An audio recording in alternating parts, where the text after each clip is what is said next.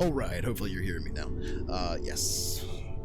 You never know until you start. There's always something. There's always something. But everything's in order now. We're gonna get rolling here. We had some difficulties getting started there. It's been a while since the last one, but well met.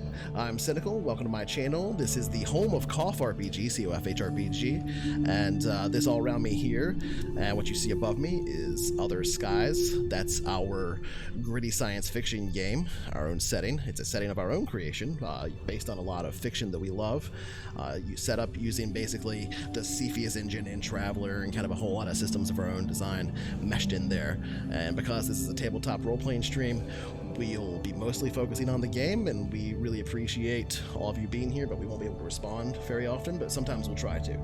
We will have a break somewhere in the middle, and just keep in mind that everybody's welcome in chat, and just be civil down there. And let's go ahead and talk to the players and have them talk a little bit about their characters. Right now we're in the middle of I was going to call it a one-shot, but that's not the right thing to call it since it's been going on for months. But the setup of this world that we've been building. So we've had 2 mini arcs that are contributing to it all. And so we're right in the middle of one of those. Let's just go ahead and flip over to everybody. There we go. We can have everybody talk about their characters and stuff here. But these here are my friends. Together we are CoFH RPG. That's a group of people that have been playing in connected worlds together for decades now for some of us.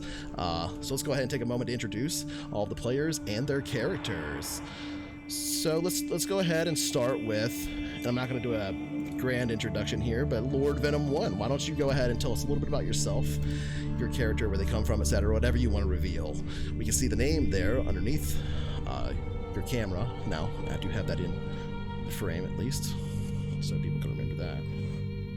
Yeah, so I'm Lord Venom 1. I've been playing RPGs on and off since a teenager, and certainly enjoy science fiction as a kind of a setting, so looking forward to playing, getting back up and running. I'm playing, in this scenario, I'm playing Suka. That's Katsumi Tsukamoto. He is a capable man with a sort of a wide range of skill sets. He has a 12 intelligence and a 11 dexterity, so he's a pretty impressive figure. He's got kind of a wide variety of skills. He sort of grew up on Artemis, sort of an old neighborhood, eventually fell to a bit of a life of crime, and we'll go into more detail here in a moment about how we got into the current mess that we're in.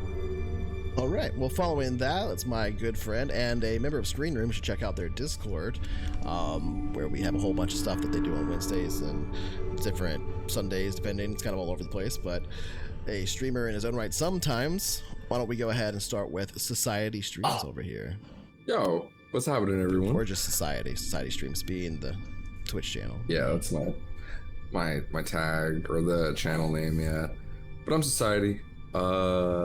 Good to be back. Oh my god, it's been like 6 months. It's been Since fucking we've been forever. doing this, it has been 6 months. Yeah. So, hell yeah, I'm psyched. I play, as you can see, Wilfred Willie Simmons. Willie being his shorthand. I got arrested when I was like 18, and I became a fixer around 22. Made a lot of friends and a lot of enemies, apparently, because at several points I became so injured that I needed hospitalization, and gathered a pretty hefty debt over the course of 40 years, I guess. Well, 30 years. But because I've been those first 10. Yeah, well, I didn't go to jail till I was like 18, so. Right. Man. So it's pretty weird that Willie finds himself a free man right now with a place to live and a full-time job, and then discovered why it wasn't that weird after all. I guess maybe it was even a little weirder. Who knows? But yeah. We have a lot of catching up to do, I guess. I'm reading my notes here. That's Willie, though. There will be a bit of that, Willie. I'm sure. Good old Willie. Big Willie. All right. Big Willie, so... That was his present name, but That was his prison name. Yeah. All right, following that, another member of Screener, my good friend, streamer as well on his own channel, MadCow234, who's having some camera issues at the moment, but they're there under their character name of Tanner Cook. You want to go ahead and tell us a little bit about yourself and the character? Yeah, I'm MadCow, presenting as Tanner at the moment. See how things go throughout the night, see if I can get on camera at some point. But Tanner, nice good old thief. You know how it goes. Involved in some gambling rings. Just being a kid. Just being a thief and stealing, and then getting stolen from. See, and that's kind of when I realized that maybe I needed some better training. I was in this situation where some bosses essentially wanted me to backstab one of my friends, and said no and got into some issues, and so I kind of snuck away and became a cop for a while to learn a little, and then went back out into the world with my new knowledge of how to get things over on people. Made some nice money from the evidence room as I was being a cop. Just them good old things. So now we're, like Venom said, we're in this situation now that we'll talk about in a second. So yeah, I'm just trying to make it, right? Just trying to make it. All right, and finally, we have another good friend of mine, a moderator for pretty much all of our little Twitch communities and stuff that we have that are associated anywhere with CoFH, Psycho Cough. Why don't you go ahead and talk a little bit about yourself and the end character there, Scott. Hello, I am Psycho. Well, I'm a gamer. I don't really do anything else, except tabletop in person. I GM Pathfinder game. In this, I play Scott Shales. He's a 68-year-old man. Had a hard lifetime of just all sorts of different jobs, and he's looking for this to be a final big score so that he can retire and be done with a life. Be done with the life. All right. Well, You ever really done with it? I mean, common story. Maybe we'll ask One more answer that job. question through play. We'll see. So again, this is a one of the setup mini arcs for our setting of Other Skies. The year is 2378 for this game. The main campaign that we intend to start will take place in the year 2512 in the future. And this has all been part of the setup for that.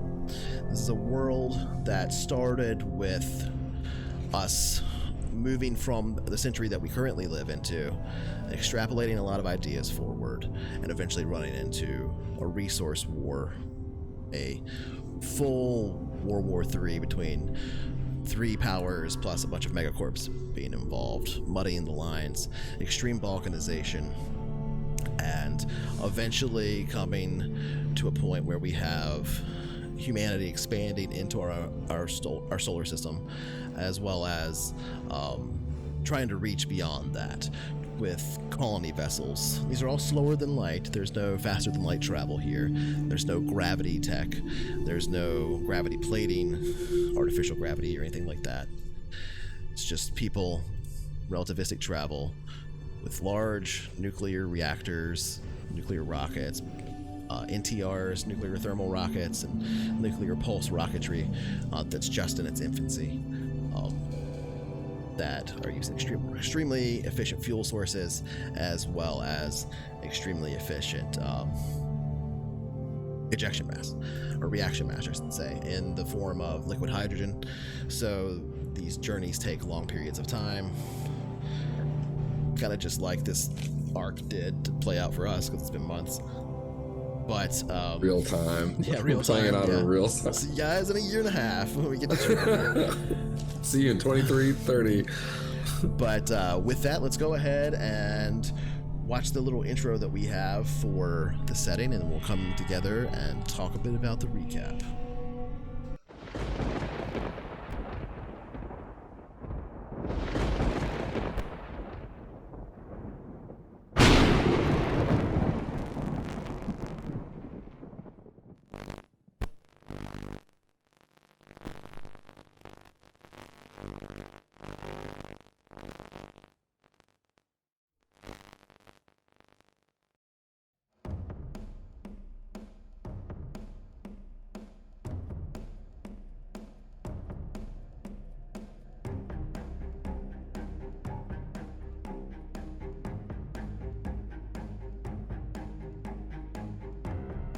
The year's 2512 and humanity lives among the stars. Used to be folks thought that when we got there we'd reach out and those stars melt away all our problems. Sadly, it doesn't work that way. No, we took them all out there with us into the dark, where they could mutate and fester. Thing is, we took the beauty too, all the splendor and majesty that we could muster. Couldn't even say how many worlds we live on now. We've always been heading for an ugly end. Might just be we found ourselves a new beginning.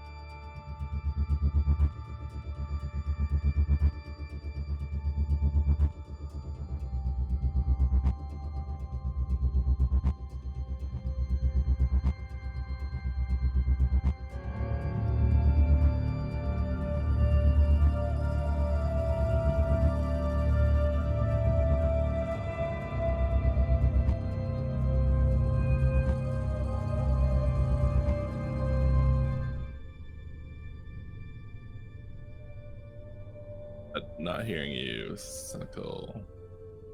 All right, sorry. I muted my microphone with my chin. It happens sometimes when I lean this way. Okay. So, as I said before, the year is currently 2378. Let's talk a little bit about the history, how we got to here. Just very briefly. As I said before, the intro, there was a world war. Nobody's exactly sure when it started. They're sure that all of the wars that led up to it, including the World War, lasted about 100 years.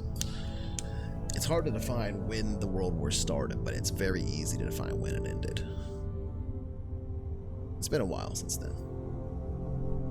We played a small, let's just call it for what it was, a small arc, a small campaign that took place at the very end of that war, when members of a certain faction who were losing but had done quite a lot to preserve certain bits of knowledge, either for their own purposes or not, or dealing with certain megacorps that had been involved, was very nebulous to those involved at the time, those on the ground. A number of those had kind of been cornered, backed into a corner, and a number of individuals managed to save the day for some of the technology and people there during a nuclear threat that got called down in the midst of that war. And the sort of the very end of the 10-year period at the end of that 100 years of war that are very easily defined as World War III. Now, it took a while to recover from all that, these resource wars, but we already had people in space. We already had a self-sufficient colony on Luna. The people had already started to call Artemis City by this point, having started from the former location of Artemis Base more than 100 years previous. Those individuals that did escape that particular dying settlement amidst nuclear fire aboard a rocket landed a few days later on one of the landing points here at Artemis. Well, Artemis City, now a metropolis. And around that sprang up a location called Hope's Landing, where the members of these corporations and scientists shared a lot of this knowledge that had been researched here with the organizations that had declared independence from the factions on Earth in the midst of that war. And so the balance had shifted politically and technologically at this point in the Sol system, from Earth to Luna. And then eventually that normalized. And that's where we are today. In 2378, after Artemis City has become the launch point to the rest of the solar system, a gateway to the stars beyond. With the invention of efficient nuclear thermal propulsion, many ships set out into dark, deep space vehicles. Most colonized areas of our own solar system. Mars, the moons, the asteroids, the outer planets. But there were a number that went far beyond that. But only recently has the technology for these nuclear pulse engines come online enough to reach even further into the stars. And none of those vessels that would have left before this point should have arrived at their destinations yet. These are journeys of decades. Some of them with just live ships, numbers of people living on them for generations. And several taking use of the new technologies that have been expanded upon recently, allowing for human hibernation. Though those are quite risky at this point in history. Large leaps have been made. In fact, those leaps were made right here on Luna in Artemis City. And those breakthroughs in technology, they were seeded by technology brought from that base and landed here at Hope's Landing. The individuals we have here, Wilfred Simmons, Scott Shields, Katsumi Tsukamoto, and Tanner Cook, were all brought together by a clandestine organization somewhere within the organization led by Jared Assyrian Industries. Jared Assyrian was the primary scientist on that base more than 100 years ago. He's still alive today. He's famously the oldest man alive at near 200 years old. And he is still the head of of Assyrian Industries. Named after him, Jared Assyrian. Within that organization, you have been tasked with certain actions that that are illegal and against the charter of the Artemis Accords. Amidst this crazy time when a number of vessels from a project that has been going for several decades now, called Hope's Reach, were intended to be launched from a specific platform built along Launch Ring A, one of the marvels of Artemis City. This magnetic launch rail that enables propulsion deep into the solar system for very cheap prices, because you don't need to use reaction mass to get going. So it makes the whole trip cheaper, at least one way. Not way on your way back, obviously. But that rail has brought business to Artemis City from the rest of the solar system and projected Artemis's reach deep beyond. It's also the means that every colony vessel that has intended to reach the stars has launched from. And Hope's launch, a new addition to Launch Ring A here at Artemis, is the most massive launch ring of any of them, with the sole purpose of launching the 7 Hope's Reach vessels. Hope's Reach 1, 2, 3, 4, 5, 6, and 7. Massive vessels with spin, that they're not spun up, but they're designed to spin out, and not in a large cylinder, but essentially hammers. Imagine 2 hammers sitting handle to handle with ends swinging out to balance themselves. So each pod containing thousands of individuals. These are massive constructions that will be launched from these rings that are, in this case, partially in orbit of Luna. And they are to be loaded onto the initial rail that loads them onto the launch ring. You've seen and oversaw the construction of several of these. These individuals that you're playing right now, they have all worked in the environmental. They've all worked as environmental techs in Artemis City as part of the plan to give them access to certain aspects of the city and beyond.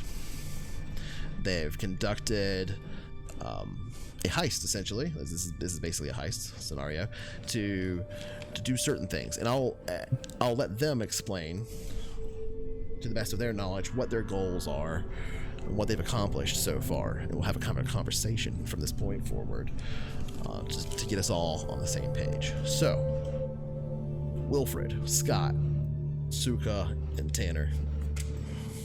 Willie, I should say. I guess you prefer Willie. What do you remember? What have you done so far? And what's your plan? Well,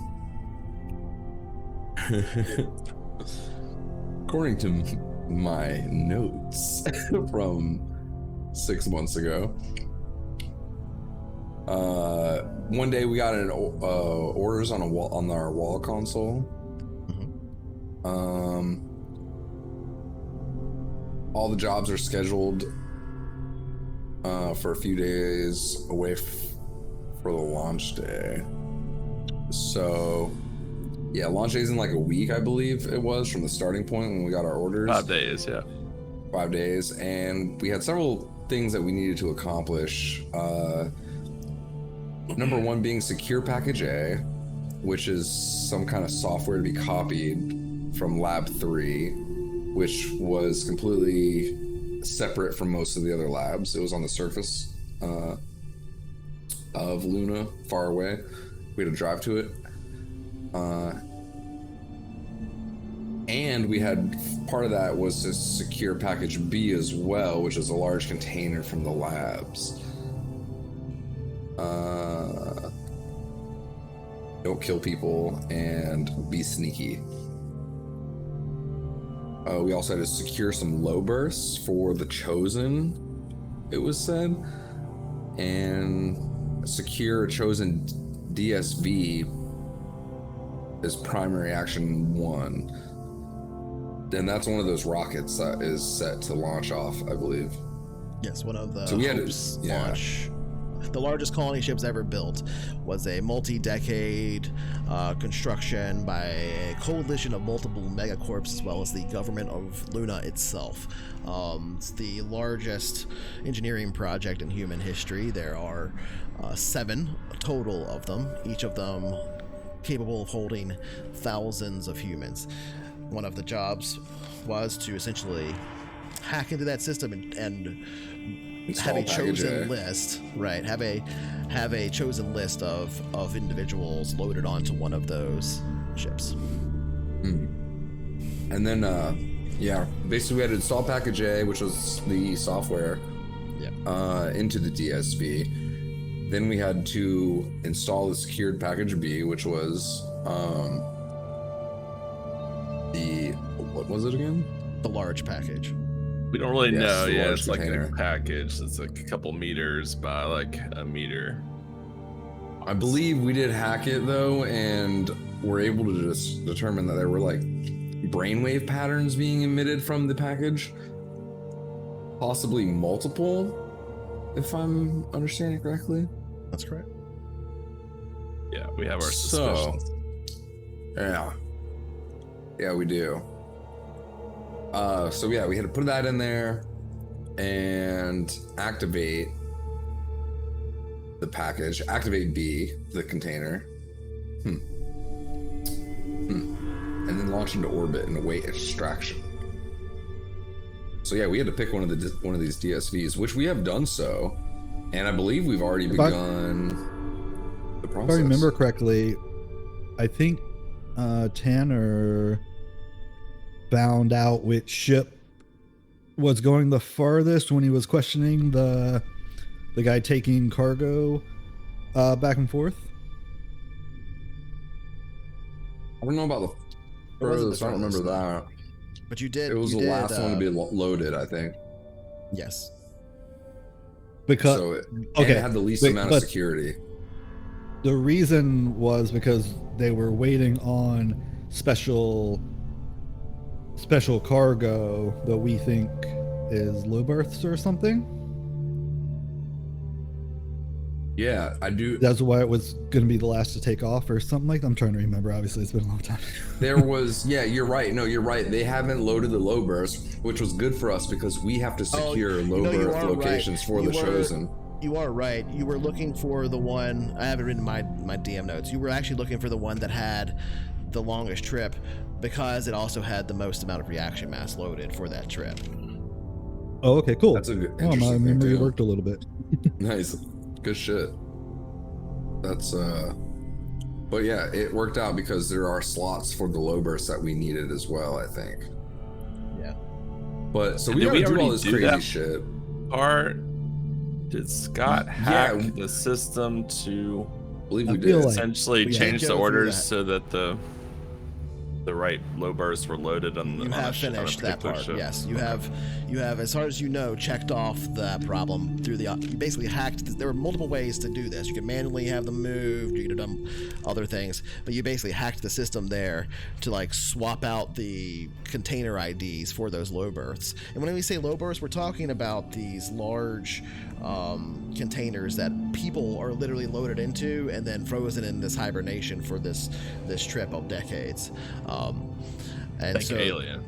right, like think Alien, right? And so they're loaded into these things first, and then those things are loaded onto these enormous vessels, as opposed to having the people get into some complicated vessel thing and having it be an emergency situation.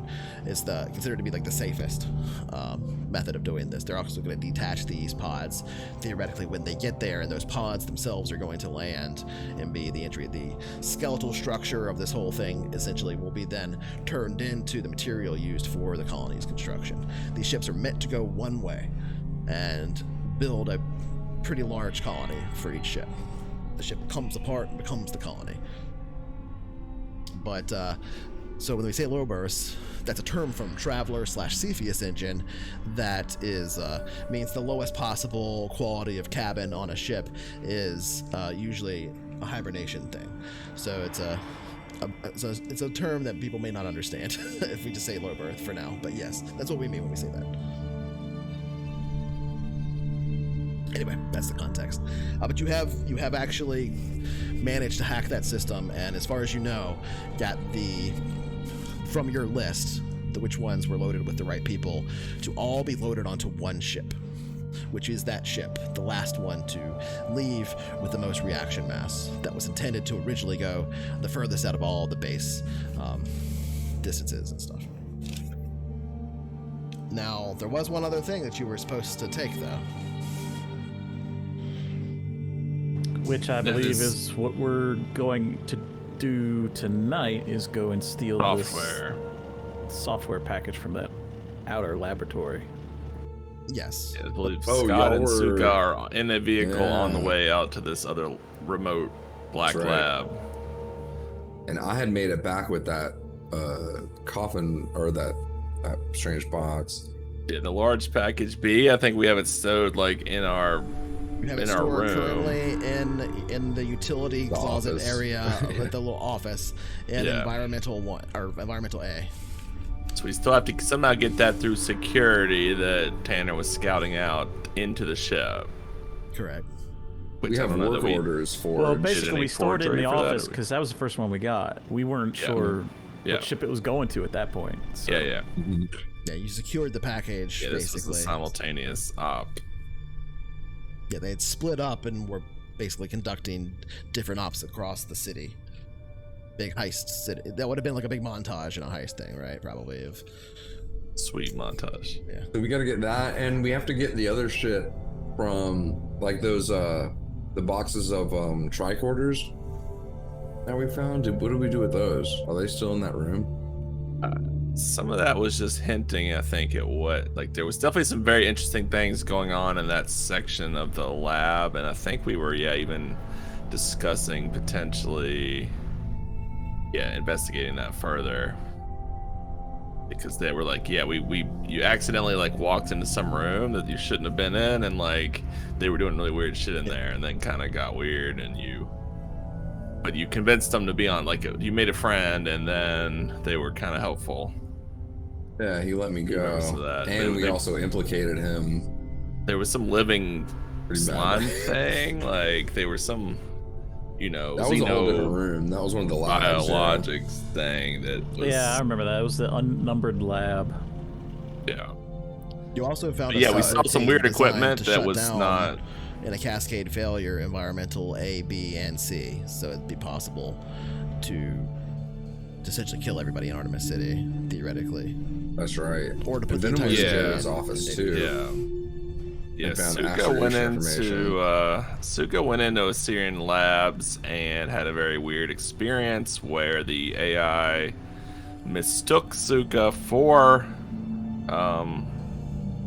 Jared Assyrian, which was very strange. So like almost like it had been programmed, like it had been manipulated in a way to somehow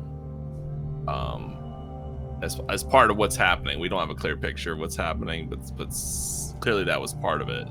So yeah, the AI asked some weird questions like, are you ready to enact the master plan or something? And it was pretty ominous, and we so far told it to hold tight, but yeah, we were able to get in and out and learn some weird things about Assyrian. The final location of these 7 ships is a secret for just general security reasons.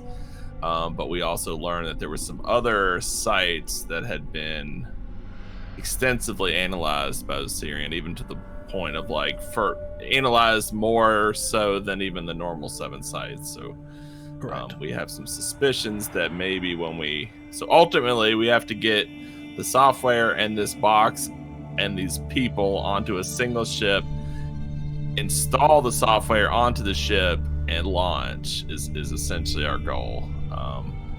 It's what we've been tasked with by a shadow organization. So we have suspicions And that our maybe debt will it's be going to wiped. take us to one of these other locations or something. And then Jared's going to pop out of the box and say, surprise, motherfuckers, or something. And this is Our all corporate being debt will be done to the wiped. backdrop of this huge public event that this is being made to be. Hope's launch is being seen as this huge festival, essentially for the entirety of the city or the solar system in general. It's like a holiday that this is the first one of, basically. Kind of is the way that they're treating it. We're gonna celebrate the launch every year or whatever, that kind of a thing. So you've got speeches being made. Jared Assyrian is on what is basically their version of TV, right? In this universe, he's on all the vids, on all the different feeds, giving these speeches about how this is the hope of humanity and these 7 new stars to be claimed for the destiny of mankind, etc., etc. You're hearing this like all the time, right? There's a during this pre-recording though, right? I mean, as far as you know, no, you've seen people literally live doing it. At that one point, you actually did see that they were literally there live. So, but he's Something made us believe that he wasn't there.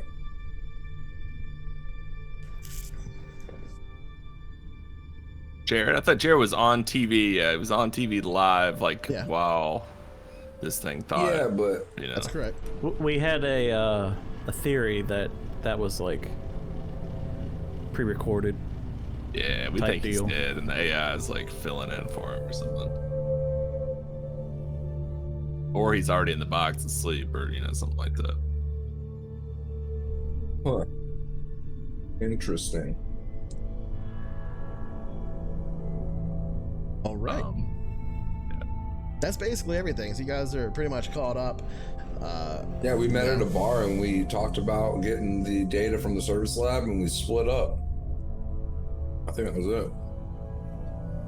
Yeah, so if we want to move forward or backwards a little bit within that time frame, we can. Like if you guys want to peel back to the bar, so you're like discussing your plan directly right now a little bit, we can do that. If you want to go ahead and jump straight to the split, we can do that. But either way, let's go ahead and jump straight into character.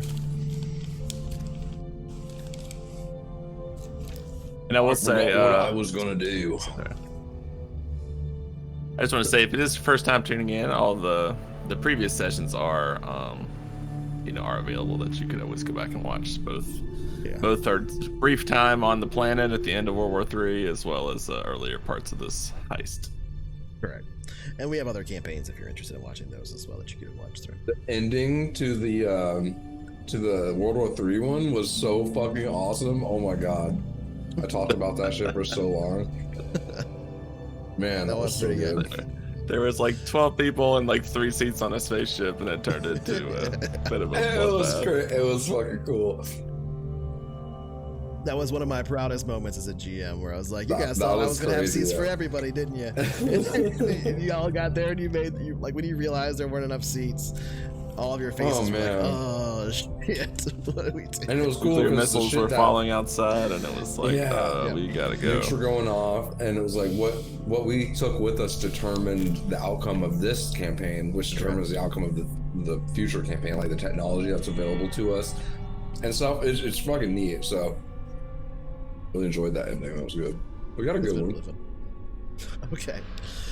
So, do we want to jump to the bar, or do we want to jump into the split? Up to you guys. We're gonna jump in scene, but which scene do you want to jump into? Heist. You want to jump to the split? Well, I'm confused. Yeah, what is that? Does that mean the second one? That was a different word. I'm inclined to talk about what our plan is, but I don't think we have a plan, or we're gonna come up with a plan. Yeah, so let's just do this thing. Okay. Let's fucking go. Gun and run it. I'm curious. So, what are you guys? What is Willie and Tanner up to while we're headed out? Anything in particular, or are we just mostly? We see our characters meet in the bar, have this quick conversation, and discuss it, and then there are affirmative looks. No, I'm not going to the bar. There are these affirmative looks from them. Our camera sees as it then moves away, and they split up in different directions. Who goes where? Willie's gonna go back to the box. Back to the box. So you're going to environmental A. Yeah. What time is it? I'm gonna go to my hab. I'm gonna go. I'm confused. Hang on. I don't want to be suspicious. Try not to be suspicious. Should be about 5 p.m. Well, 30. I'm gonna go. I'll go back to our little closet. Okay. I had vaguely thought that I had gone back to the closet too. So for some reason, in my head, me and Wilfred are together. Okay, Willie and Tanner back at Environmental A in the office for Environmental A maintenance. I thought that's true too, yeah, because you kind of were like just watching the box, and you may have even gotten a message or something weird message that popped up. I was literally thinking something. I was trying to place. I know we my finger happened on at one something. point. I don't know if that was at the end or what. Yeah, I think me and Wilfred are together at the box. That makes sense. Okay. And so that means that Suka and Scott are headed out to the other lab, right? Yes. Lab 3? Yes, with a spoofed work order. The spoofed work order. Okay. But a well spoofed, as far as we know, a well spoofed order. Oh, it's well spoofed, is it? Yeah, write that Okay. down. Write that down. Yeah, it might be impossible to Oh, decode. Detect, Actually, yeah. it might be really, literally really perfect well encryption. spoofed. Yeah. Let's see if this is the right thing. Because we need more work orders because we got to get this box to the ship, and Get the that means we have to go through another spicy security check equipment on out it. of that unnumbered lab. Like the issue is that they're scanning, like they're generally scanning things, so it's not just, we can have a work order, but they're gonna scan it too, which I think maybe we're inclined not to, to try to avoid. Yeah, I When think they see Jared's face in there, they might get a little nervous. I think one of the things I stumbled upon was a tag where it was like, "Do not scan this because it contains sensitive material." And I was gonna put that on a couple of things. Love that. Can't put it on everything because that would be suspicious, but on a few things Don't we be can get away with. suspicious. Don't be suspicious. But this is like the final couple days before these ship launches, and it's like all hands. It's pretty wild right now. So we're hoping, obviously, to leverage that urgency. Hopefully, Yeah, it's like that this can is also lead to problems. So we'll see. 3 days till launch, was it? Something like that. I want to say 2. Like At 2 this- full days of us doing stuff and then launch day. Well, at this point, I'm skipping ahead a little bit, so it would be about a little less than 2 days. So yes. I mean, I'm skipping ahead like an hour, a few hours or whatever from the planning and stuff. So you bet 1.7 days. Think of it like that right now, basically. Until the planned launch of the first ship. They're on like a big rotating launch pad. What number right? ship are we? Yes, the whole Put our stuff on. each one of them essentially rotates, gets loaded onto the rail, and then launches. And there's a gap between them of either hours or, depending on like how long. So you know that you've got about 12 hours or so from the launch of the first ship until the last ship would be launched. Ours is the last ship, right? And yours is the last. Lucky 7. Maybe. Oh, I just saw something in my notes. The AI said to Suka, believing him to be Jared for some reason, said it's been many years. So that was part of why we think right. there's some funny business going on. He's been dead. Yeah.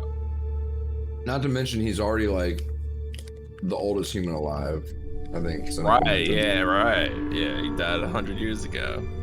We rescued his ass in that first Right. first little arc. Yeah, he was the head of Anyway, sorry. the lab that you guys worked at, or were guarding, basically.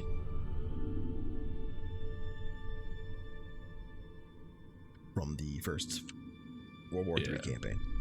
You don't have a good name for it other than that, I guess. Okay. So, let's go ahead and have our camera follow. First, I think, let's go with Tanner and Willie as they enter into Environmental A, into the maintenance office. What conversation are you two having as you enter in here, lock the door behind you? This enormous bit of hardware crowding the space, making it difficult to sit within. Little monitors all around you, not monitors that view people or cameras across Artemis City, but monitors that view the condition of the environment, literally CO2 levels, nitrogen levels, pressure, etc., all surrounding you. Little lights flickering, the dimly lit space made even more dim by the occupation of this large bit of hardware that you've covered with a piece of, I believe it was some kind of cloth, to make it a little less distributed, or whatever it was, like some kind of tarp. I remember you did something like that within this space. Yeah, it's covered. Yeah. What are you guys saying to one another? Well, I think Scott would just silently drive. he was talking about Yeah, I was talking about Willie and Tanner. Oh. Probably a little warm from the drink or two that I had at the bar during our conversation. Probably be either thinking out loud about kind of our options, and then kind of drift into a kind of like a personal justification for kind of what we're doing. So I'll turn to Hannah over here. I don't really know what to do about this thing. We gotta get it to another security line, but honestly, what the fuck it takes, I'll do it. You know what this means for us? Freedom? I was looking at the rest of my life in jail. Exactly. Yeah. Debt wiped clean. Freedom. The fuck out of here. Or go wherever we want. The money I make is mine now. Well, yeah. Don't have to work for the man. Yeah. Fuck him. Fuck the man. I haven't really thought about what we're doing too much here, but when we got brainwave patterns off this box, kind of freaked me out a little, I'm not gonna lie. Not really certain what we're doing is what you could say a good thing. I've never been one for morals, but I've never really been able to affect more than self. I don't know what we're doing, but take my freedom any day, I guess, is what I'm trying to say. About that time, you hear a coming from the package itself. Oh, that's not good. Or maybe it is. I don't know. Did we plug it in? Maybe it's... Oh no, is the battery dying? Oh shit. What do you do? Do I see anything on the screen? Well, it's covered with cloth right now. Wow, man. Oh god. Oh god. I think Well, I'm Tanner's Hang on. gonna I'm gonna... Okay, yeah. Cloth a little bit. Go for it. Okay. You lift up the cloth a little bit. Looking at the controls underneath, there is a flashing red light on the panel in the Red's center. never good. On the center, you kind of peel that back to get a better look at that panel. It's the area where you saw the waveform that looked as though it might be brainwaves. And let me look at your skill sheet. I would say you can make a science roll. I would say int science. One of us or both of us? Yeah. What the fuck's the science? I would say make it at difficult.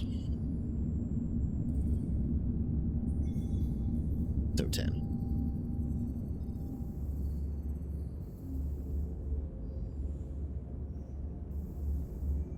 Either of you can make the roll.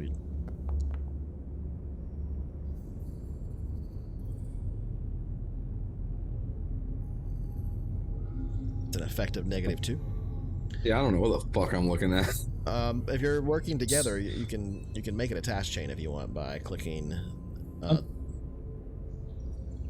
What's that, Tanner? Maybe I'm forgetting how this worked, but I thought I could.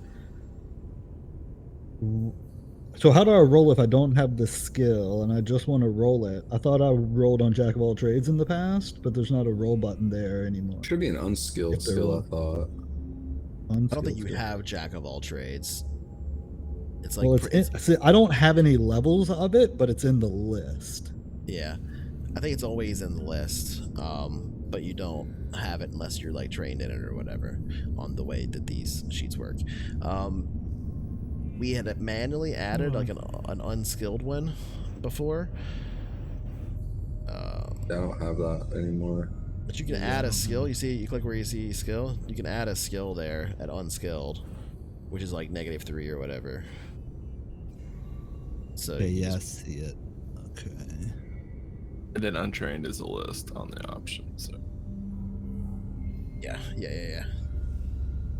that wasn't a Trained is a list. Option.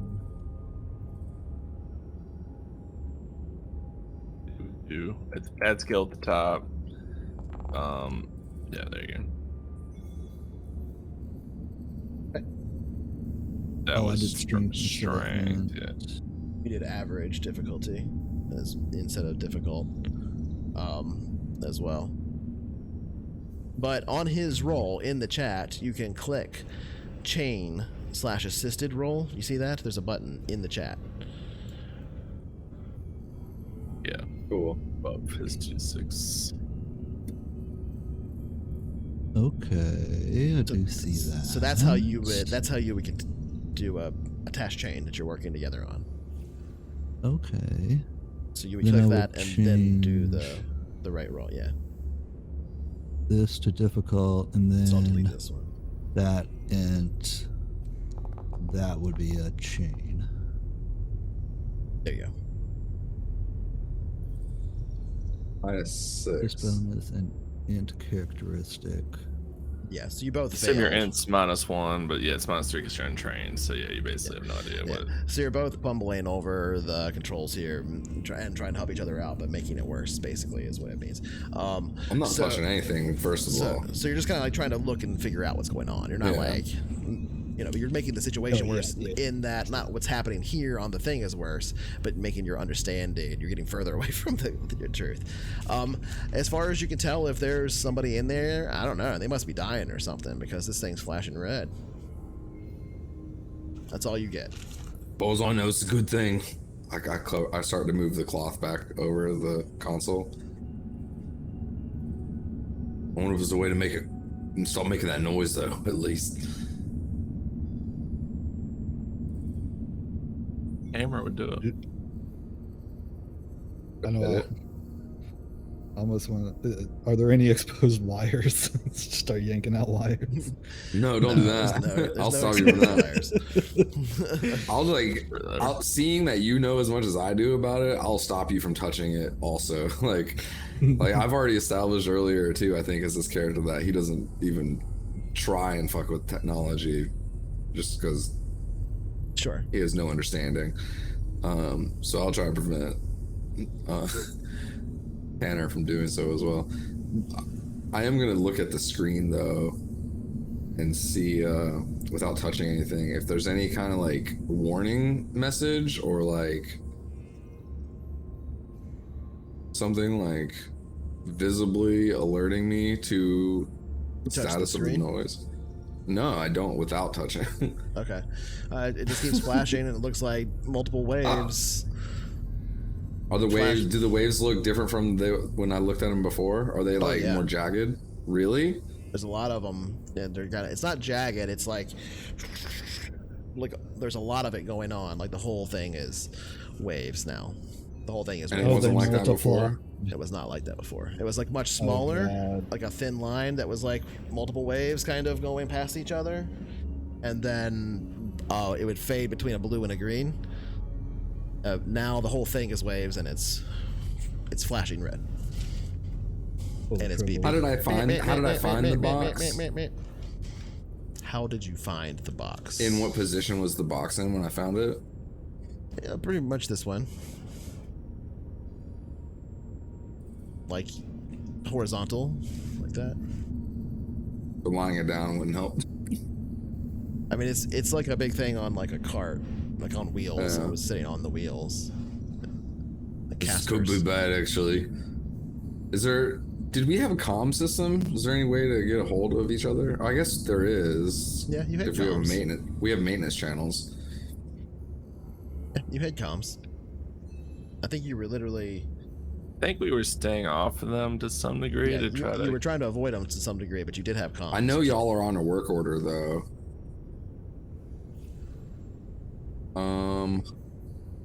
You're not sure that your comms aren't being monitored. Right. That's what I was going to But talk in code if I you could. can call anybody you want. I'm a message. Previously, we were going out to like Scott. a public terminal Yeah. instead of doing like. Yeah, one of you would go. I don't know who it was, but one of you was going to environmental B instead of A, Yeah. and making calls from there. Mostly Scott, I think, but Yeah. Scott's our computer guy. these are everything. I think Tanner's your computer guy. I thought. Tanner apparently is unskilled. I guess No, I'm strong. he's strong. Strong man. He's a I'm strong not very guy. smart. I mean, I'm not dumb. I'm like zeros. Oh yeah, it isn't. Yeah. Scott is the computer guy. I have engineer life support. Does that give me any kind of advantage?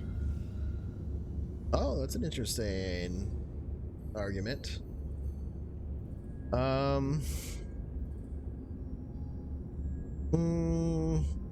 I'll say you can make an engineering life support roll. It's still a difficult roll, but I will allow you to make that roll. Okay. You know what? If this is brainwaves, hang on.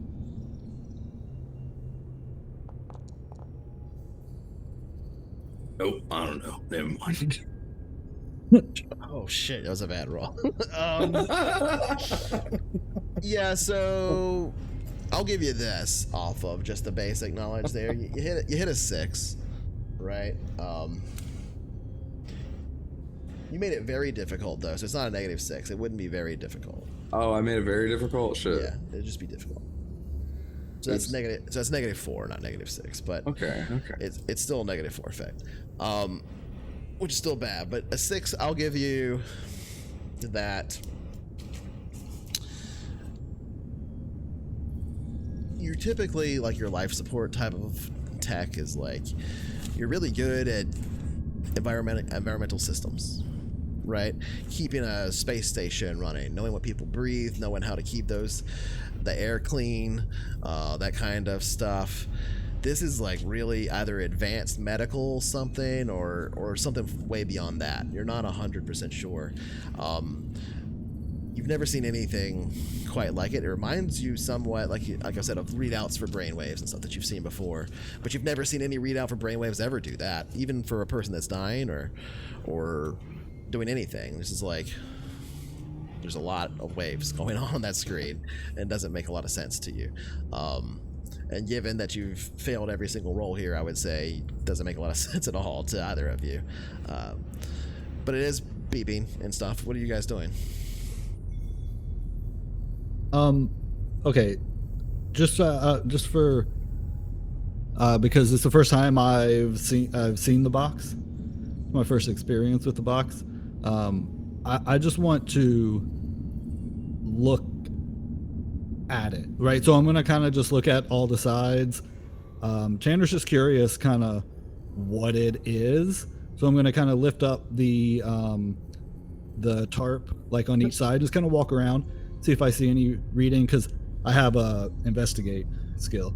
So I'm gonna just generally investigate and see what I see. Sure. Yeah. I mean, that sounds like an investigation. I would say make a int investigation. Average or difficult? I mean, you're not trying to discern anything specific from it, right? You're just trying to glean some information, so it would just be average. Okay. And then you said int. Here we go. Finally. Okay.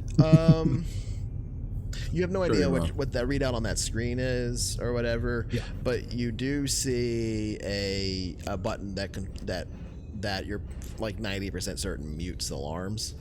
So if you want to turn off the sound, you can. You're pretty sure.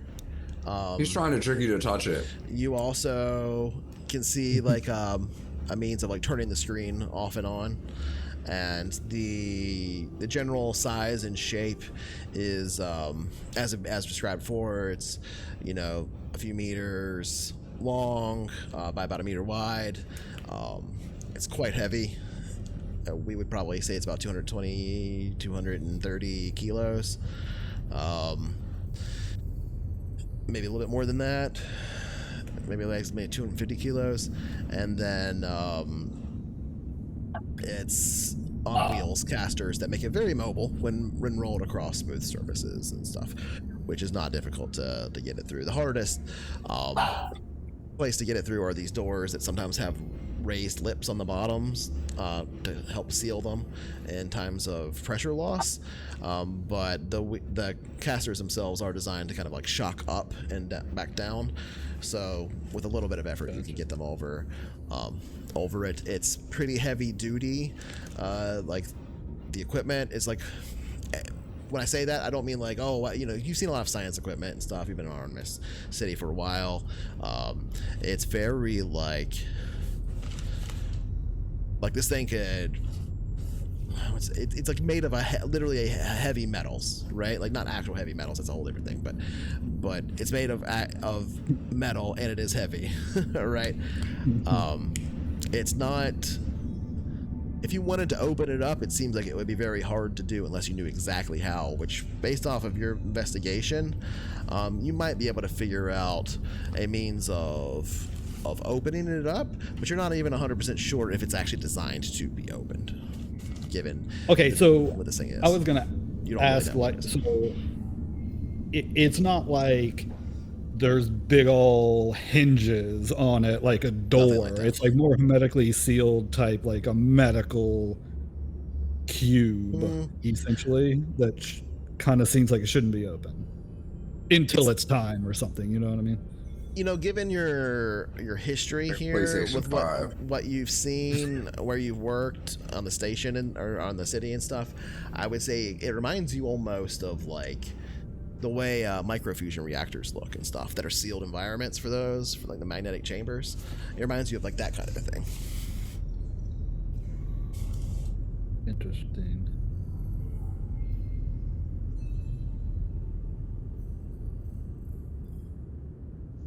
What do you do? I'm gonna press a button that I think turns off the alarm, not the I one grab that his I think hand turns before off the it screen. hits the screen. What are you doing? I don't think you'd be able to. What do you mean? Because I have 12 dexterity. I don't think you'd be able to grab my hand. Are you trying to dodge me? I mean, I just think I'd have pressed it, but I'm watching you. I don't It's want like you to instead touch just it. like boop. Don't worry, I'm not gonna touch What are you anything. doing? Why are you doing that? Don't touch it. There's the alarm stop. What happened? If you're just like reaching down and going like that real quick, then you know I'll let you guys roll off to see if you want to try and grab his hand. I'll let him touch it. Fuck it. But okay. I'll say that he's close enough happy you to- hit, to the you screen. hit the button. Roll if You you hit want to, but yeah. you hit the button you think makes the alarm stop, and you don't hear the sound anymore. Oh, you fixed it. The screen is still flashing red though. But Oh, you didn't fix it.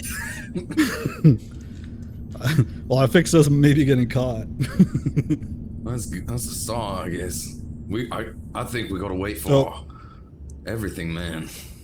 I think this other, I don't touch the other button, and I'll tell Wilfred, I think this button here will turn the screen on and off.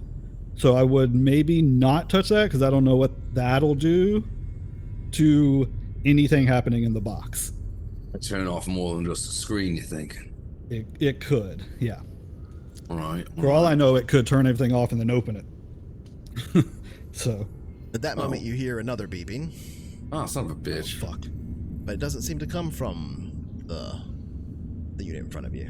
In fact, it seems to come from the closed door right behind you. Oh, that's not. You turn and look cover at it up, control. cover it up. Do-do-do, do-do-do-do. On that, let's flip to Scott and Suka.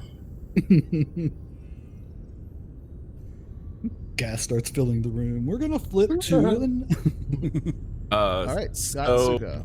Yeah. What are you doing?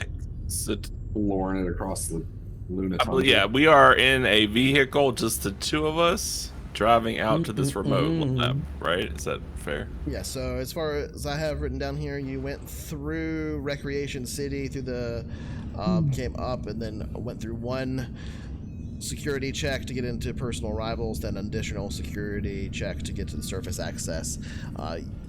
We're able to get clear through the two using your work orders and checked out one of the rovers.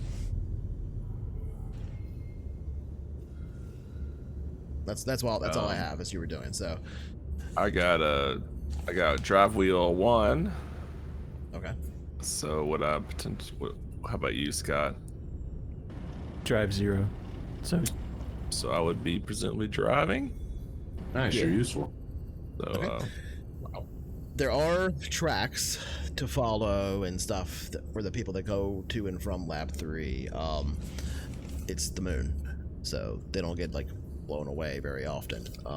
When they do get blown away, it's not by wind, it's by the magnetic shearing on the external hulls of many of the things around Artemis City that repels regolith using a magnetic charge to keep it from wearing things down and getting inside of the city too much, though it still manages to do so, and regolith is quite the problem on the lunar surface, especially for wheeled vehicles driving along the route. Go ahead and make me an average drive roll.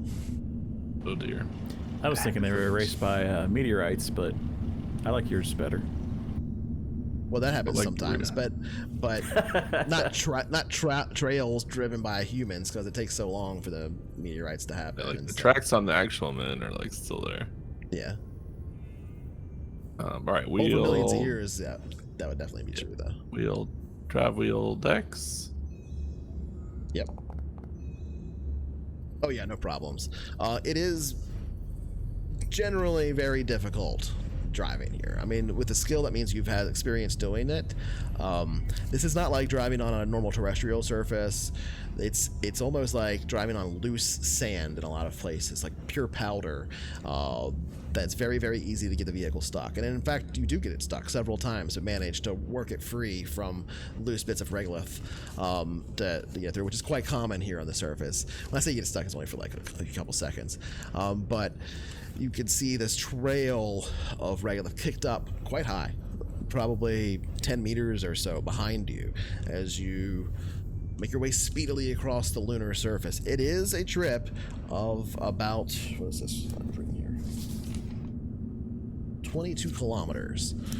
So it's not a short journey. I mean, that's short in a car here on an interstate, but over tough terrain, which this is, even in a vehicle designed for it, that might take you a while.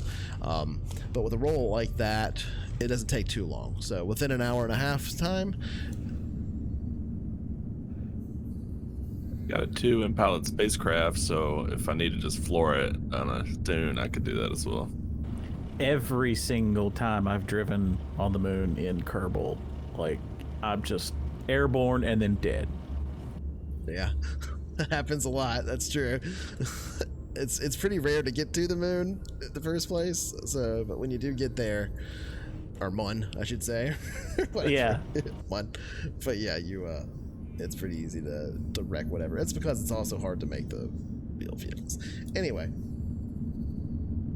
let's go ahead and show this. But like I'll be glad to be done with all this shit.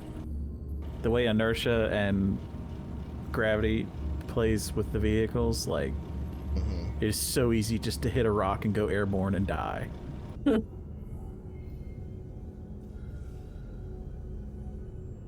every time I've driven on the moon, it's been like that. Every time you've driven on the moon, it's been like that. Taking a 30-year nap is starting to not sound so bad.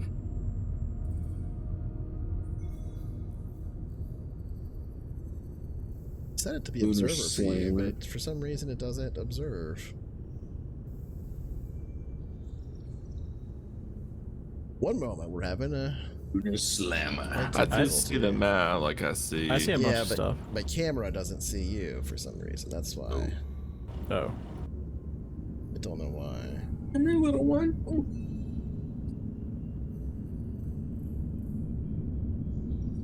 Oh, maybe I need to try it again. Hold on, let me try this real quick. I'll delete you. Oh boy. Oof. Deleted. In the wrist.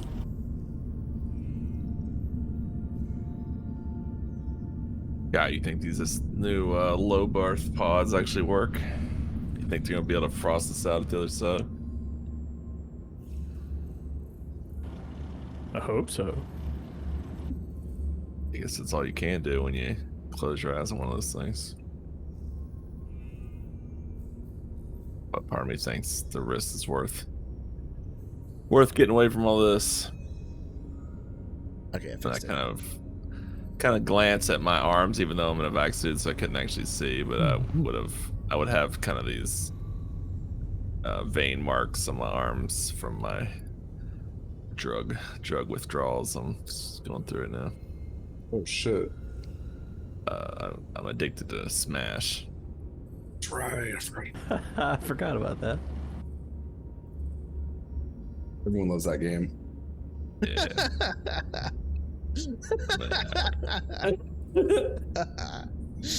You're not wrong. He's like, I'm addicted to Smash. It's fucking Smash Brothers. I hope Hope's Landing. I hope they can't got stop Smash playing. on this. Ever since they made the Only Switch. Back in They the got day, Smash when on it was those a 50 Nintendo year 64 trips. or whatever. Not a Nintendo 64, it'd be a GameCube probably. Anyway, so yeah, the map stuff's fixed. You find yourself arriving Here we are. shortly at the exterior of Lab 3, which you know very little about. All right, let's get this done. So there is something you see here. There are a number of other rovers. Am I supposed to not be able parked to on the see outside. anything? Well, you're not there, so you don't see anything. Yeah, that's the Yeah.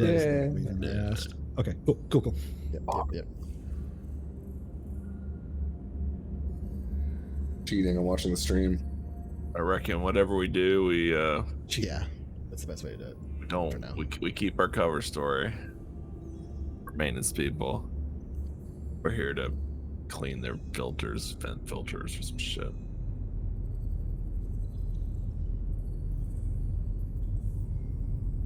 Guess I just better review the work order.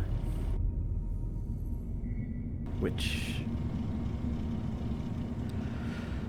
I don't see a note for in my character tab. You rolled really well for it. Yeah, but I Like forget when- what we were swapping out. Was it air filters? I think he's I don't know right. we got that specific. Routine. We've done this job. We've not really. We're not actually repair people, but we were basically put in these roles, weeks ago, leading up to this Months to ago. be ready. Months ago, so we know how to fake it, and we certainly know. Like, we've been doing the work, though probably we be- mostly get pushed to the side. Pretty vague about it and just say environmental maintenance. Right. Just regular standard maintenance. So that could be anything from air filters to light bulbs to, you name it. I We think can what say you- we move I some think what stuff you were around. writing- well, I didn't write it down, but I think what you were doing last time had to do with like CO2 scrubbing. Yeah. If they ask about the timing, we can just say that things got shifted around from the launch. You But did let's manage do to this. hack and make a legitimate work order at least. Right. Yeah. Did we have any idea as I to don't think moved. what we were removing? Software. Okay. Software's from this place. Yes. I believe we confirmed it that the software was here. Yeah. Oh no, yeah, I think they were basically told that the software was here. But yeah, we don't know what that is, so we'll have to poke around. You were also told that there were potentially extras that you could get like as bonuses from the different labs as well. This was the one that had the other. So Pull my space rifle and kick in the door.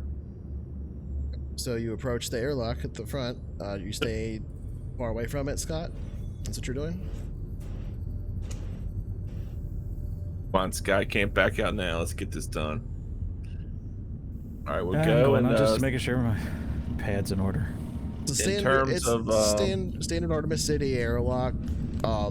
You you can't. It's a secure one. You can't just like walk up to it and cycle it. Yeah. By hitting a button, you do have to. You do have to scan ID. Keep in mind you're in an EVA suit right now, but you do have. You've done this before. You do have like an ID to scan as a maintenance personnel, which will at least get you access to the airlock. Doesn't necessarily get you access into the lab, but that will get you access into the airlock and have it cycle. Now that's pretty standard across the city. Right. In case of emergency or something. All right, well, we'll do that. I will scan my card. Okay. It turns green. You can cycle. Feel free to step inside. You have to close that door before you open the next one, but what do you think? It's first time in space, bro. All right. So the next door is red, but there is a small like porthole you can see through, very thick, basically shielded glass that you can look through to see. It's not like a window like this. It's more like almost like a peephole kind of thing, right? About this size, baseball size, that you can see through. You can see it also has an iris valve on it that can be manually cranked shut if it's shattered for whatever reason. It is currently open. You can see into a space beyond, but it's very blurry. It is red. You cannot cycle it open on this side. It has to be approved from the other side. But you can see an individual who, basically hearing the airlock be operated, is standing on the other side, peering in at you in your EVA suit. You can't hear or speak to one another directly through without being on radio comms, but you can see the individual on the other side. He's not in an EVA suit. He is what you can recognize as a armed and armored security personnel of Artemis City. Though usually the armed and armored security personnel, they wear these silvery kind of white uniforms. These guys are wearing pretty much just like a dark gray, almost a black on black color. And one of them leans in, looks at it, looks through the hole at you, and backs up. Hold up the pad with the work order on it. Yeah, I'll sort of nonchalant gesture and hold up my badge. All right. Trying to be cool, like this is a routine. He holds up a standard comm unit, and you can see on the comm unit is a frequency that you can tune yours into. And then he pulls it back down and taps his ear and points at you through the hole. I'll adjust my comm unit. Okay. What do you say when you flip over to that frequency?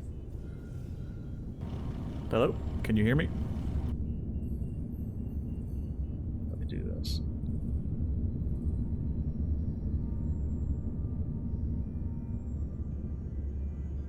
No, you're being all fancy.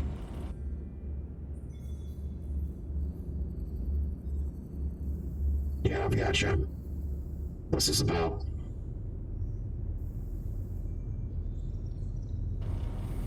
CO2 scrubber replacement. Replacement? Did you guys just do that a month ago? Things break. Need replacing.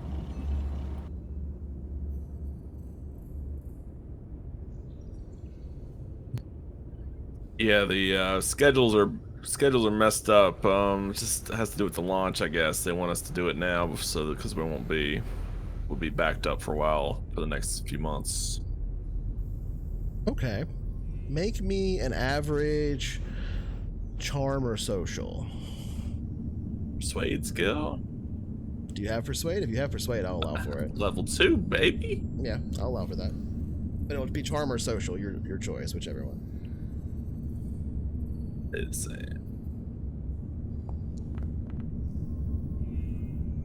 Okay.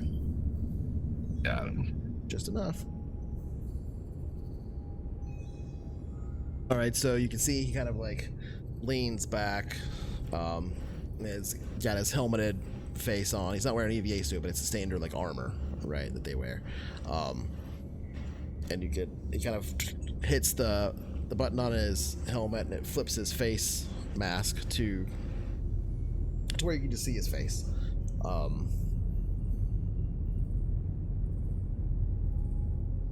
And he speaks once again through the suit.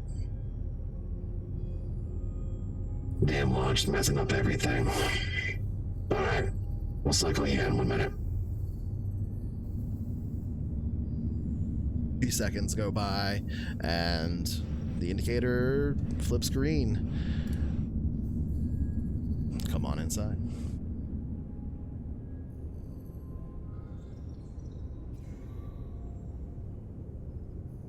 A little rough.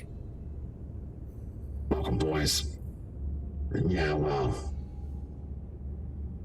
you know how it is out of Lab 3, I assume. No, Not this a is lot our of first love. time out here. Yeah, you guys, I guess, get kind of ignored, huh? You are cleared for Lab 3, right?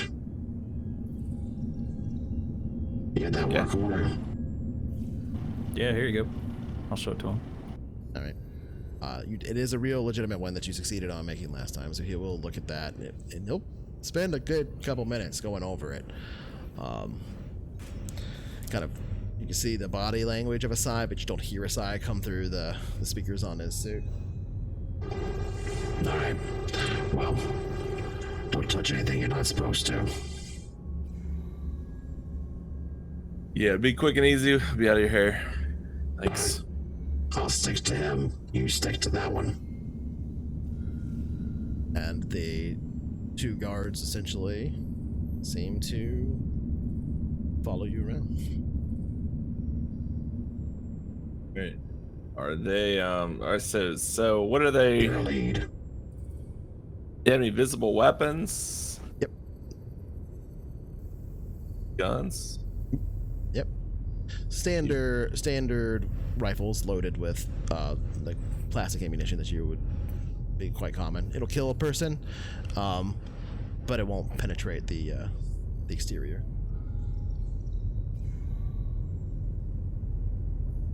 Right. Take a detailed look around. Like, why is this guy badly injured? That's not supposed to be that way. I don't know why he is. Okay, I was like, shit, ambush! I don't know why he actually. That's a good question. A lot of them are. I think I hit a button earlier that did that. Okay, you were practicing for today. Yeah. Good. No, I have a button to like just hurt people. So, I think I hit it earlier by accident. All right, so yeah, they follow you into the interior space. Both of them are armed and armored in this gray on black version of the Artemis City Guard uniform, basically. It's an armored suit. It's not like a power armor, but it is a heavy armor suit. They are wielding a weapon that can turn. You've seen them before. It can basically be a shotgun or a rifle, depending on which mode they put it in, and it shoots plastic ammunition. Hey, great. I'll do a quick scan to see if any of like the doors are labeled. Okay. Looking for either Lab 3 or storage. Well, the whole building is Lab 3. Oh, okay. Never mind. So you saw that on the airlock. You don't see any of these doors with labels in here at all. I mean, they all have labels, but none of them are like word labels, right? They're just like readouts of numbers. There is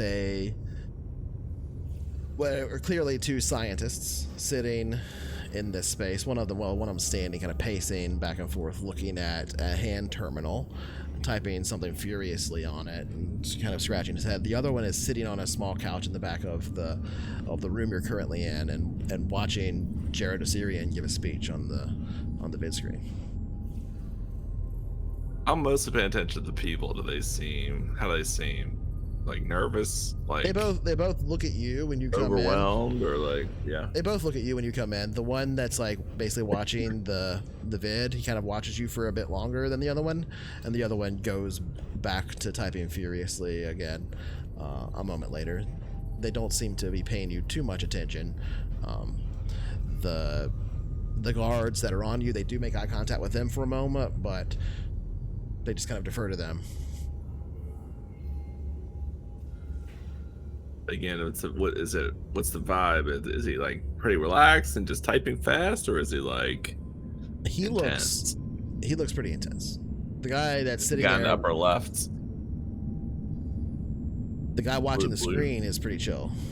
Okay, he's watching TV, but the other guy at the table is Yes, he's like intense. pacing back and forth here, like. Yeah. Everything okay with this, guys? What do you guys do here anyway? Just kind of making chit chat as we sort of walk along, I guess. The one pacing back and forth does not respond. The guy who's watching the screen just basically mutes it. Waves his hand in a certain gesture and it mutes. That's not a remote, but he mutes it and it continues to play from the festivities at Hope's Landing. But it's just coverage. Some of it's showing speeches from Jared Assyrian. Some of it's just showing like highlights of the various festivities and stuff. And he turns to you and says, "Well, mostly missing out on all this. It's just research. I'm sure whatever you guys do is a lot more interesting." Changing filters, unplugging toilets mostly, that kind of thing. At least you get to use your hands. Kind of shrug. Where maintenance areas this way.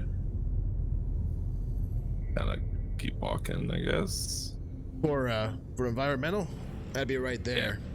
And he points to the door like right next to the airlock door you just came in. Oh, okay, like near the guards, south of the guards. Right there. I'm pinging. Oh, all right, well, that's easy. And we'll, I guess, go in and open that door. All right, yeah. It opens, no problem. Go ahead and open it up.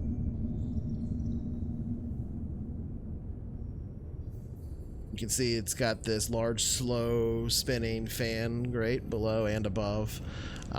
There's machinery on all of the walls inside here that operate the environmental systems. There's filters, scrubbers, etc. They use algae logs. They basically, as part of the filtering process, just like on many of the ships. That's technology that was brought up by you guys in the World War III campaign. Yeah. So the guards, they don't really follow you into the room because it's just one way in and out. But they just kind of stand there outside of it, and you can see them like they're given their body language. You can tell that the two guards are talking to each other, but you can't hear what they're saying because they're doing it off of head comms. So Okay. Jeez, yeah. I mean, I look around. Is in terms of this condition of this maintenance room, is it pristine, or is there any like? I want to try to say like, oh roll man, with, it's gonna be profession. this is gonna take a while, but like, I roll want. profession. I I can't would say say- that if it's obviously like Right. pristine. I would say you can do int profession to determine like What the about mechanic? Oh, I mean, profession I'll would be allow like mechanic, but it's going to be a harder roll. like I don't have whatever we do right now as a profession listed. Yeah, I mean, you can. I would say. I mean, it's not a complicated roll to like determine something like that about one of these systems if you understand it. So it's not going to be a 6 though. It's going to be an 8. It'll be an average roll, I would say, for mechanic. For profession, if you have profession maintenance or whatever, environmental maintenance, it would be a 6. Right. Uh-oh. Rolls like that, it doesn't matter what it is. Oh, I'm you gonna look say at- that anyway. I'm gonna say. You look at these systems, and it's honestly a lot more complicated than the environmental systems on the main part of the city. They're mostly automated. A lot of the stuff is older. This lab was probably built a while ago. I will say, since you're digging around in here, actually looking in the environmental systems, everything here is Assyrian.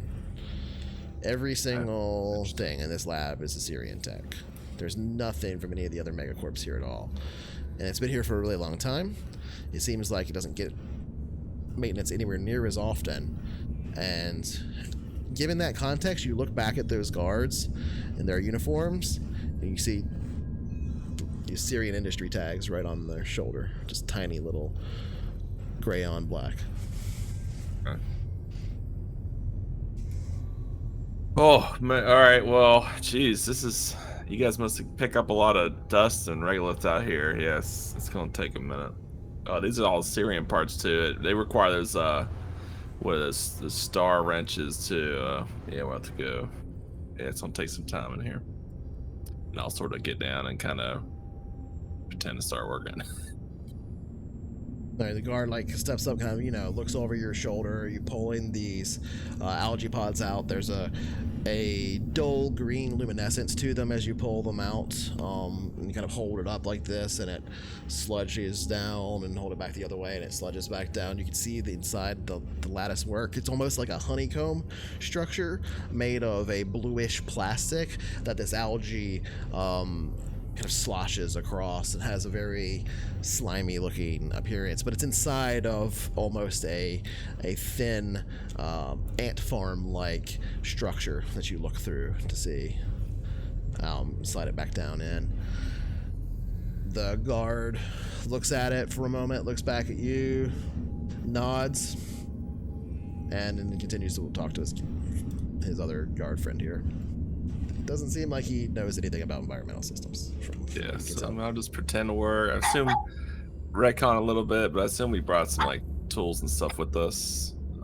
Yeah, I mean, you brought one of the maintenance rovers, so I assume it has pull out some calipers and just start measuring random shit. Take some notes on the pad, and it's like, oh, well, shit, Scott, what do we do? What do we do now? I'll do that. So I assume I can talk. Sure. Yeah. Over a comm or something, so that it's not like super secret, but yeah, right. Yeah. You might want to roll a stealth roll to not be heard by them, but it doesn't seem like they're they're not literally listening to everything you're saying. They're basically just making sure you're not here to kill the scientists or something like that. Right. Right. Okay. They're not. Oh, that was is this kind of this isn't atypical for a really secure facility for them to watch over us, to escort us. Not for us. They're not being overly suspicious. Not at all. No. I mean, they were basically doing this at Hope's launch and everything too. They had the guards watching everybody there. Just there were a lot more people to watch. It seems like these guys are just sweet, something to do. Right. You know what though? Since you were saying you're reading their body language and stuff and everything, you could tell the guards are watching the scientists as much as they're watching you.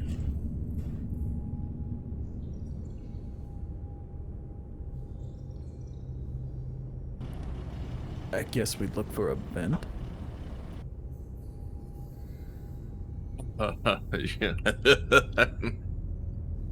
That old gem, huh? If it works. I mean, yeah, so do the grates in here come up at all to where we could actually climb into? They're not large enough for a human to pass through, no. It's only about six or so, half a foot across. Third of a meter. I'd say.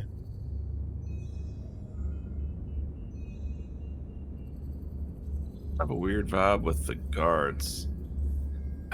We need to. It's almost like we need to get to the scientists. I mean, maybe if we do this for a couple hours, they'll get bored and cut us some slack. Or maybe you try to get on their network here and pass them a message, but that's a little bit of a long shot.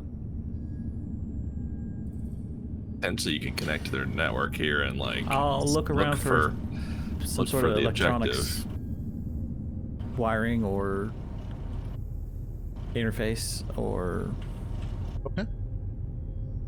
Investigate. Cables. Go ahead and give me an int investigate.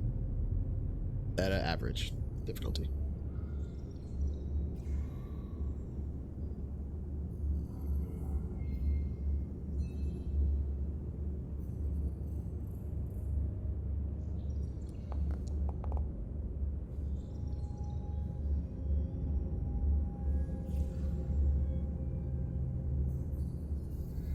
Booyah.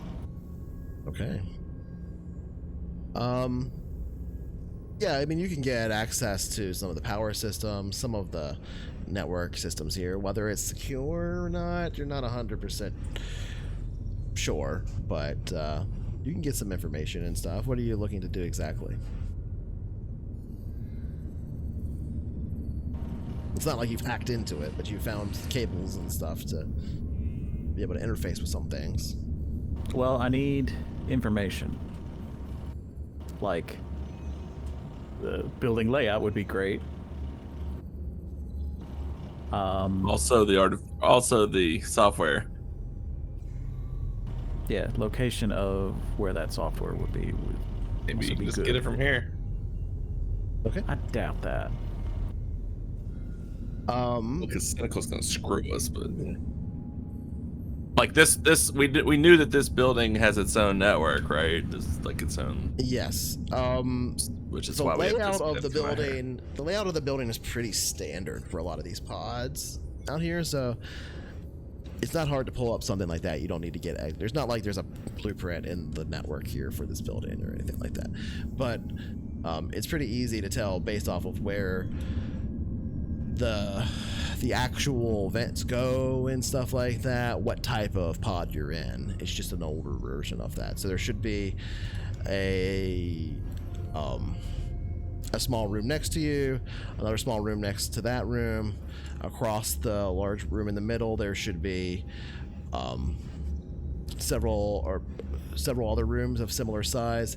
Likely the other side of the pod that you're currently in, like across the room where the guards and scientists are, that's likely where there would be facilities for like bathrooms and stuff like that, given that's where waste reclamation systems are present. And there's also some waste reclamation systems in the back, and probably the main lab area would probably be in the back of it, given that most of the ventilation is dedicated to that area of the facility.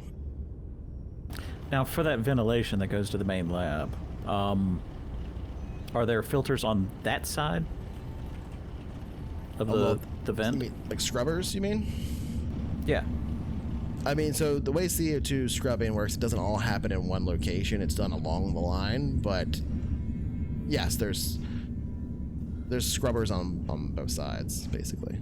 But this is the main nexus point of exchange for air and stuff. This is also where you would top up oxygen, that kind of a thing, if you needed to for the facility. Though it is mostly self-efficient. I Is guess this the last thing bit of outside? info I would. Is that like the generator, or what is that thing? Sorry, what thing? Like outside the hab, immediately outside of us. Oh, yes, that's the fusion reactor. Fusion reactor.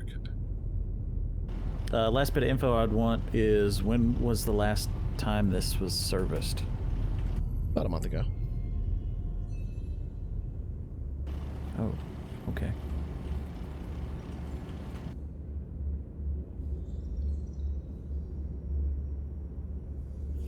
What do you do? Trying to think of an excuse to get me in the lab. Is there like a supply closet or anything here that might have like maintenance supplies, filters or anything that they would have on hand that, versus us like trekking back and forth with the. It wouldn't be like a closet, but there are like basically cabinets in this room you're currently in that you can open up along the walls and stuff that would have stuff.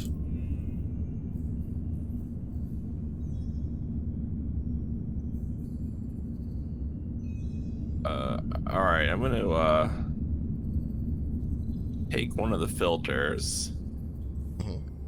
Take one of the bio algae pods and kind of rub some algae on one of the filters. So you're gonna break the pod? It's sealed with the inside of, like I intent- said, it's like an ant farm. Okay. With yeah. with like a honeycomb inside of it, and the algae's inside of that. On either end of it, there are like kind of like metal rods that sort of slide into place that allow for intake and output. All right. How about instead of that, is there like some grease or something that I could use to just basically make this filter look abnormally dirty? You got like lubricant and stuff, yeah, that's used for the fans and things. People still use fans and moving parts. Right. Anything that kind of gets some black on there. So it's not black, but it's like a tan kind of silicone lubricant. Yeah. Color. All right. I'll try to do that. Like I'll put some of that on, and then I'll just kind of reach down in the mechanics and just kind of pick up as much dirt as I can on this filter. Okay. And I'm just gonna shrug to Scott and just be like, "Yeah, what happens down at the other end is the." I mean, if you want to, I mean, you've worked maintenance on environmental. If you're trying to make one of the algae pods look like it's gone bad, you could spray lubricant into it if you want to. You know where the input and the output is. I just mean like I want to say, okay, the filtration to the lab over there is abnormally dirty, so we should probably go take a look. That's what I'm going for. So you're gonna spray down. So I'm gonna kind of soil that filter, yeah. So spray it and then just kind of rub it on the ground or whatever I need to do to like pick up as much dirt as I can find, and then just be like, and I'll just kind of have it in my hands and be like, what's down the other way? It looks like you're trying to hide that you're doing that. Well, hide I'm doing it, yes. Go ahead and give me again. I think I can sort of have my back turned. Yeah, I'm not saying it's going to be a difficult roll. Give me I would say it'd be a dex stealth, and I would say it's probably going to be a 6 difficulty.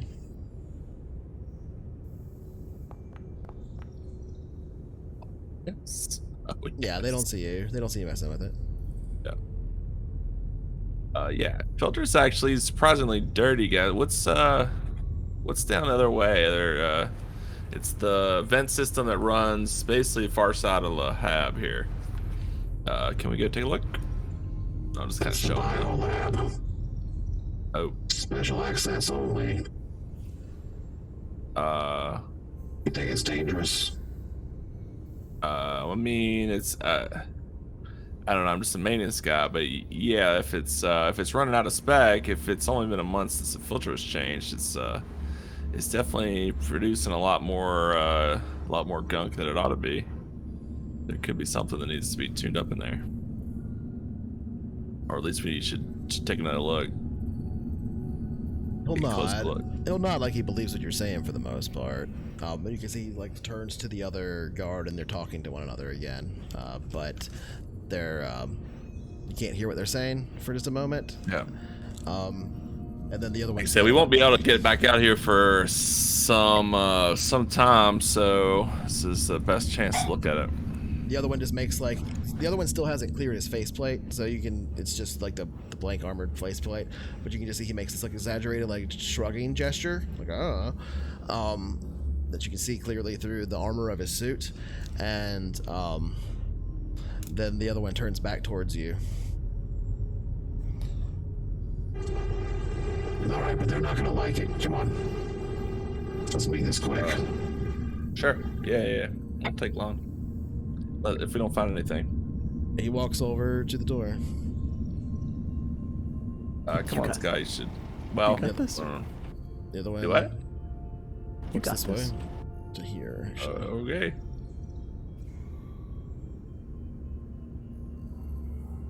Or do you think you need my help?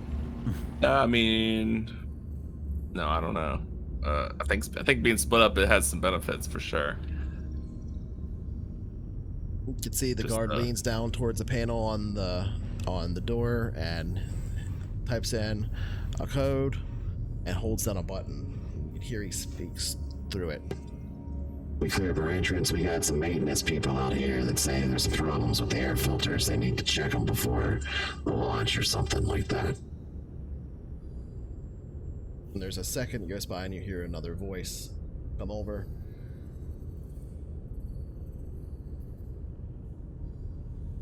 All right, let them in. But tell them not to touch anything. Is there any chance I could have watched him type in the code? I would say it was pretty quick, but if you want to make a recon, I would say it would be a probably difficult roll. 10. Okay, recon in. Yeah, recon in difficult.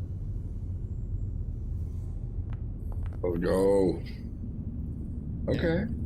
Yeah, I would say you saw the code. All right. Okay, well, I'll just kind of look at him like sheepishly. Woo. Woo-hoo. And then I guess I'll open the door. Okay. You open the door, step inside. He follows. And I'll, kind of take a big good look around. The scientist on the inside there makes eye contact with you and then briefly looks at the guard and then back to you, and he says, "How long do you think this will take?" Well, actually, I want to chat with you. What you guys got going on in here? Anything that might be generating more than regular, particulate or anything running against the filters? When you step into the space, you can see that there are these pods, each of them filled with different types of vegetation. Some of them you do not recognize at all, like very odd looking vegetation. Strange colors, things that are being fed light that is not the same color as our star, for example. He looks around at the different pods that you see all around the room and says, "Yes, any of this honestly could be that. I mean, Are these all these? What are you guys growing here? Is this stuff all sealed, or is it exchanging? They're all proprietary. Exchanging Occasionally, the air is exchanged occasionally. Yes, there are many experiments being done here for nitrogen-oxygen mixes to assure that people such as ourselves can breathe the same air as these plants. This is all. I can't be too specific, but this is all terraforming research. Sure. Most of this has been performed for many years. At the behest of no issues with Syrian the industries. filtration. Not until recently, but there have been a few incidents with the air over the years. I've worked here for quite some time. There was an incident where our lab was shut down 2 years ago due to a contamination from one of the experiments in the lab. So maybe we've had, of course, any facility out this far. We've had our problems with regolith buildup that we've had to worry about. Everywhere, everywhere is at that in this city. And you can see there's this basically a computer sitting down next to him where he's at, like a little terminal. There's a larger computer in the back wall here, and it's got data flipping by it very quickly. That seems to be readouts of all the different chambers in here at different atmospheres. What you're seeing is, as far as you can tell without making any rolls, them trying to figure out different ways to grow different plants in different environments. But you can't see anything that looks like a nefarious, or you don't see anything that looks like a nefarious, computer core other than the two computers that you see in here. There is, however, this one device right here, as well as this pile of odd material here that you don't recognize as well, that kind of gleams slightly. And this device here, there is an arc of electricity that sparks across it every now and then between 2 points. That's safe. And as you see, it kind of zips up like Jacob's ladder style. When it gets to the top, it just kind of hangs there for a moment, and then literally floats away from the top of the coil, and just kind of dissipates into the air. I sprint over and stick my head between it and upload the software to my brain. Okay. Okay. But that's what you see in the space. The other scientist kind of like looks at you, but doesn't pay too much mind to you as you're talking to the other one, and sits back again, down I'm here sort of and being, and I'll just kind of like wave at him, like. For some reason. And again, any vibe, like, do they seem like swamped? Do they seem like pretty chill? Just signed to, just taking their notes, their measurements, like pretty relaxed. To here just so you can see it, because the camera's being weird. We couldn't see him because you were too far away from him, and I haven't followed you both. So. Oh. So it's just weird. So anyway, say that again. Sorry, Venom. What was that? Just the general vibe of the scientists. So they seem the guy that's talking to you right now seems on edge, but not like I'm in danger on edge. More like messing with creation itself. More like he wants to get something done quickly so that he. I was looking at my deadline. Yeah, like a deadline. The other guy seems fairly relaxed. He's like just reading through the data feed. The guards seem fairly relaxed as well. Obviously, I work for Syrian too, just like everybody else, and I'll gesture to my Syrian patch, which we work for Ibris Mining subsidiary, but I think we have an Assyrian overalls or whatever. So I guess I'm a little concerned if you've had some filtration issues before, because I guess the filters were just changed. We're a little bit out of cycle because of the launch and everything. But yeah, there was quite a bit of buildup on the filtration into this room, so we're gonna change it out for you, and then we're just gonna take some other observations just to be safe, and we'll let you know if we find anything weird. All right, that is fine. The experiment's being conducted here. I can pause temporarily if you're going to do anything with the environment here. Everything is sealed, so we should be fine, right? He looks back at the other scientist, who just kind of nods at him. Go ahead and lock it down. I think we're done for now. And he types something in, and you can see that data feed kind of just pauses. Continues to read out, but just much slower. And there's a slight hissing sound as fluid is transferred from chamber to chamber. And after a minute, the other scientist kind of just nods and stands up and continues to work on stuff, but walks over to this one where you can see him again. Then the other scientist just nods at you. That ventilation is on either side here if you look. Yeah, I see. Yeah, leads you deep into the room. There's one here. He points at. These tabs are all the same layout, pretty much. Back here. Yes, this is true. Though this one is quite old. And you got a real antique here. Yes, Lab 3. Though it is Lab 3, it is the oldest of them now.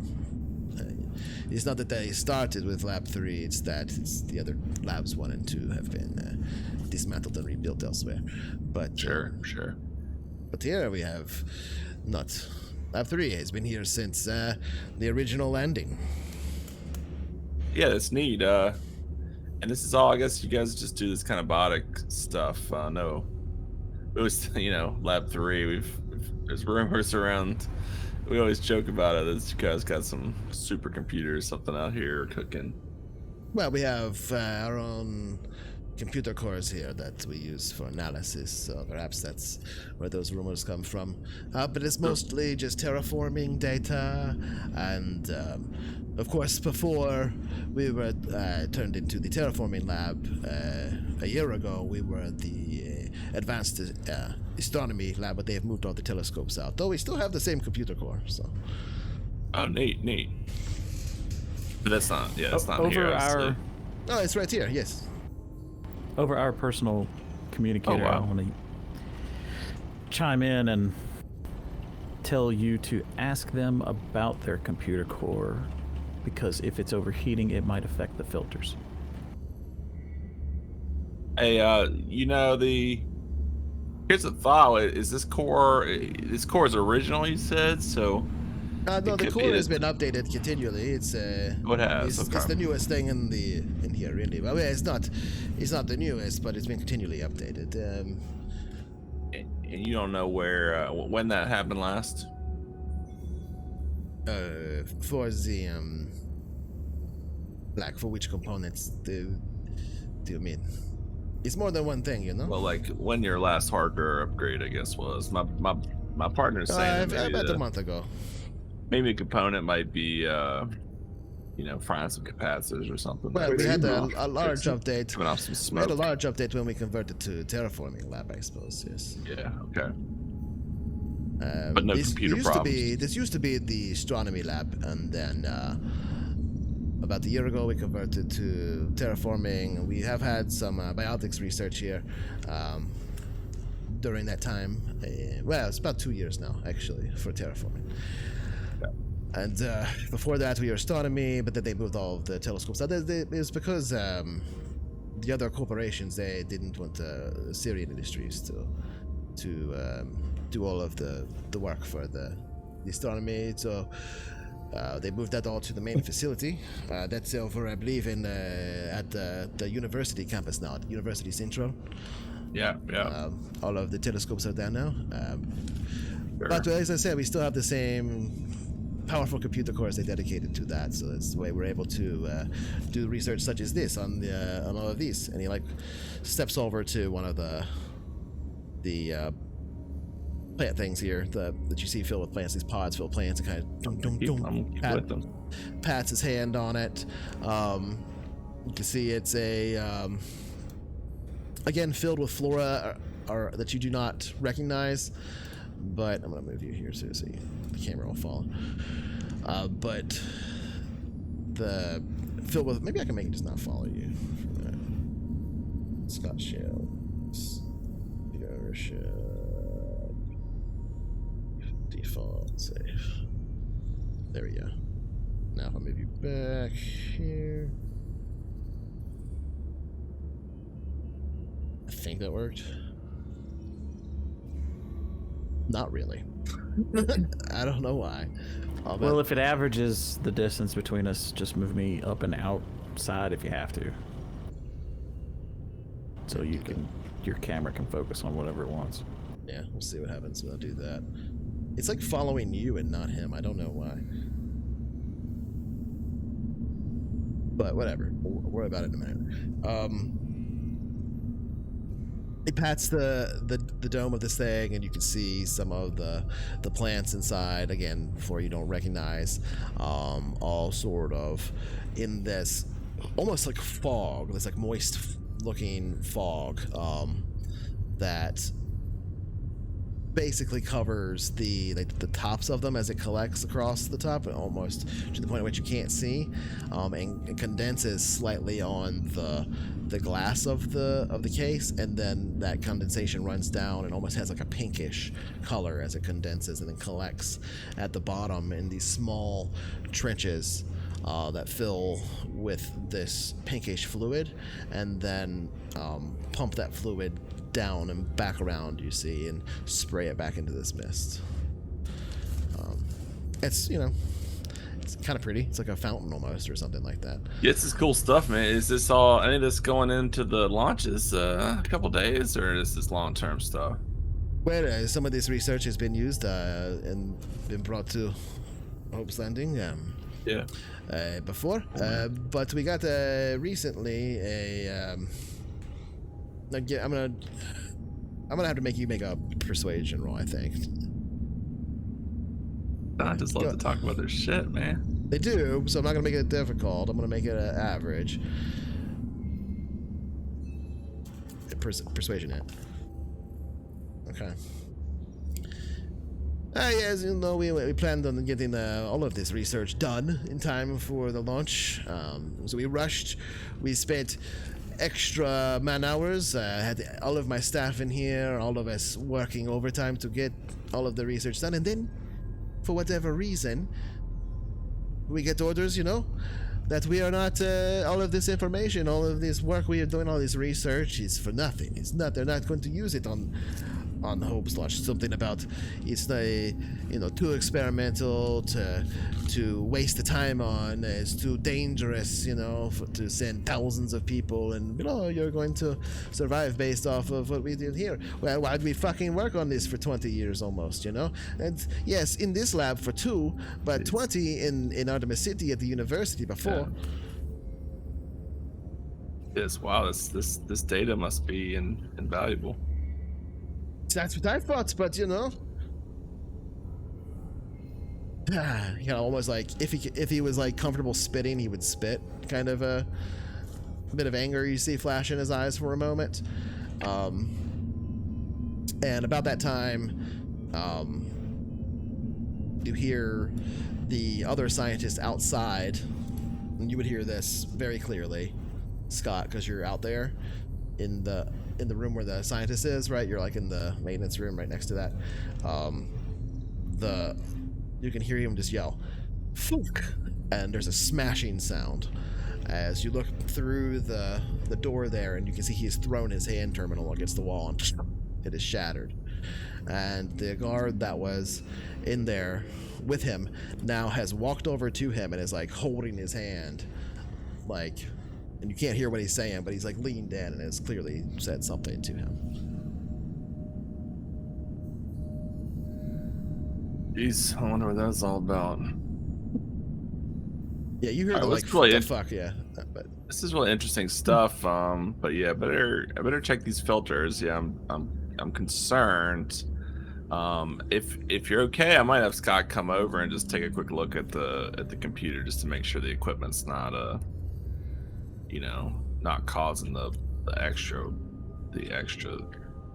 ash or whatever. It's kind of no, yes, of course. At this point, yeah. But he's in there. He's in there doing something else we have now. our deadlines that are still set. For some reason, they didn't clear any of our ridiculous deadlines, even though they're not going to take any of our fucking data. But that doesn't matter. But sure, yeah, get it done so we can make our stupid deadlines. Yeah, it's sorry to hear that, man. It sounds frustrating to not have your to have all this great data and not see it used. I got a feeling though it's gonna get used. It's gonna be used here at some point. But good luck to you. That is the great hope, I suppose. So yes, Scott, you see the guard is kind of like holding the other scientist for a moment.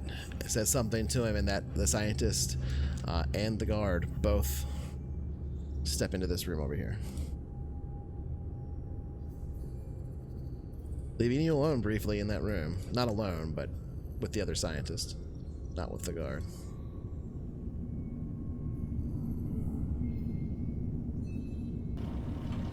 Do I have any idea where the computer core or data might be saved to?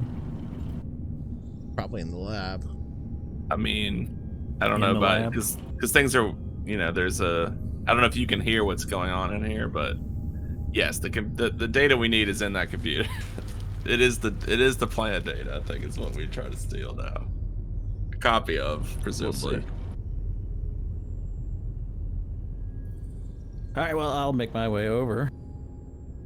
Yeah, I'll kind of yell at the guard. Hey, you mind grabbing Scott? I think you should take a look at this just in case. Everything okay out there? He'll kind of sigh and then make his way over and get you, Scott, and bring you back to the lab. Hey, yeah, computer's there if you want to take a look. Yeah, he said it's the same basic computer they've always had here, but yeah, they've got a bunch of really cool plant data on it they've been working really hard on. But anyway, they said the last component was just upgraded a month ago, and so maybe it's shorting out or just generating some sparks or something that's getting stuck in the filters. So you want to just double check. I know that's your specialty.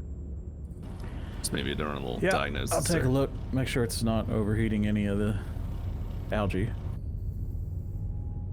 The scientist begins to leave you alone as you work, and he's consulting with the other scientists now as they look over data on the other computer there. As far as you can tell, they're doing a mineral analysis of some kind for a mineral you do not recognize. I'll, if I can send a message over comms, I'll say, I think that's the data we want. See if you can get a copy. So they're not looking at you right now. You do have access. You have to sit in this chair. You do have access to the computer systems because the scientist was logged into himself there and just left it.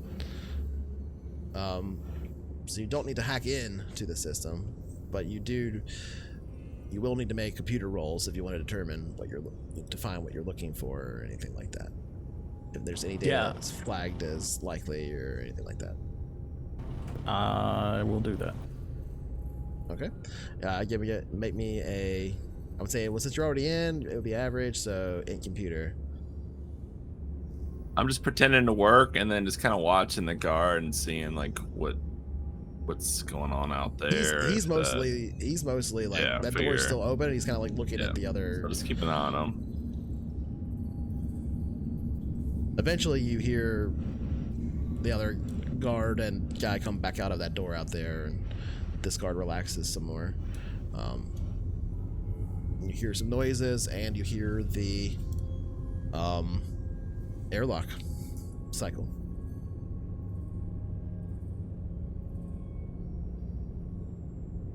And then through these domed windows here on either side, you see a regolith cloud billow past as a rover with 2 people on it leaves the lab. Okay. Oh, geez. I hope everything's okay. Don't worry about it. Yeah, no worries. Well, I'm going to find and copy this data as quick and quiet as I can while making it look like I'm taking temperature readings. Okay, you got an effective 1, so you can see you do both. I will say you get temperature readings. It looks like it's been stable the whole time. It's not difficult for you to pull that up as part of this. You do also see that there's a lot of data here on all of the genomes of all of these plants that have been experimented on, the different atmospheres that they have worked within, how they've produced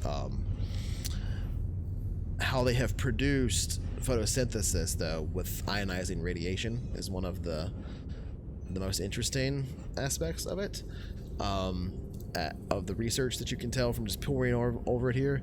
But the thing that really strikes you is that there is a tremendous amount of astronomical data here, and you've seen some of this data before because it's the same data used for Hope's launch, except there's an 8th destination. I'm downloading that one. Researched a lot more than the other ones. Definitely got to download that. All right. Do you remember the task, though, you're supposed to take the data and then delete it.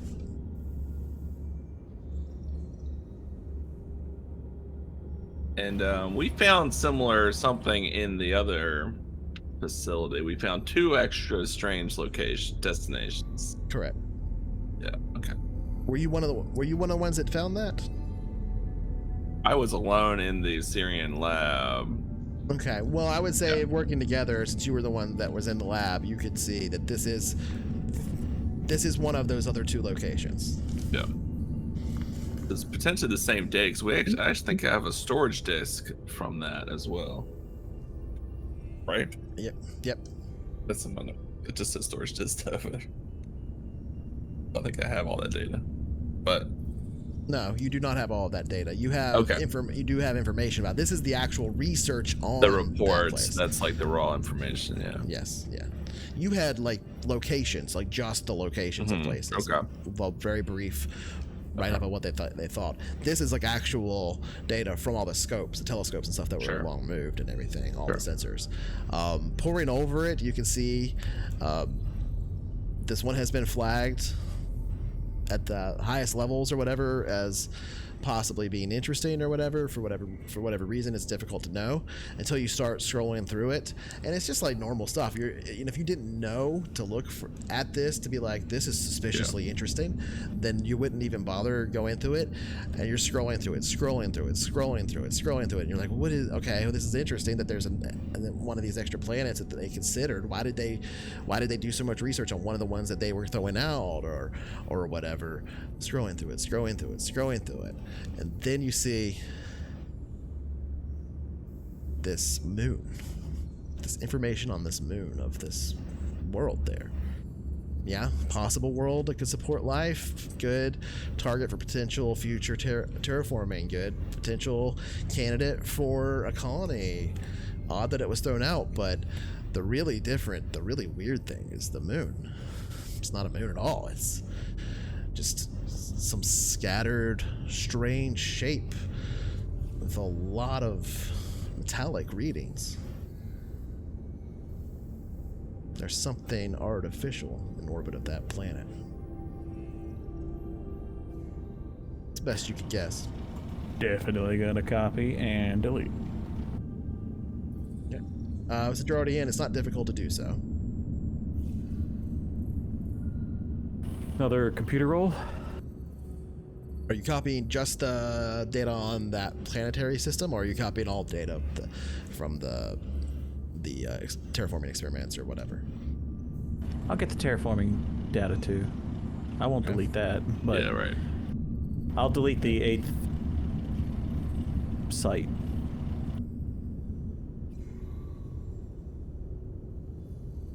Okay, deleting the 8th site.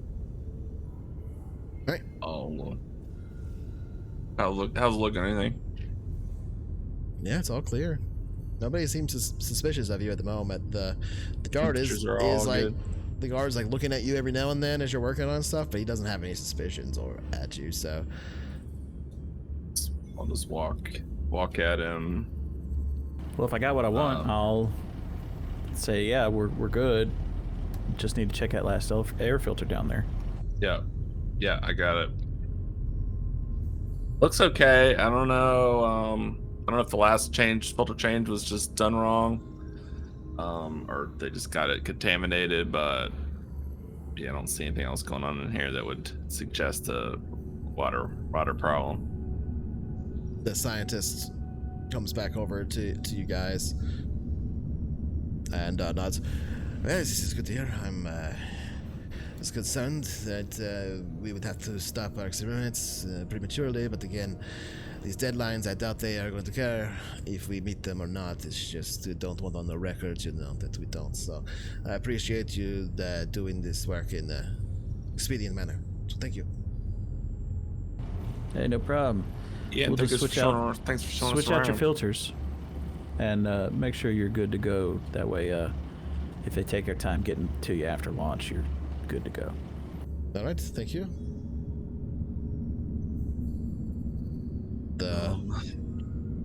The guard will then kind of turn towards the scientist and nod, and the scientist will go back to work, and the guard will escort you out of the building, out the front airlock that you came in. Just again, look around. Can we get any sense of what happened in here? Yeah, you can try. Like a broken computer on the floor. Yeah, you can see there's a smashed hand terminal that's been smashed against the wall. The guy that was pacing back and forth, typing furiously on it, seems to have smashed it against the wall in frustration or anger at something. The other guard seems to have removed him from the laboratory. Yeah. I'm gonna go in here and put like the tools away and make sure that everything's neat and stored, and take the dirty filter with me. Yeah, Okay. nice. Okay. Yeah, we'll run some analysis on that just in case, and we'll if you don't hear anything, it's good news. Otherwise, we'll let you know if we find something weird. All right. Sounds good. Yep. Be careful out there. My colleague reported that there's magnetic storms happening. Solar interference. Oh man, if I don't get back, my wife's gonna kill me. Thanks for the heads up. He just nods, like a fairly exaggerated nod, as is, so you can see it through his helmet as the faceplate goes opaque. And he follows you to the airlock and puts in a security code to cycle you through, which is the same code he typed in to the panel, by the way. As the doors almost close, I roll a grenade through. No witnesses. Yeah. I saw our faces. The noises are loud and then quickly silent as the airlock cycles to the lunar surface. Jesus, that was stressful. You think we got what we needed? Hope so. You can see think this it's just, cloud of regolith more- disappearing in the distance, though, where the other rover is driving. More data on this, more data on that other location, huh? Looks like it. Oh, I got a feeling that's where I'll we're look going. over it on the way back. Yeah. Let's get the hell out of here. Okay, so you load back into your rover and begin the 22-kilometer drive back to Artemis. Go ahead and give me a driving, Dex. Yeah, we'll kind of just follow the other vehicle, I'm assuming. Yep, that's fine. They're kind of a ways ahead of you, but you continue to follow them. There's Like about the cloud, like the dust cloud. yeah. About halfway through the distance, you do see that all of the regolith all around you begins dancing slightly. Uh-oh. Almost as though there were a quake, except it's in these barely discernible wave-like patterns. Telltale sign of a radiation event from the sun. Your Like a suit's solar flare. Yes, your suit's only rated for so much of this. So, depending on how long you are out here determines your total rad exposure. Okay. Oh, I imagine the vehicle would help. Yeah, does the rover help? So With yes, a little bit, but not very much. Not enough to matter really, but it's more about how much time it takes you to get back inside of a shielded area. But you succeeded handily. yeah, we're running hot. So you make it with no issue. Had you broken down or gotten stuck, though, you could have taken up to a potential lethal exposure of radiation. I want to take a look at this astronomy data. Okay. But yeah, you make it back to what would be surface access. And I'm gonna move the time forward a little bit. Alright. Made it. The sun now disappearing somewhat behind the rotation of the Earth and the position of the moon, such that you don't have a very direct view of the sun or the moon itself from your current position here. The valleys of the lunar surface are quite dark, some of them permanently so, where there are, caches of ice that have been farmed for the people to live here and produce oxygen, and more importantly, perhaps even reaction mass to extend the reach of humanity further into the solar system. But these craters from long ago, ancient disasters, pass by, and you find yourself comfortably within the surface access of Artemis City. It's no difficulty returning with a rover, reparking it.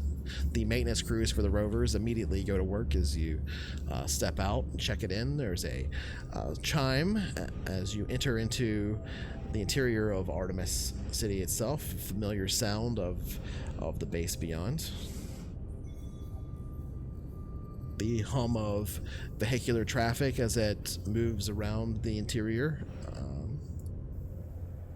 The hustle and bustle of people. What do you do? Hold Oh, I'll sigh and say we better get back to the office, huh? Yeah. Got to fill in that last work order to get everything on board the right let's do it. DSV. Do we want to do that from another computer first, or do you already did that, didn't you?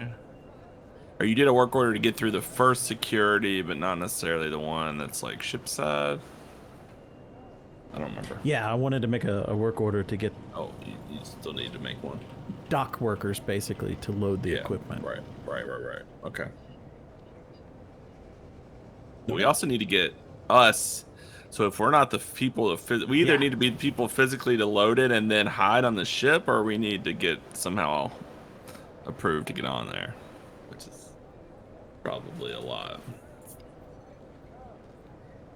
But anyway, let's get back to the office. Okay, So you're we'll gonna make head our I've back way been to the using office, other Environmental A? computers, like you had to be using other terminals for that kind of stuff. Yeah. All right, you pass through a security checkpoint into personal arrivals, as well as a security checkpoint into Recreation City, and another one into the central habitation corridor, and then yet another into the refining and environmental industrial sector of Artemis City before moving forward. At each stop, you are scanned and are approved to pass through, given that you have credentials as maintenance personnel and you're not entering into any restricted areas. Your belongings are scanned, including the data chip that you carry. But there's nothing abnormal about carrying data around, so nobody pays you any mind, nor do they read the data as you pass through. And so, within a time period of about an hour and a half since leaving, at 10 p.m. here in Artemis City, the interior lighting has cooled to give the illusion of a terrestrial nighttime. You find yourself in the warm and uninviting lighting of the industrial sector. Standing at the doors of Environmental A. Well, standing at the doors of your office within Environmental A. What do you do? I'll knock first and then open the door. Okay. Let's go back Pound it like a to cop. let's go back to Open up. Willie and Tanner here. You've just completed typing around on this thing. He's just turned the alarm off that was beeping, and now there's a beeping at the door. This is before. This is again like an hour ago. Yeah. Oh, Well, like 30 is it minutes like ago. the door chime? Like Yes. who is I will it? quickly lower the tarp back around the box. Yeah, nice. You hear like a person through the door, not through an intercom because this door doesn't have an intercom on it, but just like through, like they're raising their voice loud enough to be heard. Maintenance B. Minus B. Is Environmental. environmental. Oh right. Is there a way to see them without opening the door? No. Shit. I'll look at Tanner and I'll just kind of shrug and be like, I guess I'll let him in. Yeah, I'll shrug back. I'll open the door. Okay, it opens up. You can see two maintenance personnel there wearing Assyrian overalls showing the insignias that you would associate with Environmental B maintenance. The guy kind of looks at you, somewhat perturbed. What can I help you gentlemen with? I'll look Listen, perturbed right back at him. Listen, I got Yeah. I got maintenance logs here showing y'all been using our comms units over in Environmental B, and I've been saying to them for weeks now we can't be sharing all this stuff because every time you send something out or they send something in on or down on C, then all the records get all messed up. My boys ain't gonna get blamed for using too much time on the network. No, hang on. Now I know for a fact my boys haven't been doing anything like that. Let me, because we have a strict protocol that we follow. Let me see what you're talking about. Show me. All right, well, I can show you. Come on. Where are we going? To environmental B. Why do we have to go all the way there? You don't have it on That's you? where. That was the fucking communication console. What you mean? What? I'm confused. I'm out of character. I'm a little confused what he's saying. He's He's saying gonna that take you to the people- terminal and show you the fact that we used it, basically. Yes. Have we been? Yes. Yeah, that's why we're going there to hack from, so that we. Yes. Do you think? There were several Lay on ones your that charm. weren't great. Okay, I'm gonna be like, All right. Wilford, hold on. You remember Mark What? was making calls out there, right? I think that's what he's talking about. Oh, I think he's just talking about Mark being an idiot down there. yeah. Using the wrong we got, fucking. Listen, we terminal. got this guy, and obviously he doesn't follow protocol. That makes a lot more sense, actually, because it's not like I don't believe you. I trust my boys, you know. Weren't he promoted? Mark, you probably thinking of a Mark? different Mark. Did Mark get fucking promoted? Are you kidding Unless me? he failed upwards. I haven't seen him in a week. That I motherfucker thought they got finally promoted. got rid of him. Did they not get Yeah. rid of him? I mean, So you boys were using it, then, is what you're saying, but I guess that's actually right. My Yeah. apologies, friend. We had a newbie. This is going I guess he on. failed up. This is going on your record, so we're not going to be charged for this. That's- I'm putting this down in Don't the worry monthly about- reports. It's not your fault, All right. man. It's fucking Mark. Well, you know, it wasn't directly us, though, right? It was this one guy. Who's your maintenance supervisor? Oh, We know his name. Oh. What was his name? Yeah, what the fuck is this? Not that we he necessarily wanna left. He give left, him a man. name. He's gone. Oh, he did. Yeah, blame him. He dipset. What was that guy? You know what? They told us that we were getting a new supervisor, and the last one was acting a little sussy, if you ask me. He furrows his brow. Look, I don't care about the internal politics of environmental A. Oh, we're so fancy over here. Environmental A, we get first dibs on all the filters, and I don't give a shit about none of that. But y'all are taking like the you blame do. for this one way or the other. I don't want to hear it. It's going on the report. And he starts storming off. Listen. Put on your fucking report then. I shut. No, don't say that. Don't listen to my colleague. Good cop, bad cop. I love it. Don't listen to my colleague here. Listen, it was a one-time The door mistake. The shuts and person Matt who closed it, and then you open it back up. Don't listen It was to a that. one-time. It was a one-time thing. I've told my boys not to do that before, and we had this. It must have been this guy. He's not even a part of our thing anymore. If it comes up, then we can bring it up. But there's no reason to put a mark on No our reason. records. He turns around. Now dock our damn wages. How much you willing How to will pay? they do that for you? They don't know Because we've that. been using the network more than we're supposed to. We ain't supposed to use it for no personal calls or nothing. They're going to dock our wages, and then they do. What are you going to do about it? I can make sure. I can guarantee they won't dock your wages. How about that? How you going to do that? I've been on Luna a long time, friend. I've family here, and my family. Let's say I didn't just get this job because of my good face and my charming demeanor. We can say that's for sure. I've got friends I can Trust talk them. to that can make sure they look out for you too. We're all in this together, aren't we?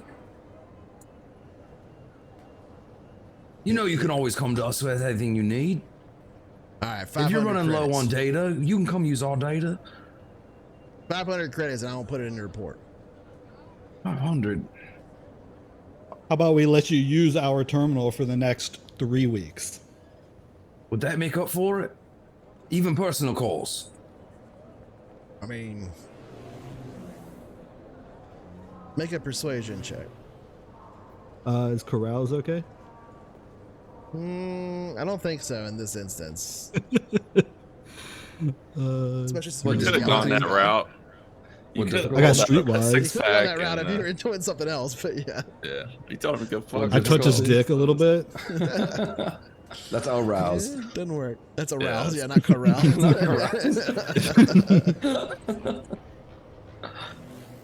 Did you say the difficulty? Sorry. I'll be 8.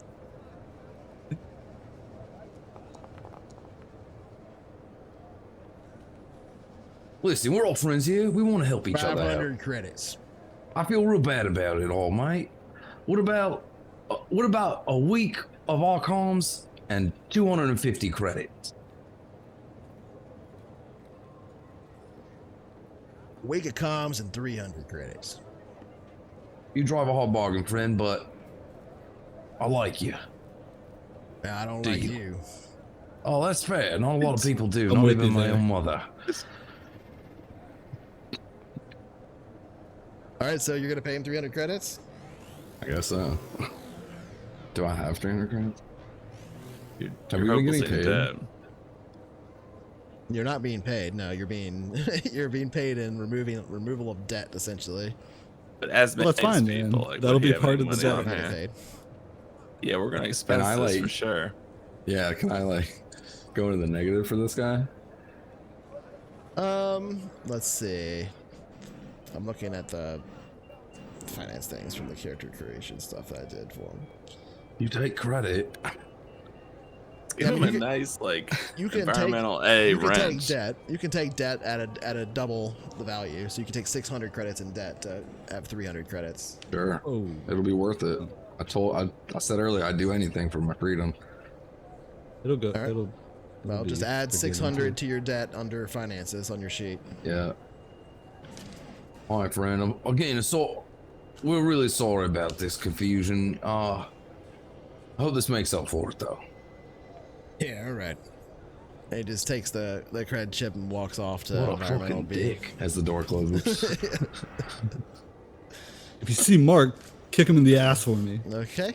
And then about 10 minutes later, there's another knocking at the door. Oh my god. I'm just gonna open it. Yeah, can I help you? It's Scott and Suka.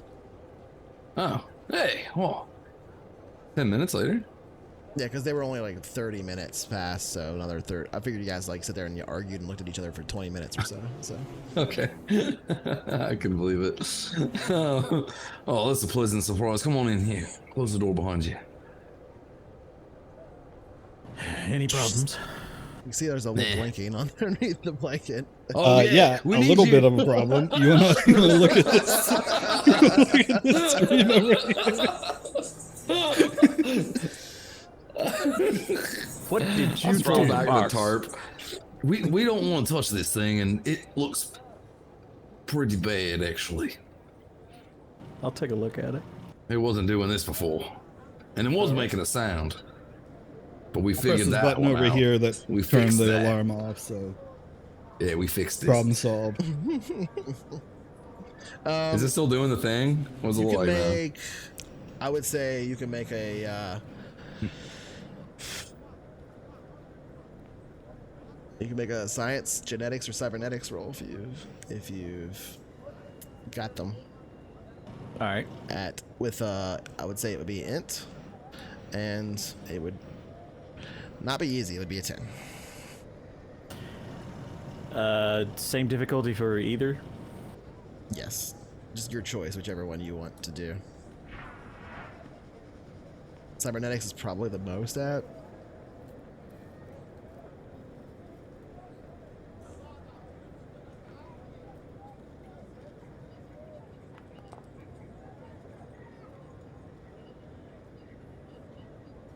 Booyah. All right, well, quite good. Science. Science, bitch. You're apparently pretty good at it. Knew we could count on him. He's like your skill monkey for this game. I mean, basically he is. I've right? had like 6 careers. Yeah. Yeah, that's true. Okay.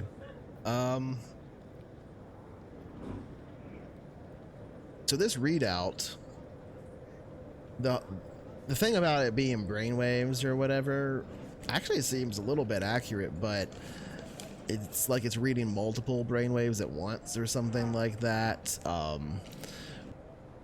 this spiking and stuff, this flashing red, it doesn't look like a sign of distress. It looks like a sign of high activity. And it also looks like, I would say, like you spent some time going over the computer is changing the screen out, getting readouts. It literally is at about 50% power as well. And its power usage is spiking. It's going up. Such that 50% probably won't last until launch. Okay, how do we recharge this thing? What's wrong? Low power? Yeah, power usage is out of whack. Jesus. Why is it sucking so much power? What where can we put this thing in? Is there something we can get a hookup that would be not suspicious, or at least take? So this is not gonna be. This is like, what's the best way to put this? So like, if you were gonna, if you had a piece of equipment in real life that you wanted to plug in and it would just work in a 120 volt circuit, it's no big deal, right? But if you had something that required 7 220 volt circuits, you'd have a hard time plugging that in just anywhere. Right. That's basically what you're dealing with. Right, and then we're worried about, potentially it being noticed and people coming to investigate. So that's what I mean with using our. So it's not like it's impossible to find a place you could plug it in. Yeah. It's more like it's difficult to find a place you could plug it in and it not be weird. Yes, that's what I'm kind of asking the group. Do we know of some place that would fit the bill where we could plug it in without the extra power draw wouldn't be noticed? We might be able to plug something out or unplug something and then plug it in its place. Yeah. What about that unnumbered lab? Where we got it, I think it'd be too hard to get it back out. To be clear, we didn't unplug it from there, or did we? But yeah, university would be a good option to, because the extra power there in those experimental labs, if we could get it in there, it'd be cool. Yeah, they wouldn't probably notice a ton of extra power. At least well, how about as a problem? Can I bring near up the docks? Can I bring up the the idea launch though? ring. That would be ideal. Yeah, can I bring up the idea that we have everything we need, and if it's possible to launch the DSV before scheduled time? No, we can't launch early. The whole thing's Why like not? a big revolver. It's like you have to go through this sequence. Like the ship's not in a position to launch. It has to be like transported to the launcher and then It's on the launcher. to go on rotates. schedule. It rotates. It's like a revolver chamber. It's That's what I already mean, set but up. that would and we're the be last bullet, dude. enormous to like. I know, but it has to be put into place somehow, right? Yeah, I mean it's built possible. there. It's physically possible, but you're talking about firing up this system that literally everyone in the system would look up and see this thing like firing. Would be a bit of an issue. Like it would be dramatic, to say the least. What are they gonna do? Come after us? No, I think that's a possibility. I don't know that is. But yeah, like on one of these ships. Okay, related question: do we know when these ships might fire up? Would the ship itself have that kind of? That's what I'm When thinking. the Put it on reactor the ship. activates, like would it be generating its own power at this point, or sometime soon? Each of the ships has their own massive fusion reactor. But that would be running it. It would be hot at this point. Yes, they have. So we they've, could they've all potentially been hot for. Put it in the weeks ship now. at least. Right. I'm just We worried should- it's gonna be sitting yeah. there for however long while we're not there. So we need to guard get it loaded up and plugged in quick. I think that. I mean, with all the hoopla and stuff. I mean, yeah. If we're ready, I think we should. I mean, that's it. We just need to infiltrate that ship at this point. So and get everything get in there, loaded. get it plugged in. Once it's in there hooked up, no one's gonna be like. I mean, maybe they'll be like, "Oh, ship's drawing too much power." But again, there's so much going on right now. Do we You've know already if they've done all the other loaded up stuff. You've arranged for the the you've low arranged burst? for Low the- burst. the low burst to be loaded onto the ship. Do we know if that's already happened? You would know the schedule.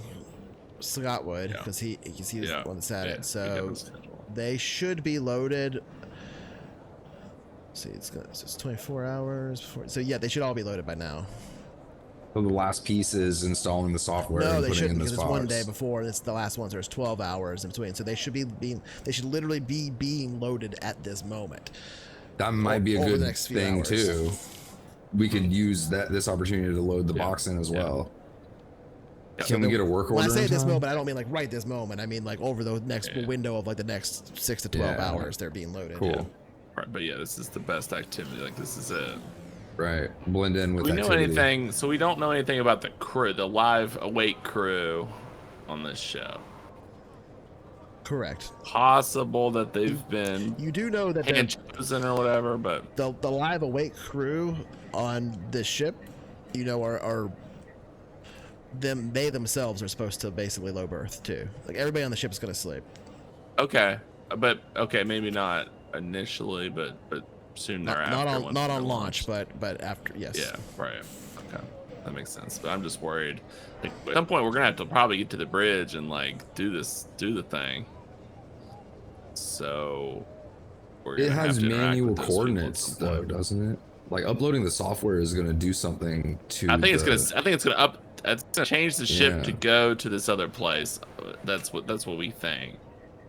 That's what makes sense. All the evidence is pointing. The fact that we have to install this box into the ship though too makes me believe that like it has something to do with the intelligence that's being emitted from this. Yeah, I think it's like an AI or something. Yeah. It's cyborg. It's Osiris's brainwave uploaded into an AI. It's more than one. Yeah, right, which is crazy. I don't know what that means. Which makes sense why it would be multiple signatures.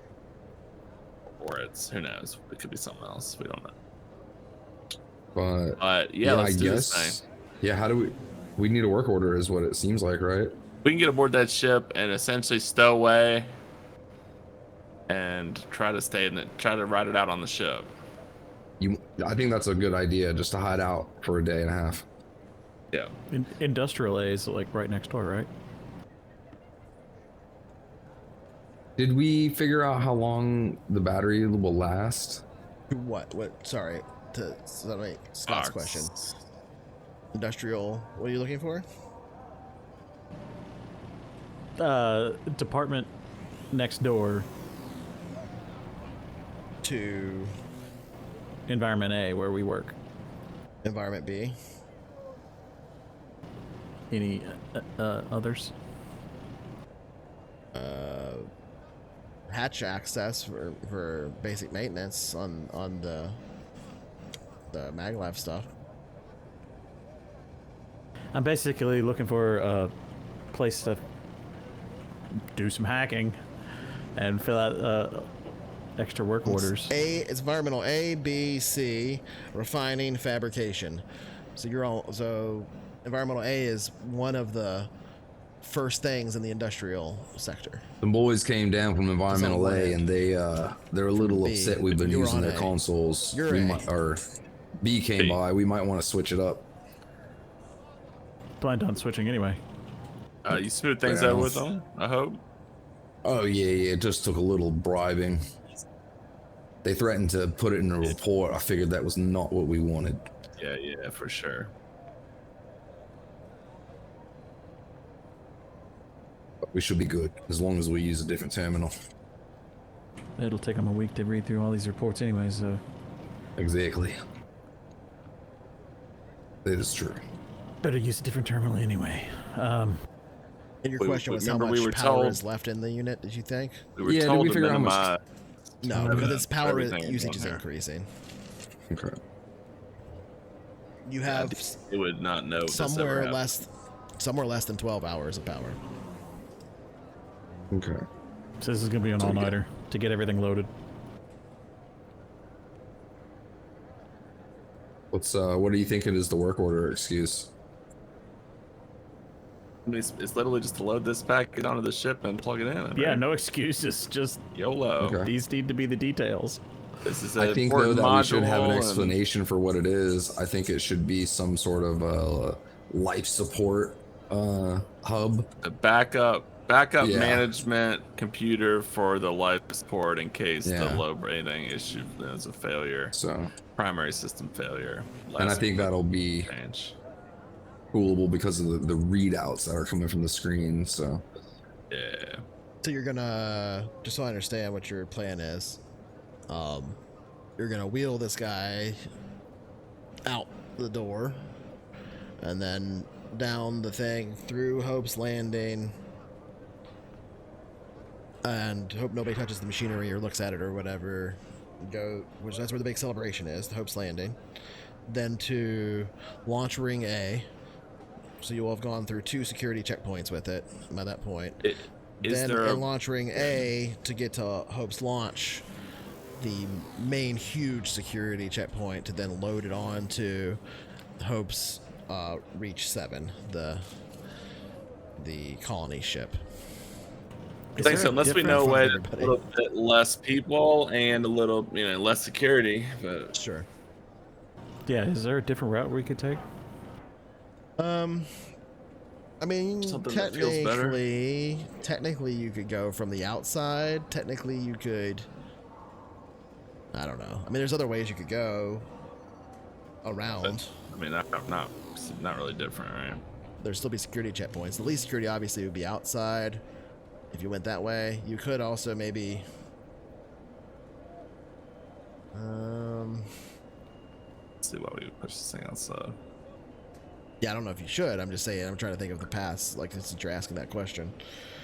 I mean, the only other path that you really know that's common to get onto the ship, other than going through launching a Hope's Launch to the ship, is the things that are being directly loaded onto the ship from the outside. Yeah. Okay, so most of the stuff's loaded from outside. Yeah, like all the pods with the low bursts are being loaded from the outside by big cranes and stuff, basically. Would something like this, I mean, typically do that as well, or would it go through or the live? Well, most of the...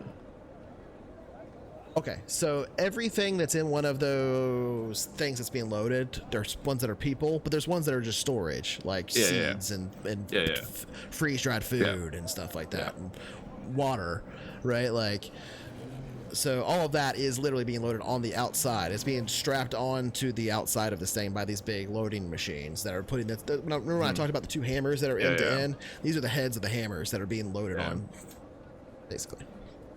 Sure. So imagine like dozens of hammers like that, all along a cylinder, right? Each of them held handle to handle to have the perfect counterbalance as they spin. Yeah. I'm just wondering, would it be unusual to? I mean, this is an unusual situation, regardless. But would it be unusual to have this big thing going through the place that they're gonna load, like the thing that Tanner scouted out? I mean, all of it's pretty unusual. I guess, like walking it through Hope's Launch, just as you're like pushing it through like a cart, is more unusual than it being loaded into the cargo or something. Yeah. Could we get it outside? I mean, yeah, you have multiple surface access. You have surface access right next to you. Then is it sand out there? Like, is it raw? You have to push this thing on the it's sand. not safe out there. It's sand. Yeah, it's regolith everywhere, right? Regolith. So we'd have to push this thing outside, literally, on the surface of the moon. Yes, there is. I mean, there's the top of the things. If you were like walking around on essentially the rooftops of the pods, because you've seen, like, if you look through the windows, all the like magnetic stuff keeps that off. That's free of sand, of regolith. Yeah. What do you guys think? We got an Oregon Trail moment here.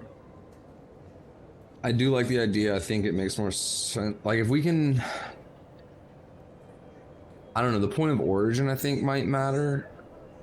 If it's too weird, it might be suspicious, but like, it was seen being wheeled from it has been through one security checkpoint so far. If we could avoid that one, at least, that would be good.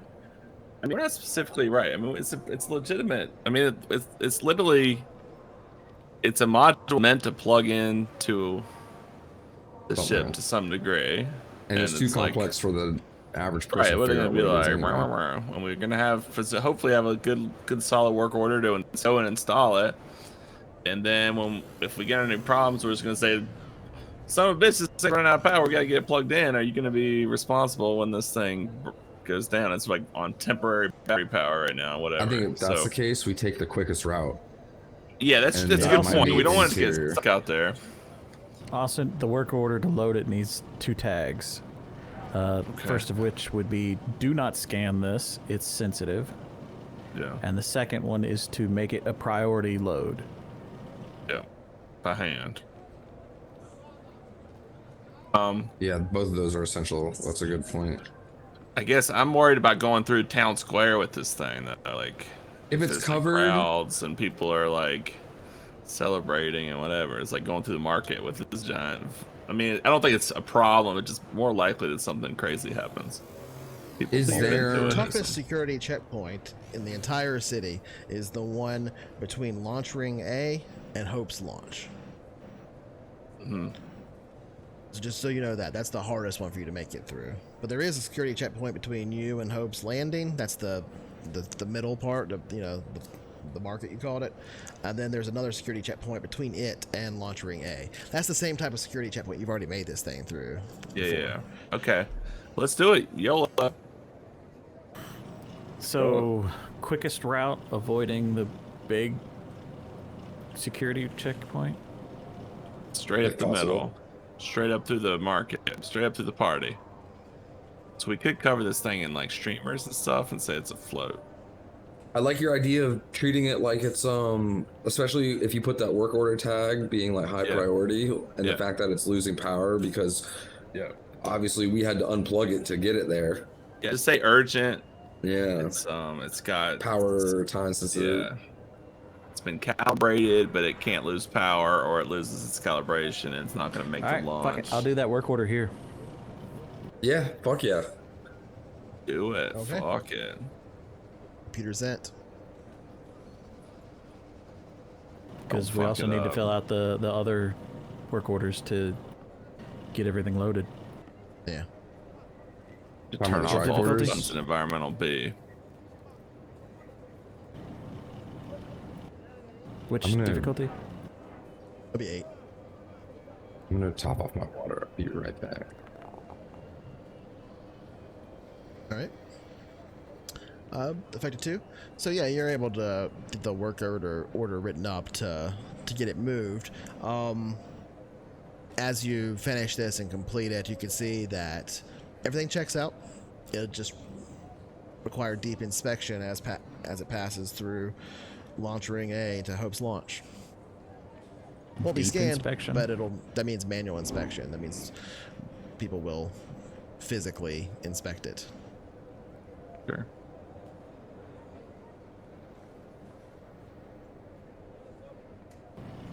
Okay. I mean, if Do we know of any way to bypass that? well, I mean, saying Don't if go it's between already been launching A and scanned Hope's launch. before, But that's No, a hey, longer It route, hasn't been. right? It has not been. It's been through normal security checks. It has not Yeah. been through this one. This one is different. As I said, this is yeah. But this Deep is one we can avoid Yeah, if we that's, go that's through. the one we need to avoid. If we go through the festival. that's not how this works. The festival Okay. you have to go through the festival either way if you're going to Launch Okay. Ring A. It goes environmental A, security checkpoint. Hope's Yeah. Landing, that's the festival, right? Yep. Then another security checkpoint. Then Launch Ring A. Yeah. Then the actual let's just call it customs, the hard Yeah. deep security. Yes. Then Hope's Landing or Hope's Launch. Yep. Yeah, we need Okay. to avoid that. I mean, There is Customs. no way to walk from Launch Ring A to Hope's Launch without going to that period in the entire construction of the base. the other plan B is to only go thing that outside gets- through the Yes, like if shipping you cargo. go to Hope's Launch period, you have to go through that security. The only thing that doesn't go through that security and gets to Hope's Launch is nothing. There's nothing that does. The stuff that gets onto the ships doesn't get on Hope's Launch. They go straight onto the ships. Do you see what I'm saying? So the only way to bypass that security is to bypass Hope's Launch, or to figure out a way to go get through outside. it. Yeah. Yeah, so there's two ways. You can either go through it and figure out a way of masking yourself through it, or you can come out from the outside somehow. Or get yourself, I don't know, snuck into one of the things that are already being loaded by somebody else or something. Is there anything we're aware of at this time that implies that scanning this thing is going to be a problem? Like, in terms of, you know, biological signatures is going to be like, what the fuck? Or... What do you mean by that? Well, I just mean... Well, if we put a big "Do Not Open" sticker on it, that's one thing. But they're gonna look at this. I just mean like they're gonna scan. What are they looking for? Like bomb? They're looking for bombs or sabotage. Well, they're comparing What everything other that's being things might loaded they against the be? manifest. Okay, which this isn't on there. No. We have a work order to load it, but it's not gonna match the manifest. Right, because you can manipulate the work orders because you're maintenance people, but you have no way of manipulating that manifest. So here's the thing, Scott. Is there... Okay, so we show up and like, yeah, there's been a change. We have this urgent work order to get this thing loaded, priority 1. If they're like, nah, brah, we have to give them someone to call or something, right? Like, they'd be like, okay, call over to a Syrian in lab and ask Dr. whatever to like confirm that this thing needs to go on this ship. Is there something we could do to like spoof that somehow?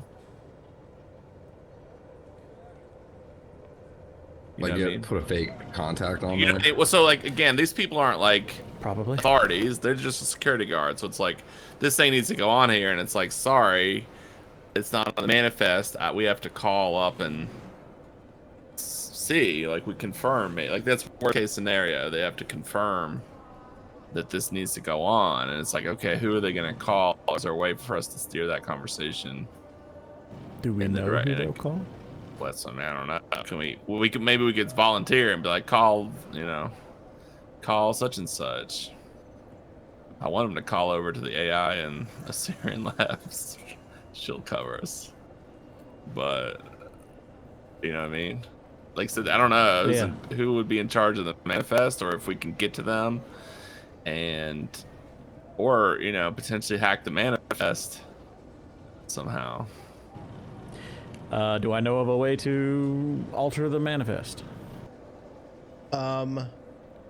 With the role you did earlier, I would say you would know of a way of accessing the manifest, but at this point it's locked in. There's basically no way of editing the manifest.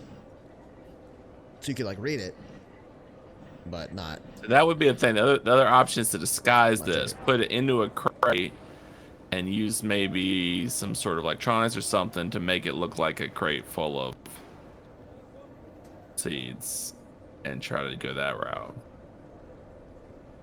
So swap it out for something that's already going on. Yeah, not even swaps. I mean, maybe something more not. Yeah, I mean, ideally we capture a box of seeds and then bury this inside with some sort of shielding, you know, Faraday cage or whatever, Faraday cage. But failing that, just if it's another box of seeds that's like, oh well, it's probably fine. I mean, yeah, every single package might be numbered.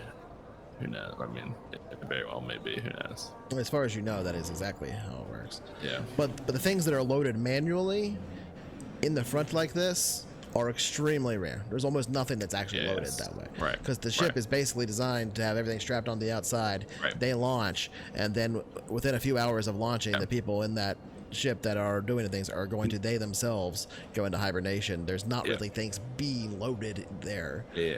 Right. Yeah, that's the thing. Like, this thing needs to be loaded up and plugged in. Right. We need to go in with. I mean, we're gonna have to go in with it. If we go the other way, we go outside and we go in through the cargo bay or whatever. We're going to have to navigate. You know, have to get through the ship somewhere. That could be harder. And again, I'm worried about getting stuck on the, you know, breaks a wheel on a rock and stuck out there, or can we get on the ship from the outside? Flare. Yeah, I mean, it's just like a bunch of people loading shit onto the ship. There's an access ramp, I thought. Yeah, people are just like loading box after box after box. So it's like it's a good scene for us to to blend in and potentially, again, it's going to be a madhouse to where they're going to have a hard time keeping track. Like, it's going to be very weird for us to roll up to the main gate and be like, coming through. But I still think, we have a fair chance of talking our way through it. And again, worst case, arrest us on the spot. It's not like contraband. They're just going to be like, well, we have to confirm this, and we could just say, okay, well, who needs to approve it, or what do you need? I don't think the hardest part is going to be getting it onto the ship. I think the hardest part is going to getting it onto the loading area, I guess you could say, that reaches all the ships, like that first security checkpoint. Because after that, we do know for a fact that this ship has the least amount of security on it. Like, I don't think there's anyone at the door checking packages. There is someone, ship. But whether on that the ship, is particularly not on the ship, at the customs area. Yeah. All right, so what do you want to do? Walk through the customs area or go outside? Make a call because you're driving. I feel like outside is a little sussier. Yeah.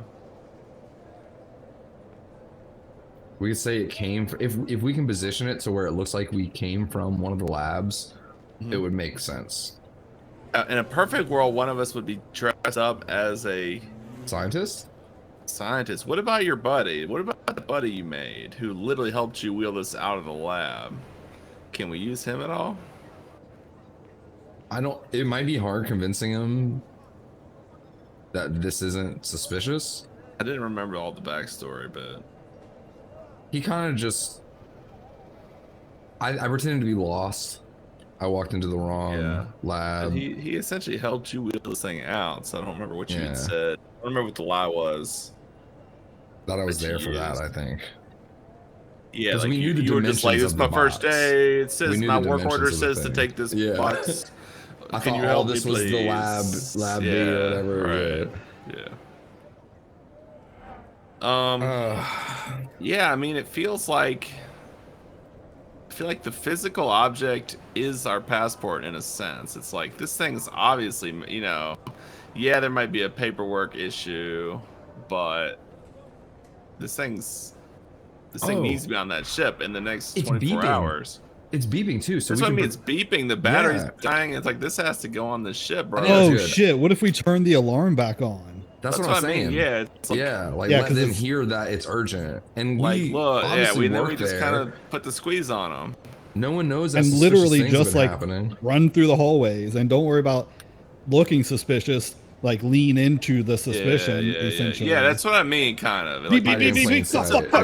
Scream fuck the whole scenario. But if they try to already hiding a bomb, you wouldn't just make. You're not gonna be like fuck a bomb. I'm running onto the. Yeah. But I think that's a good point. Stickers. We have to turn the beeping on. We have a work order. Yeah, work order. Beeping. What if we this needs to go? It's urgent. It just what if we this was calibrated in lab 3 or lab 2? We need to get it here.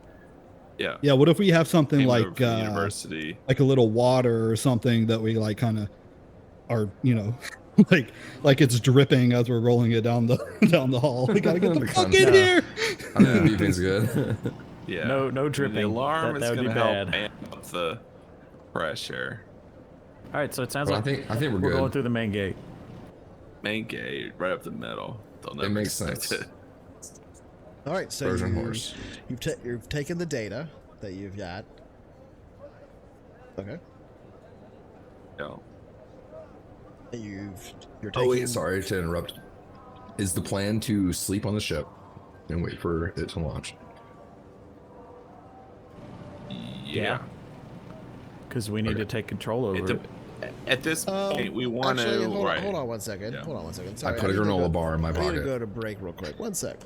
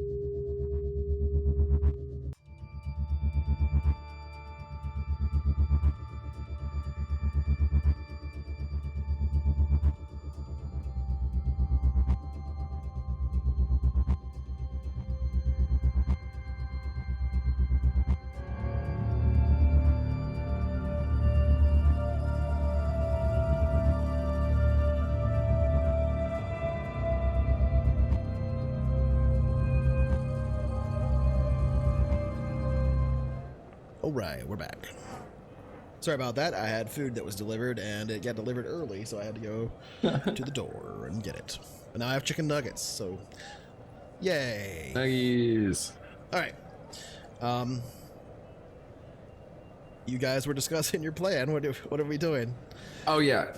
So we intend on sleeping in the ship tonight stealthily.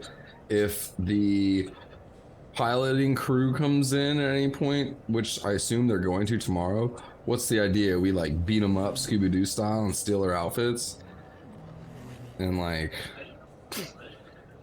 fly away with them? Sorry, who? So are these manned DSVs? Yeah. Do we know they're There would piloted be an alive crew during takeoff, and then they shortly thereafter will go into sleep as well. That's right. So they're gonna show up at some point if they're not Just already like Alien kind of.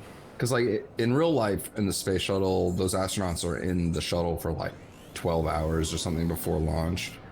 Like they're in there for a while. Yeah, that's so... one thing I'm a little bit right. Will there be live crew now doing system checks and stuff? I don't know, but we're gonna have to talk our way up in that bitch and be like, there will be, just a second, last minute 24 hours BIOS until the upgrade first ship launches, and plug that ship up. There's another 12 hours from the time the first ship launches until the time the last ship launches. During that time, nobody is in and out of Hope's launch or the ships. So every ship is fully loaded and ready to launch with all of its crew on board at 24 hours. 12 it's hours. literally now or never. So the crew that are on the ship, the crew that will operate the first ship that launches, will literally be on that ship within the next 12 hours. The crew that are on the last ship to launch will literally be on that ship within the next 12 hours. All of them will be on that ship within the next 12 hours, and they will have to either wait 12 hours or 24 hours from that point for their launch point. So everything's being loaded on right now. This is our last window of opportunity, basically. We definitely need to get on board now. Yeah. That, I guess we play it by ear then. I guess we play it by ear then. And I stuff a granola, I'll stuff a granola bar in my pocket. Okay, so tell me what you're doing. Describe the scene to me as you leave Environmental A with all of your stuff and things. Just tell me what that's like. Okay, so I'm gonna make sure with Mad Cow's character Tanner's help and whoever wants to, obviously, that the tarp is covering it pretty well, I think, as like a protective layer. And I want to try and strap it down to the gurney that it's on, or the dolly, if we can, just for added security. Just to make it look like it's something intended to be transported. Yeah, you can like its traps. Anything else? Do we want to activate the beeping now, or do we want to do that for dramatic effect at some point later? Because we basically have it at our control. Let's get through the crowd first, and then let's not draw attention from the crowd immediately, unless we need it to be that. Turn it on later. Yeah. And we're pretty good. We've been in situations together out of character like this, like where we have to think on the fly. I trust y'all's decision making, so I think we'll be okay. Do we? How many security points do we have to go through? 2? Including the Hope's Landing one? The only thing I'm worried about it really is the manifest. It's legit. That's 3, and that's with Hope's Landing. Yeah, 2 don't do we really call matter. over? I don't know. Do we call over to the ship somehow? Maybe relay the call through the Syrian or through maybe the university and say, hey, there's been a last minute equipment addition. We got scientific equipment coming over. These 4 guys will be showing up in an hour with these badge numbers. Let them through. It's a urgent equipment. They have a valid. They'll present a work order. Urgent equipment. It's time sensitive. It's on temporary battery power. You gotta let them through and get it plugged in and hooked up and finish calibrating. No delays. We could try it. Can we do that? And then that kind of opened the door. And if they believe that, Right, if we have a reason to we're be Gucci. on there for multiple hours Because doing it's like things, a secondary confirmation, right? If they're just like security lackeys and we're going outside of their scripts, they're going to want some kind of external communication. So if we can provide that in advance. Right, just beat them to the punch, basically. Yeah. Yeah, So they don't have to contact anyone. Right, so they'd be like, oh, they called over. Because relaying the call would be kind of difficult. Well, or even we could run over there and do it from there. Who would they be calling anyway to verify anything? I don't know. There must be a group that like that's heading the operation. Heading Hope's Reach. Hope's Launch, yes, Hope's Reach, and no, you're right, Hope's Reach. That would presumably a Syrian is like the #1 player in this whole thing. I mean, the whole point is that it's a collective, like part of the accords is that these groups, these corporations are coming together to do this together, but the Syrian's the biggest and the most in charge. So like there's got to be like a chain of command though, like. Yeah, but maybe, like, but again, it's just like everything's gonna be late, right? It's like everyone's gonna be scrambling, so it's kind of like, look, this is okay. This just confirms why, if this is a Syrian in this thing, his consciousness or whatever, this confirms why he didn't just order it to happen anyway. You know what I mean? Mm-hmm. Like if he had that power, so we can't like lean on that kind of power. Which is basically just verifying what you're saying too. But we're not actually doing it. Who would they talk to? Who's like ordering this shit to happen? Besides, who's on our work orders? Does it say Assyrian Industries? Mm-hmm. Yep. And is it signed by like a person? You mean like the work order? It's generated by the system, so it's our normal ones. Yeah, just like user stories are for any system. It's like on letterhead, so it's like official. And they can check it, right? There's like probably a barcode they scan it and say it's in the system. Absolutely. It's not just we just like Xeroxed the thing and faked it. Yeah. It's in the system. It's a valid work order. And frankly, that's what I mean. Like that's just, it's almost enough.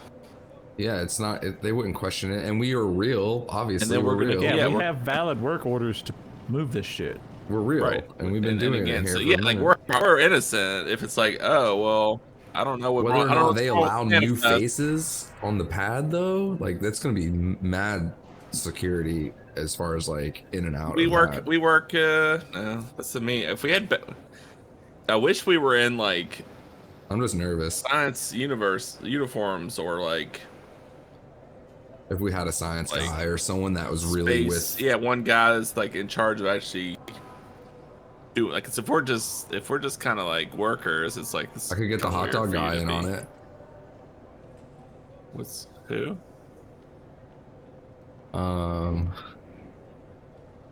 Where I got like a hot dog from somebody in like one of the first episodes of this, and like Mikey or something. It's Mikey. Was it charismatic? It's all hell.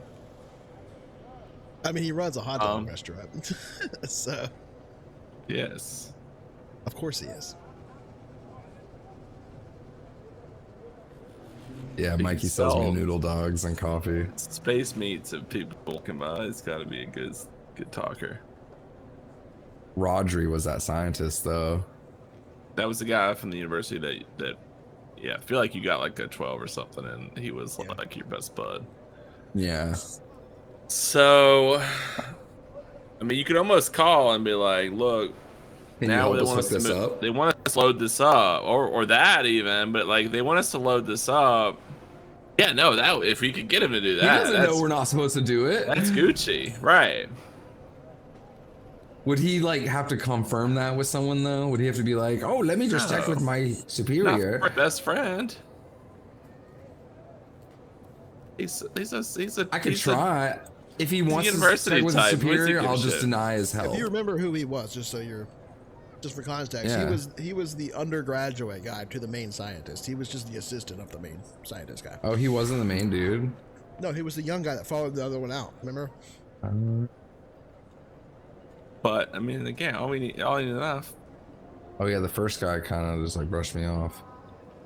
You call him and be like, "Where you at?" And if That's he's the like, "I'm at actual lab. work," be like, "Perfect," because you're gonna have your little science outfit on. Be like, "Grab a clipboard, meet us at the ring. We Let want me hit your him help." up. I'll try it. You want me to try it? I'll try it. Yeah, we could be like, they I'll want us try to it. plug this in. They want us to plug this in, but we're like not confident we're gonna be able to figure it out in time. He'd remember the box at least, and he'd know. Right, he's legit. Unless he found out I wasn't supposed to take that. Why would he tell? Again, it was just like a box in a storage room. It wasn't like. You know what else? I could go get the other things, the tricorders. I mean the Hey, that's your call, man. handheld computer data retrievers. You think that's a bonus objective? Like if we get those, we get to have A little bit. A little bit. I mean, thinks that that's supposed to be part Son of of it. a bitch. Even just one. I was like, why didn't I take just one? I'm such an idiot. I could try and fill out a work order to get someone else to load that equipment. And then we blend in. Yeah, ship too, though. Having a train of it might be good though too, like them and then us. Yeah. Okay. How about you write one for like 2 deliveries.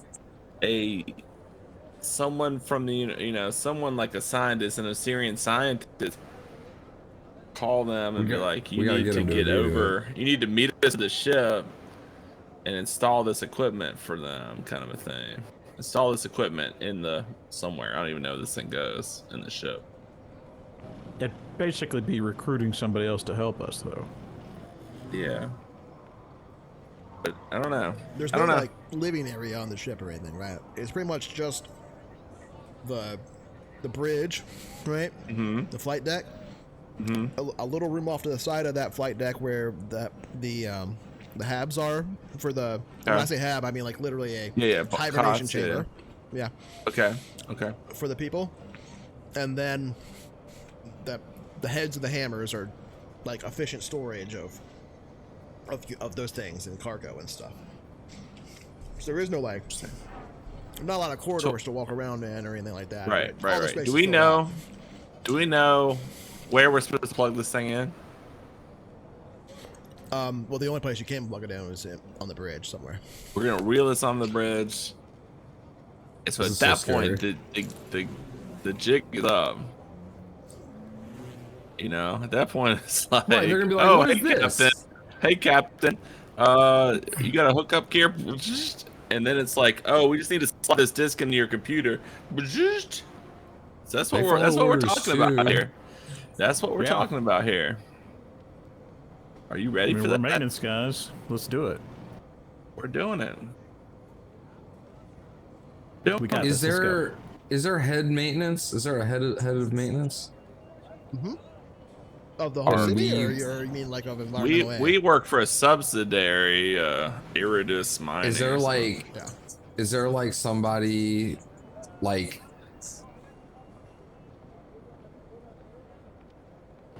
Our boss quit, remember? Yeah, I know, but he answers somebody too, I think. So like, is there a way that we could pretend to be like the highest ranking maintenance people here? I do that every day, so yeah. I mean, you can try. We're we're a legit crew. Like, we're a grizzled, competent crew. It's not like we're like 20 years old here. Yeah, we're like 40, and I think oldest is 60. Right. Nobody's ever said. Yeah, I'm 68. No to 68 even. Willie. So like, I mean, if we have work orders,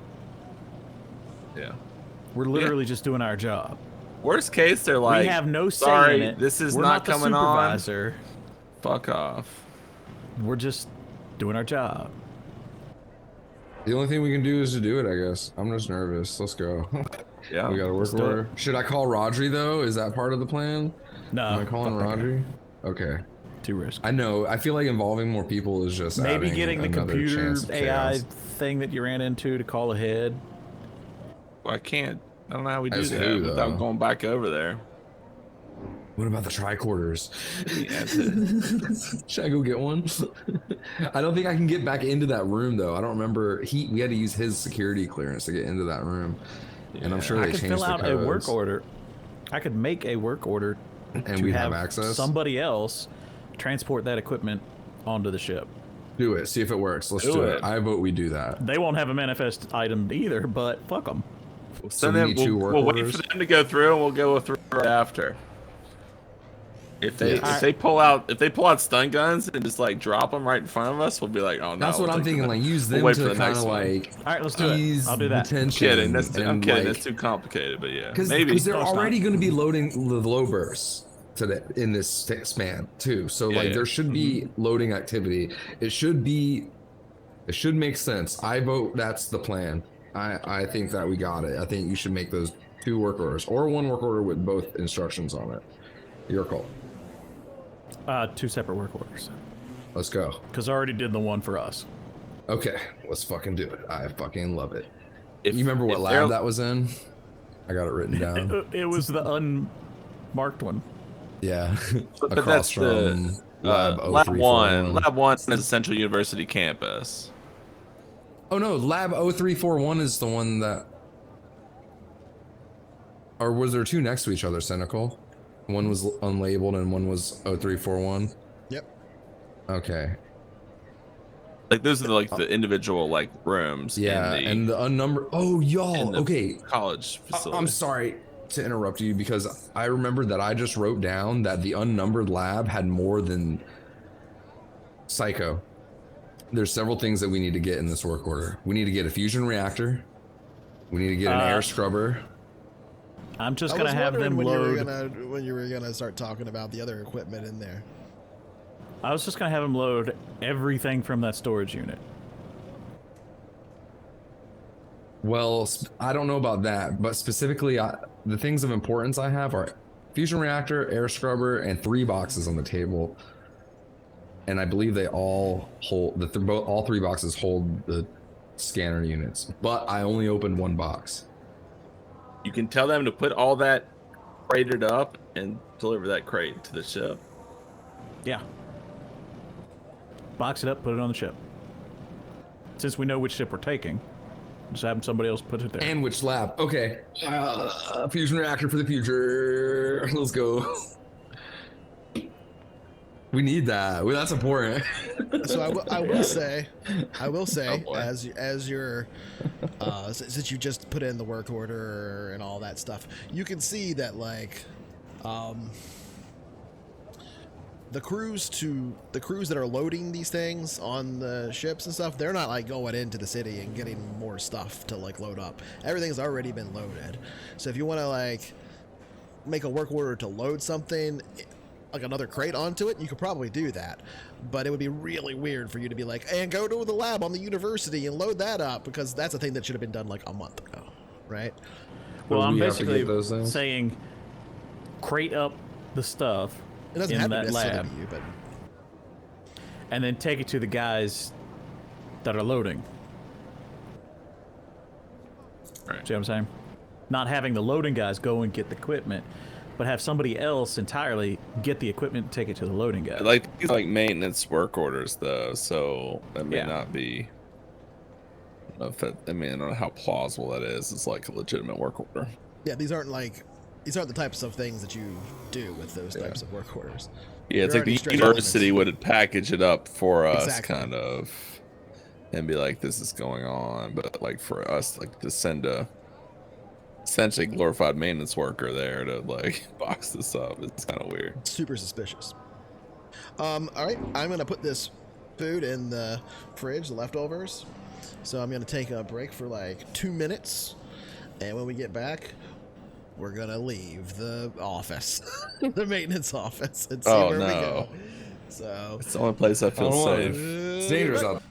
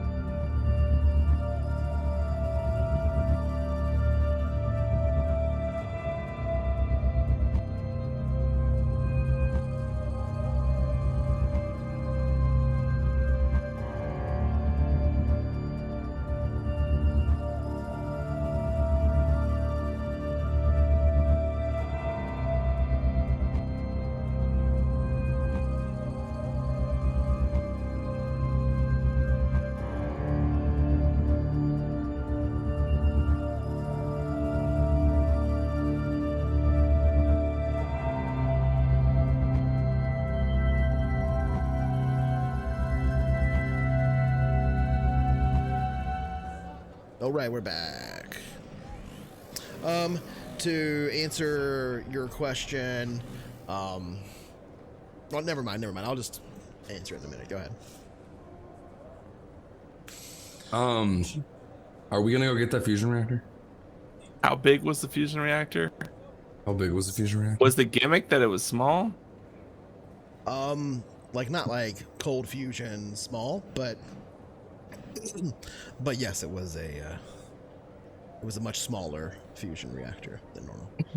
Because we have fusion reactors, there'll be a fusion reactor on the ship. Yes, this was not But a this is just magnetic like a fusion miniaturized reactor. one. This is a pulse pellet fusion reactor, is what it was, if you remember. Probably not. I mean, PPFR, sure. it was it's a highly efficient fusion reactor that's very small compared to modern ones. But still, like half a ton or something. Oh, Like it's still we would huge. Yeah. We would need a card just like this. Absolutely. Yeah. It's like the size of like a oh, what's a good comparison? Like Refrigerator? a couple Like of the machine we have. It's bigger than that. It's like, Like 2.5 by 1 by 1. Yeah, imagine like a big like side-by-side refrigerator with like a couple of hot water heaters on top of it. Yeah, yikes. It's the type of thing that can go in storage and be safe, right? The boxes you were talking about are like, I don't know, Weapons crate size. Yeah, we would need Yeah, another like- lift to roll in. maybe that big at the biggest. Right? I mean, Can we look? Okay, is there a way to look? Side note: is there a way to look on the manifest and see like what the weight, like limits are? Like if it's already loaded and stuff like that. Can we do that? It is not at maximum capacity. They're over-engineered basically by lots. So we'd be safe if we wanted to load all those things. Oh, absolutely. Yeah. Okay, you okay, would that's be all I like needed. way within a window. You could load.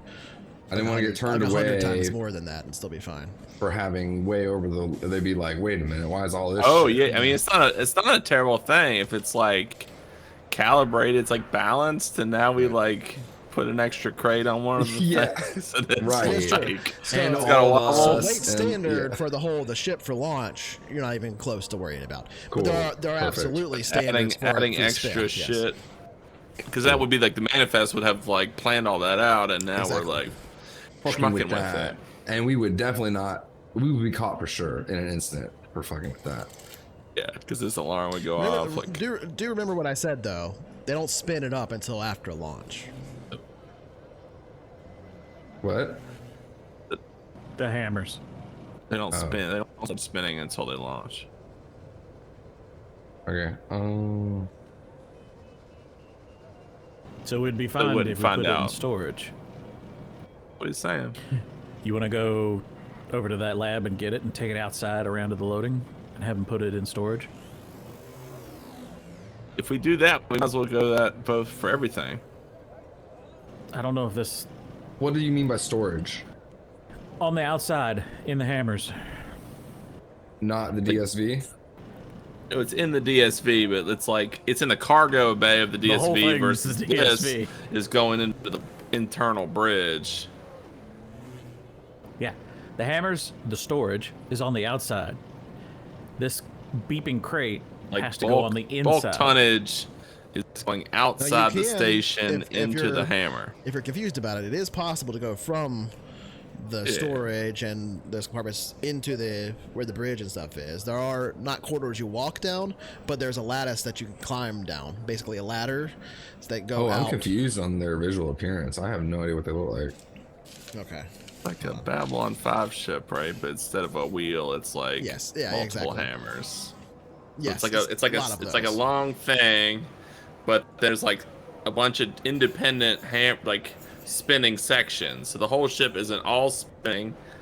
It's like sections are spinning independently, but it's functionally it's like a ship from Babylon 5, like the big ships, the big capital ships. You know what I'm talking Yeah, about? exactly. Does that help?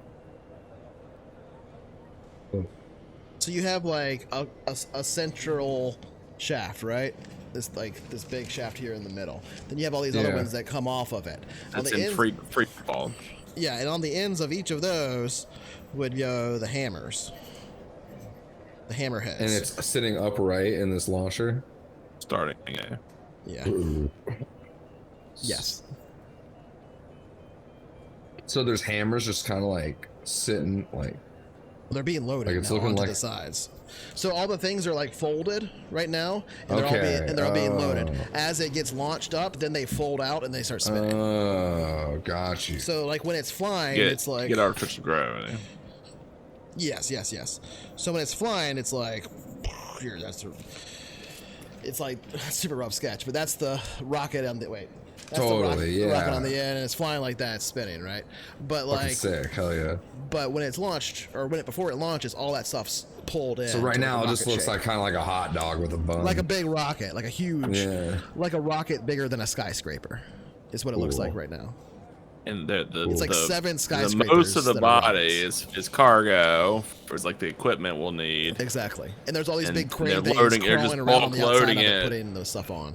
Like cargo in Fucking an nice. airport, and whereas we're in the airport in the passenger place, going in the main door, like air, that's where the crew is gonna load where we're going, like straight into the bridge, give or take, but into the center of the ship. So if this stuff would go into deep storage because we don't need it until the destination, so it's going to be in a crate and go into one of the hammers.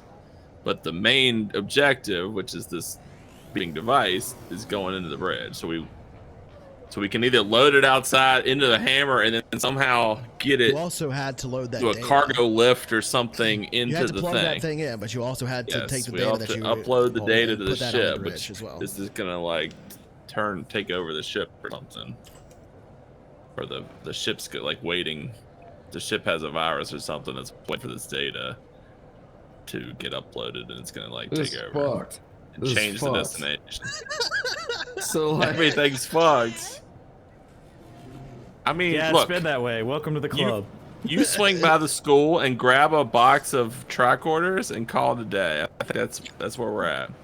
that's and a you box stick, like- tracker. You don't want that fusion reactor, man. That's I want it, but I do. that boy's gonna stick into a ship and we're gonna fly, man. Do you think you can we're all gonna die in take it outside around the version loading crew and have them put it in 0.0. storage? If I can get Low away into burst, that man. room. In Traveler, low burst survival rates like not that good, and this is 200 years prior. These things are probably 80% survival rate anyway. You're gonna die in the low burst. Don't even worry about it. Does that make you feel better? I mean, Willie sits down cross-legged. He's giving up. No. I mean, we Man. need a cargo lift. We need like a grav lift again, another grav lift, which we have in our area. It's not a grab. Or box, we- but, yeah. We'll steal environmental bees. It's a Dolly. it's a cart with wheels on it. It's a powered wheel cart, but it's Powered by no anti-grav. And How then big was the air scrubber? take that to the university, the air scrubber. load it full of shit, and take that down to the main, whatever the cargo bay is, where they're using to load the ship, and then make Like a one hot work water order heater, to think load about it. Is that what we want to do? And that's going to take 4 hours. It's 4 to 6 hours, of which we have 12 before final lockdown of the ship. Is that right? Yeah, let's do it. All right, we're doing it. The Big Willie fusion reactor is coming on board. And the air scrubber. The Big Willie scrubber. they And the call 3 him. boxes. You ever hear the whole story about the Willie scrubber? The only reason we have these is because Willie spoke up in the final I'm sure hour. you got him, You take the This is true. I'm not even. I'm just. It's totally true. You took the data thing from Lab 2, right? Lab 2, commercial R&D. Has astrogation, environmental and weapon rooms, venom finds, AI in Jared's office. I have a disc from Assyrian HQ, which I guess, that wasn't Lab 2, I guess, right? Yes. Okay. Yeah. I was making sure you He had also finds a chip that has astrogation information on all the destinations of the Hope's Reach ships. Yeah, I have like the list of targets, including 2 secret locations. And like I said, AI like asked me, do I want to purge in 72 hours? It was like, do we still want to do the purge in 72 hours? And I was like, nah, you better put a pause on that purge. So if we want to purge, we got to go tell her. Do we want to purge? That's your call. I mean, it seems like Osiris wanted to purge. I have family here. Fuck this. I mean, I think that might be political, or they like don't want, they want, if they were to destroy our, and this is all hypothetical. If they wanted to destroy the moon base, that would be a way to make sure that these 7 colonies basically take the best of humanity and don't get sided with sort of the tendrils of the past, which is kind of the dynamic that's in play here, where it's kind of like these corporations are trying to, like, just the same reason people do anything is to try to get the benefits of these colonies, whereas it's more like let's do a secret missions where we cannot be fucked with. So, they won't even know. If we get to a secret location, they won't even know where we are, so we can flourish without interference from Earth and Sol. How many people? As my guess, is you have the data on that location now, Scott. Yes, we have the details now. Which Yes. we could, How many people are they putting on each rocket? 30,000. It's about 30,000. Yeah. Oh, okay. Essentially all over Earth. Yeah, they're all 30,000 hibernation. And so this ship number 7, we've made sure has all of the people that we were told to load. So it has a hand-selected population, not all 30,000 presumably, but some proportion of those are hand-selected people that we were given a list. You don't know exactly. Yeah, we don't know the specifics of that. You just know that, Whether they were cult members or they were like people with skill sets that were particularly valuable. Who knows? You didn't look into it. You could try, but you didn't. So if you want to do that, you certainly can try now, but it's up to you. Nah, it doesn't matter. It says launch into orbit and await extraction, and then upon extraction and completion, all. So that means we're not headed to a destination. We don't know. Yeah, we don't know if they're gonna pull up alongside and remove us or kill us. So we don't need a low berth, is my understanding. Correct. It's a fair question. You think there might not be any extra beds? I'm okay with Willie's okay with just ripping some civvy out to survive. I mean, we'll have to worry about that when we get there. Presumably there was a plan for us. I figured chances are 8 out of 10 they're just gonna kill us after this, because we're like the last witnesses. Fair. But maybe we switch places with the real crew or something. Like maybe we somehow. Yeah, they may kill the real crew. I don't know. We take the crew's low burst, and the real crew takes the heat. Because if we put the software in, that means that it's going to do what. Yeah, it's going to take over the ship and send the ship to a different place. And they may not like that. They try to stop it or something, and I might have to kill them. They could pop. Yeah, so maybe we don't get in low bursts. Are there any? Well, I guess we don't necessarily know, but there could be. And there could be extra low bursts. I don't know, in case they malfunction or something. Is it procedure to have extra low bursts, like free? So there's the low bursts that, again, when we're calling low bursts, we're calling about the hibernation pods. They're being loaded onto the sides ahead of time, so they're already occupied by people. There's componentry aboard in case they need to make more if there's emergency mid trip. like if there's a collision or something like that. But it's generally speaking, no. There's the ones for the crew, which are separate. They're not like loaded in the spin areas. And then there's the only reason they spin is for health reasons for people. The crew ones have the highest risk of health problems, as in fact, because they don't spin. All the colonists are being given the spinning ones or whatever. So there's the number for the crew, there's the number for the people on the thing. You don't know if there's extras or how many there are for the crew. Yeah, they may be organizing their own crew, or that like less crew potentially that would give us extra room. You do know that the operational crew, flight crews, for because it's like very public. They're like all interviewed and stuff, right? They're very small crews. Some of we the know some of the special tagged things, beds that we loaded could be empty. I mean, they're all us, right? public. They could so be earmarked from certainly us. could, yeah. I would like to look up their faces real quick. Okay. Just go to a console and look them up. Yeah. Smart. Okay. I look at all of them too, just to like, so there's not any like, if anyone sees my search history, it's not just leading to Sure, one you look in at all particular. the different hopes reach people. Okay. Yeah. Yeah, they're all there. Okay, but I want to make mental note of their appearance so that I can pick them out when we get there. Okay. Yeah, they're. To be clear, there's 4 of them. 4 of us. Each crew is a crew of 4. That's not a lot of redundancy. Say we It's a very beat them up small and take flight their spacesuits. It's 2 pilots and 2 engineers basically for each crew. I have engineering. I have engineering life support. Now there are other specialists already on board. The Yeah, ships and stuff. and device. Yeah, of course. Yeah, exactly. So if one of them needed to be thawed out later on due to an emergency, they could. So there's a lot of redundancy, but just on the launch crew, there's only the 4 people. Oh.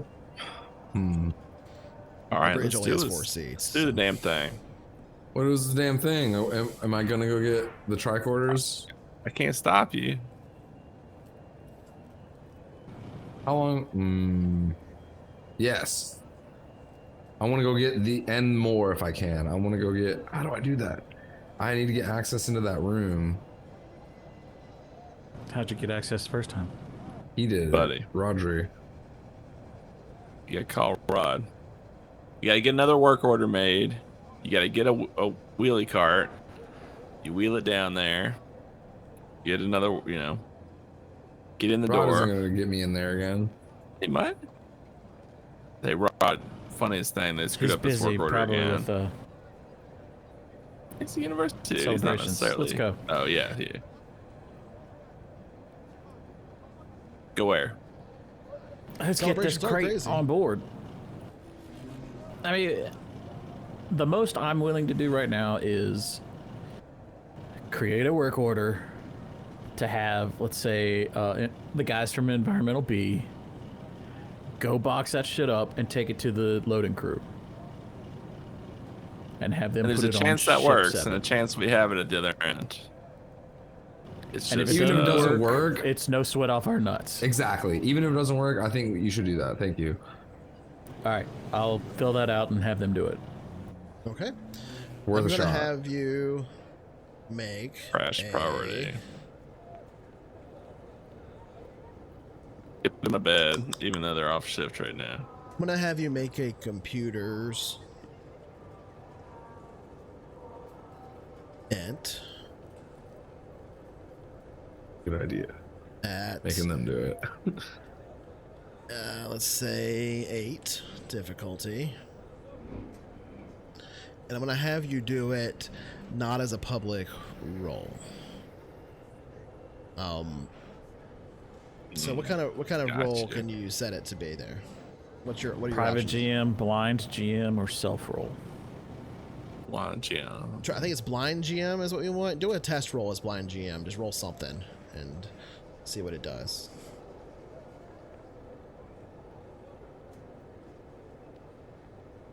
and I am going to. This is not the roll. This is just a test roll. I see question marks. Okay. Yep. And Do we you see it the there roll? too. Good. Okay. And it's also not on stream, which is what I was trying to confirm. Oh, okay. That's good. So You make it don't- a you blind don't- GM? Yeah, you don't see the roll, right? You just see question marks, Psycho? Correct. Okay. Yeah, I so- just see question marks. All right, so yeah, do it as a blind GM roll. And I'm going to record the result. I'm gonna record Cynical's face. Wear a mask.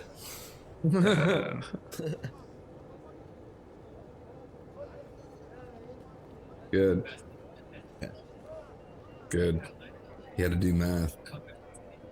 I had to Yeah. find the roll. It was snake eyes. It was snake eyes. They'd be like, nope.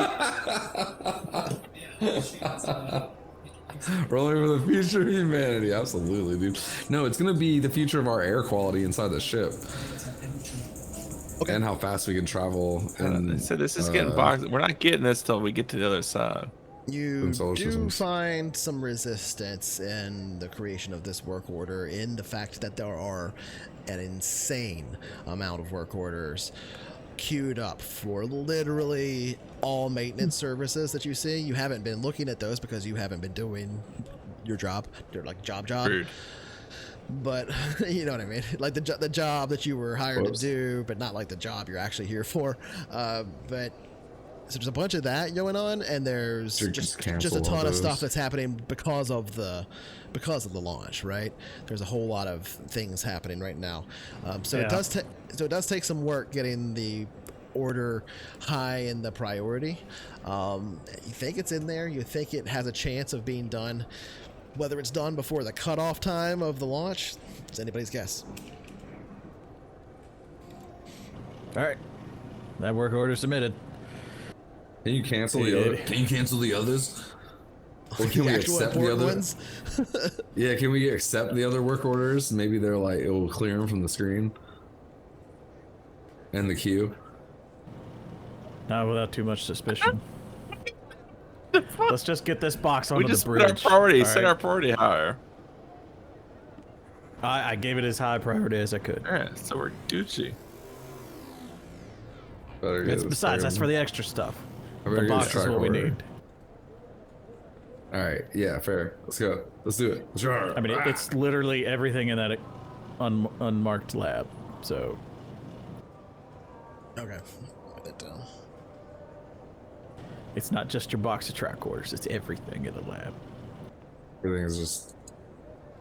We're gonna have some funny I shit. mean, they got room on the ship. They just throw it in storage and fuck it. Anyway, Is we gotta get everything gonna going. make it look more suspicious? There's a lot of stuff in there, probably. If it is, it ain't on our balls; it's on theirs. So Rolling for the Yeah, but that future means of that- humanity. They'll cut off the shipment entirely, and we won't get the good shit. You don't know. You'll just have to find out, I guess. Hmm.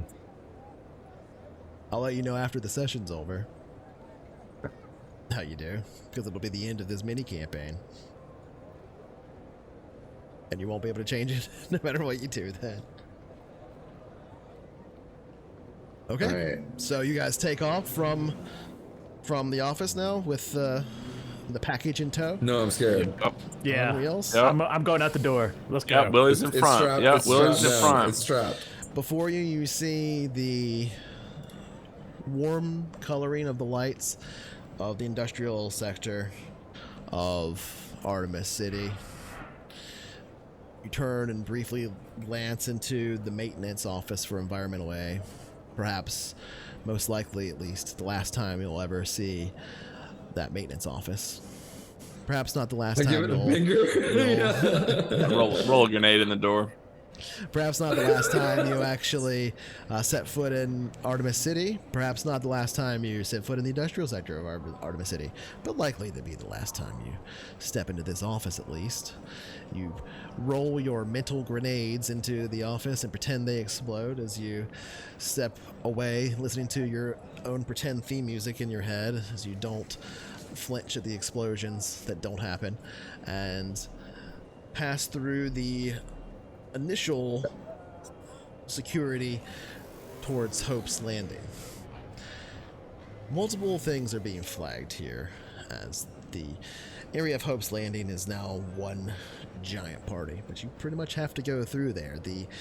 It's the center, the literal nexus of Artemis City. It's an enormous space, though. There are corridors all along the sides. The center of it, though, the park in the middle that surrounds the original rocket from the landing from World War III, though, is a sea of bodies dancing to music, and in some of the cases even having like picnics on the green here. It is in fact an actual lawn that is constructed here to give the appearance of more nature. There are holographic birds that flutter around the skyscape above you, as well as holographic clouds for those holographic birds to pass through. It's a beautiful sight, Hope's Landing. Perhaps the last time you'll see it, perhaps not, but it's certainly the busiest you've ever seen it. It's certainly filled with the most fervor. And there, standing in the middle, atop a raised platform that extends from the rocket itself, on a perch that he once stood almost 100 years ago, you see Jared Assyrian, waving to the crowd beyond, and Insight check. Giving what seems that's not a skill in this game. Giving what seems to be a rousing speech to some of the others. You can hear his voice occasionally echo across the crowd, but it's very hard to hear him from these maintenance tunnel areas. But you catch bits of his speeches that you've heard practice before, but there are occasional stops where you can see him reminisce and kind of look to the sky. There's a look of what might best be described as sincere joy on his wrinkled face. That's the closest you can see from this particular angle. You want to make an insight check. The closest thing to that would probably be it would be a persuasion or it would be a persuasion check or a deception check, that because you're basically, what are you trying to determine? Checking for deception. Yes. It'll be int. Are you trying to see if he's lying? If so, that would be deception. If you're trying to, I'm like looking for like flickering on his form. Like, is he a hologram? Okay. That would be more like a pure recon check. Okay. I do not. At this point, I don't care. Well, he's not obviously. I got one job like that. You don't see any obvious flickering. Like, is he a body double? I'm gonna do. That would be a deception check if you were gonna try and roll that. Okay. It's deception. What's the difficulty? Well, to determine that, I think I would say you just do that at 8. Ooh. I mean, you could throw an empty plastic bottle at the guy. Plastic's illegal. No. Oh, whatever. Contraband. No, it's not. It doesn't. As far as you know, no, it's not a body. It's definitely not a hologram. It's definitely a flesh and blood human being who moves pretty slowly, but for a 200-year-old guy, he sure is healthy. But he definitely has a face and a mouth, and he's using it to talk. It looks just like Jared Assyrian in every way that you've seen Jared Assyrian. You've never met the man, right? But you've definitely seen him on vids. Like, he's one of the most mediated personalities in human history. So it looks like the guy. There are people cheering at him, so they seem to believe it's him. I got my eyes on you, I mutter under my breath. All right. He turns and looks at you. No. Oh! His head turns around backwards. I hear in my head. Owl. And my eyes on you, friend. Yeah. Ah, what campaign is this? Prestidigitation. All right. So you begin passing your way through Hope's Landing, the busy sprawl before you. Do you do anything in particular to dissuade attention from yourselves as you move through here? It's not too difficult to. I stare at a compad. Okay. Go ahead, and I'm going to make this a task chain. And I'm going to have Willie start it. I'm pushing this cart Go ahead and make me a like stealth. Running people over. with purpose. This is not a running people dexterity over. stealth. This is an intelligence stealth. So, make me an blending in. intellect. So go ahead and make me an int stealth. Intelligence, I call it.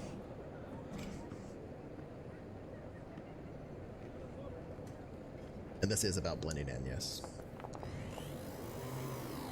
Boom. Okay. Now somebody else. Let's go with Katsumi. Click the chain link. I would like to make another stealth check, but it can't be intellect. It has to be one of the other abilities that you derive in the situation to help the stealth. You're all going to make a roll. It's gonna Sorry, be a cannot be stealth. It has to be stealth. Cannot It be cannot be int. int. Yes. Okay. I'm not sure. When I'm clicking task chain, I can select a skill, but I'm not seeing a way to select a stat with it, or the stats. You always have to select a stat when you select a skill. So All right. Well, let's say this doesn't. Well, it's gonna mess up the task chain. Okay, I'm just gonna roll stealth and see what happens, but it may be like I'm going to.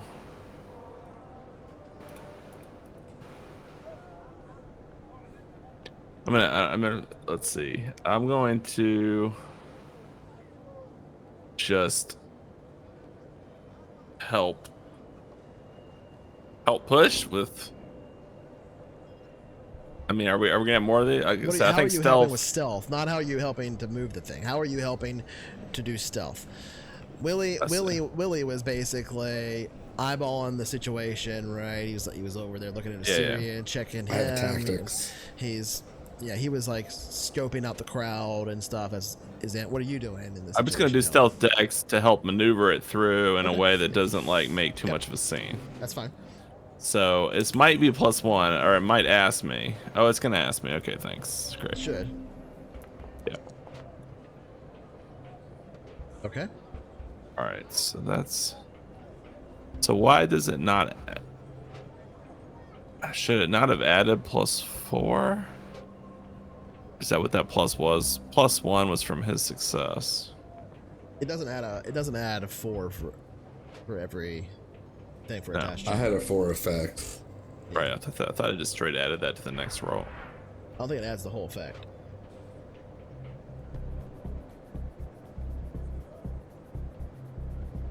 By the way, you're at 2 successes. Okay. What are you doing, Scott? To help. I am relying on my blind luck. Okay. Stealth luck.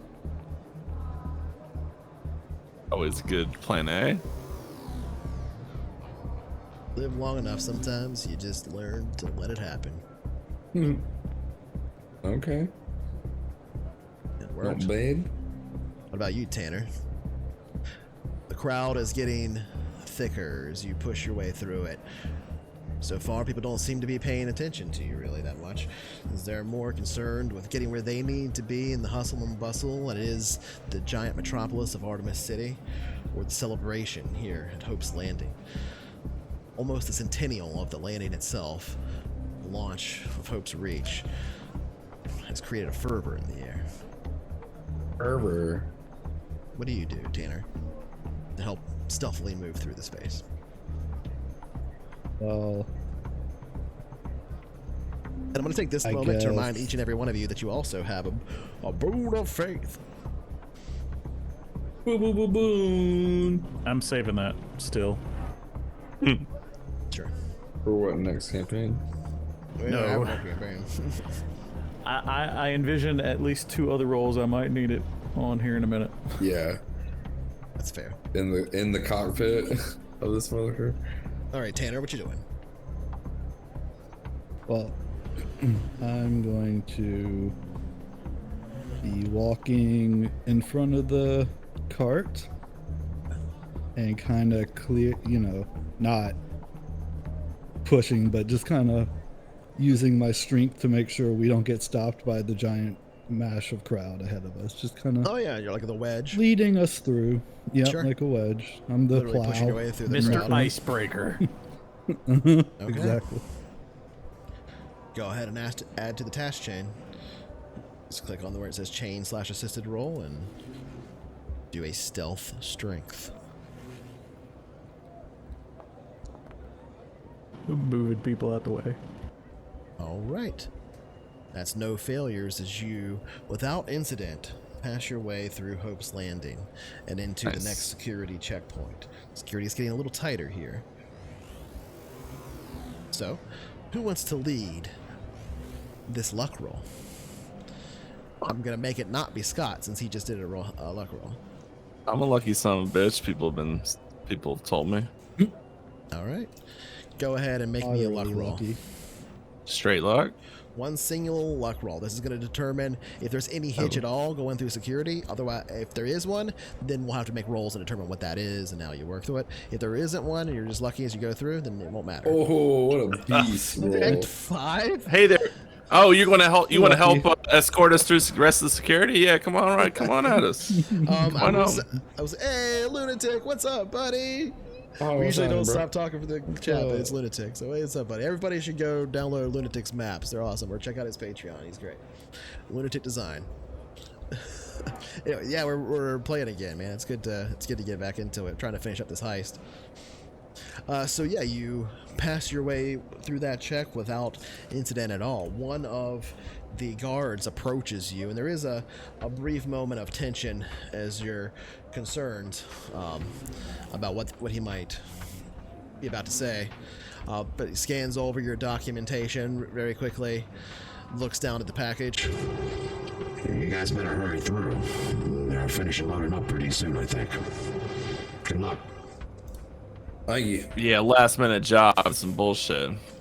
Right. Wish I was drinking already. And we just He keep just pushing. nods you through and is immediately met with a bunch of other people that are heading through. And you can hear behind you a crowd of fairly drunken teenagers that show up. Now, I say teenagers, I mean like 16, 15. Like, they probably shouldn't be drinking, but they definitely seem to be fairly drunk or at least high on something. And you can see some of them show up to the gate and are, yeah, let us through. Like, kind of in the partying atmosphere, and you can hear him very briefly. Move along, kids, move along, come on, get out of here. But other than that, We no hurry incident along. immediately through you, and you pass through security. Now, finding yourself on launch ring A. Out here on the launch ring, there are these convex windows that kind of bend, or sorry, concave windows that bend outward in these dome-like shapes away from you. You can see the lunar surface, brilliant as it is, glowing hotly in the sun as it approaches in the parts that are hot, and in complete darkness in the spots that the sun does not reach. The regolith dances across the surface of not the moon itself, but Artemis. And these little patterns of magnetic waves, something that has become very home-like as you've worked here for the past few months, something that you've grown used to seeing, these patterns, these magnetic, little beautiful, almost like weather on the moon here, generated entirely by the magnetics of Artemis City. Beyond that, you can see Hope's launch, one security checkpoint away, loaded with guards. Each of them scanning and checking every document and object that passes through. Beyond that, the vessels themselves. The 7 largest ships, DSVs, ever built. Hopes to reach 1, 2, 3, 4, 5, 6, and 7. All of them a skyscraper in and of themselves. Prepared like bullets in a revolver for launch, along with their own rail to help accelerate their journey out into the solar system and beyond. This is your last moment here. Just do or die. Perhaps literally. What do you do? Alright. Alarm time. Alright, I'll turn on the alarm on the crate. Make it audible. Okay. You hit the button. Nah, nah, nah. Begins chiming, or buzzing rather. And I'm gonna pick up the pace and start pushing it towards customs. I will too. As soon as you begin to approach, you can see many of them turn towards you. The alarm itself drawing their attention. One of the guards Good, speaks this up. is what we want. What's this then? What's going on? No battery. Needs charging. Gotta get it on board. All right, well, I've got a manifest to check, so hold on here. We'll have to wait your turn. Oh, Is there a huge line? Yes, it's about 20 or so people. And are they? Well, 20 or so groups loading things on. There's not a lot of like what you would think. Like, no, there's nothing big like this. This is the biggest thing. Sure. It's like people that are basically doing like the final pre-flight stuff. Yeah. And then there's who are not actually going to get on and stay on. People that are going to get on, do something and get off, and they're carrying like their little toolkits and stuff. Yeah, sure. You're the only guys Perfect. like hauling a thing to. Yeah, we're a big sword. deal. Yeah. Yeah, Actually, so and you know later. what? I imagine It is somebody the, in our it is the group right has a time. toolkit. I'm gonna have somebody else. I'm gonna roll a d4 to determine which one of you. It's gonna be society. Oh. It's Willie's time to roll luck. Uh-oh. I don't even have that. Oh shit! I pushed him Luck off is the a- railing. Luck is an ability score. Next, after Soch. Yeah, it's right after social. Oh, It's I see possible what you I never did. labeled Okay. it as such, but it's right after No, Soch. it's No, they're all it's labeled. there. I just forgot okay. where to find all my core skills. He thought it was licking. it was Just licking. luck. Oh, that's my licking Everything the same. Average. This is a average check. Difficulty. Yes, it's gonna be versus 8. Pure check. Could be easier than that. Make it a. Oh, go ahead. All right. Beautiful. No effects, but no negative effects.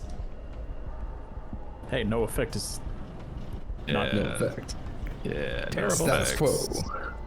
No Yeah. effects. There's 20 people here waiting to go through customs. Can I throw my boon on it?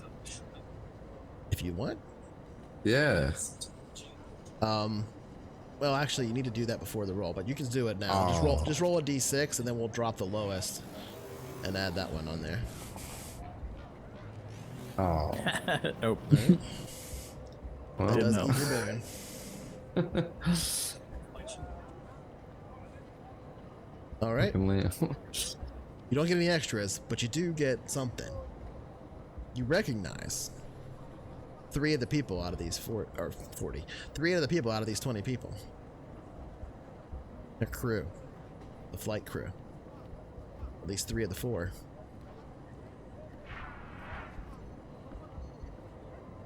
Hey, let him go. I don't think we want to. I don't think we want him around.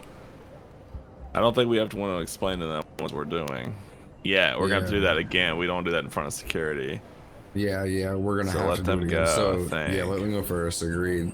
Oh, I think we might be able to wait as I look back in the line and gauge it. Okay. You see each person going through, being checked, their ID being checked, their right to enter the vessel being checked. You see a few people coming the opposite direction, coming out, and you wait. It takes maybe 20 minutes or so before you start getting up closer to the front of the line. You can see some of the people that you even saw go on coming back now, like they've finished a small job or returning. And a couple of the people are actually bringing back more things than they went in there with. Like they're bringing back their tools. They're going to pick up things that were left on board, etc., to prepare for launch here in a few hours. You get closer and closer. All right, it's your turn now. Come on up. Just before that, to go through, to like go through scans and to make your case, etc., to be read on the manifest. But just before you go through, the 3 flight crew board directly ahead of you.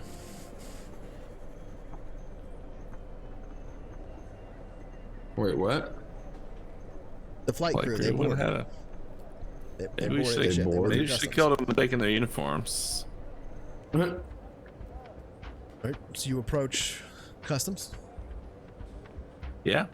Let's do All it right, now. we're here now. Why's this thing beeping? It says low battery needs charging. Yep. I'll Yeah, hand him a we- work order. We got a last minute call that this has got to go on board, and it's apparently they got it all set up, and it's on battery power. We got to get it on and plugged in. There's a work All order. right, I just need to scan it to see if it's on the manifest. Yeah, something about a last minute entry. So hopefully they got it on there. He reaches down and you can see he scans any of the serial codes or whatever on it. Seems to come back a little bit confused. I don't see this on the manifest. Well, we were told it's got to go on. So what does that mean? Well, The you work order- been approved by the ones in control of the flight. At this point, it's probably not making it on, honestly. Well, shit. It sounded pretty important. We came straight from the university. It was kind of some kind of last minute addition, but they said it's like a secondary backup to one of the systems, and if it doesn't get on there, then it's a big problem. I know. I mean, I think it's the last day. I know maybe it didn't get on the manifest, but I mean, we have a work order that's legit. Yeah, we picked it up right from the lab. They were calibrating it there. We were literally about to have our first drink, and they Yeah, our called us to duty. Can you boss believe that? called us and said we got to get over here. But the people at the university were, It's crazy times. It's crazy times. yeah. Let me take another look at it just to make sure here. He'll like Yeah, we got the work order here. You can he scan it seems like probably. be somewhat That's in the receptive system. to you because there's so much shit going on at the same time. Yeah. And he's gonna try to listen a little bit, and he's going back over it and like going back over the manifest to see if he sees it. A couple minutes go by as you see he's like flipping through it, not like paper, but like swiping on a screen, and he starts shaking his head like he's not seeing it there. I'm gonna give you one chance to roll a persuasion check. All right, I Here's your will use my boon. Okay. You're also getting a tension die added to the pool. So you're at 3 of 5. If you get 2 more, a complication gets automatically rolled. Hate that. All right, how do I do a boon? Oh, I do. I got a boon on here. All right, we're telling this an average roll, Yes. easy roll. Average. I had to try. Oh wow. Oof. Not my best rolling, but that's a 9 plus 1 That's a good one. effect. Okay. Listen, we have to get this. We have to get it installed, and then hopefully the party's not over by that time. Yeah, the quicker we can do our job, Like the it's- quicker we can get to drinking. Yeah. You get that right. You have an effect of 1. So he's leaning towards, you can tell he's like leaning towards letting you on. He's like looking back over his shoulder kind of and looking down at the manifest.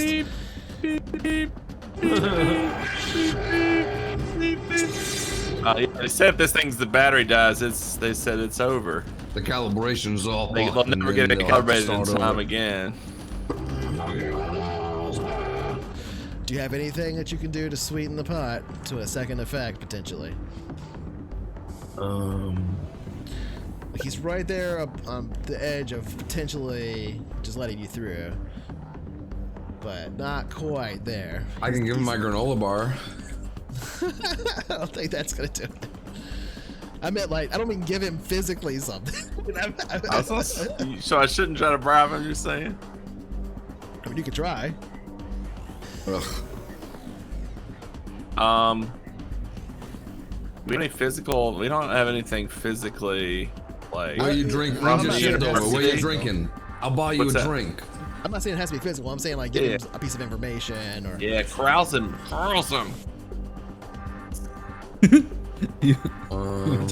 Now's your chance to arouse him. I have the arousal.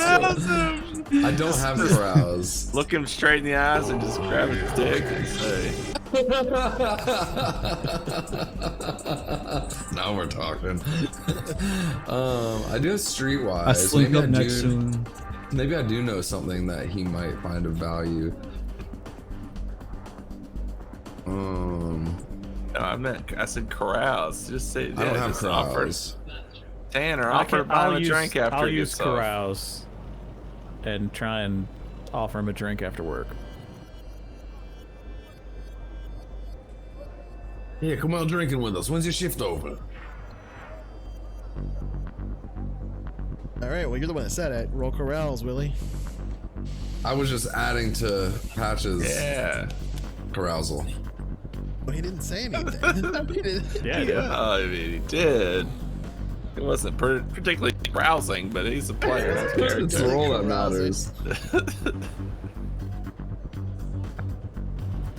One of his former. Remember, I am here, therefore someone is doomed. I forgot. You have the curse. I forgot about that. One of Scott's former jobs was entertainer, so he knows a lot more about trick. offering drinks than I do. So I just let him Put word the it. dice to the talking. Yeah, It's funny. he was like really successful entertainer too.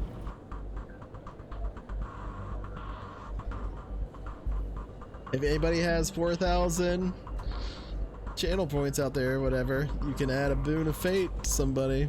Didn't you just roll, Scott? Yeah. Yeah, he got an effective one. Oh, okay. He rolled the same roll as Suka. Yeah. You can also add complications to the pool if you want as well. But just let me know No. that. All right now. I've added that too as well since then. This is the little fate of humanity. What adds a tension This is- dice to the pool. This is 8 months of playing. It's true. Culmination of Okay. which you could invalidate with a one bad roll. Almost, yeah.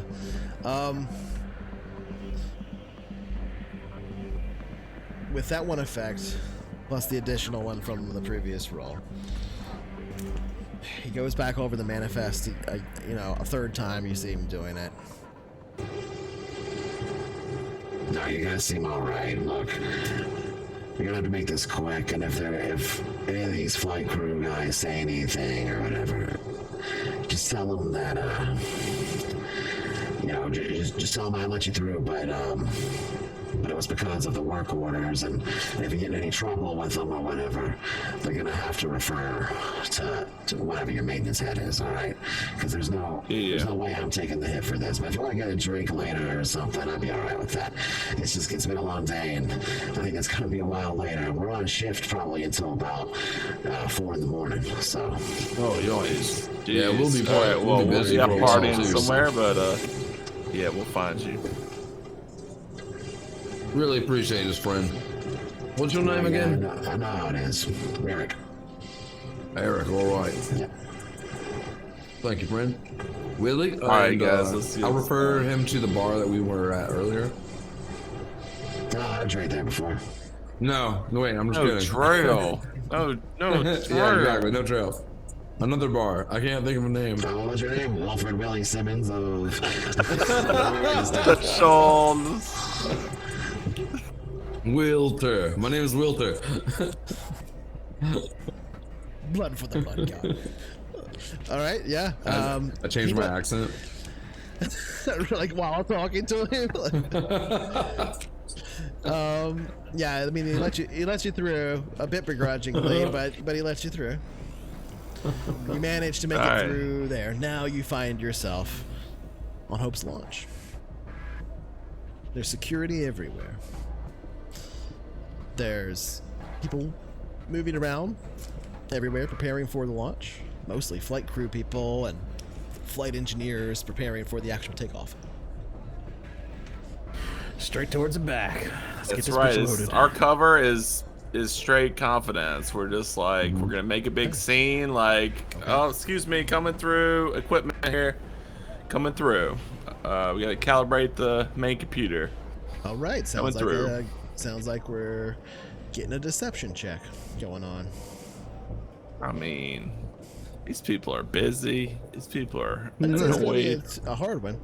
But yeah, let's get a deception. I think this is going to be, given the situation and that your lie aligns with the optics of what they're seeing, we'll make it an easy roll. But yeah, we're gonna have a deception in there. So let's do a int deception. Int deception, easy. Int deception 6. Okay. Who you want to roll this? I would say that's whoever. That's up to you guys. Is what I'm trying to say. It's up to you guys. I'm pretty good. I'm a net and +3 to deception. Yeah, I have a 0 deception. Go for it. I mean, Suko was the one like yelling out as they went in there anyway, right? So. Yeah, that's what I figured. Okay. You get a few looks as your beeping, strange car wheels by. There. But nobody stops you. You do get a few like, oh, should we stop? Do something? One of the security guys, as you're passing by. Everything all right? Yeah. Just last minute calibration. Alright, we'll make it quick, I guess. It's not Yes, a bomb sir. or anything, is it? Yeah. No. We hope not. No, I'm just kidding. Only thing getting bombed tonight is us at the bar later. Am I right? I mean, Yeah, just keep on moving. busy with other people at the moment. Me too. We're busy. We're all busy. All right, you move your way across Hope's launch. You're doing this shit by the skin of your teeth. What? But yeah, we only got one effect. All right, so They can't all be rocks. it's fair. It's the ones that matter. Before you stands the airlock to Hope's Launch 7. It now stands open. There Alright. are Roll three this bitch people. on in there. There are 3 people entering it. 3 people that you recognize as having been in the line just ahead of you, and having been assigned flight crew for Hope's Launch 7. Hope's Reach 7. Fuck. Keep doing that now. You did it once, now I've done it 100 times. Alright. So we don't necessarily want to interact with them, but we're just gonna kind of like stay behind them. But we're exactly where we're supposed to be. as you enter the deep space vehicle through the airlock, there's no problems going through. It's basically being held open at this point for any of the coming and going people. There is no quarantine for this crew or anything like that. That's mostly handled by the hibernation systems.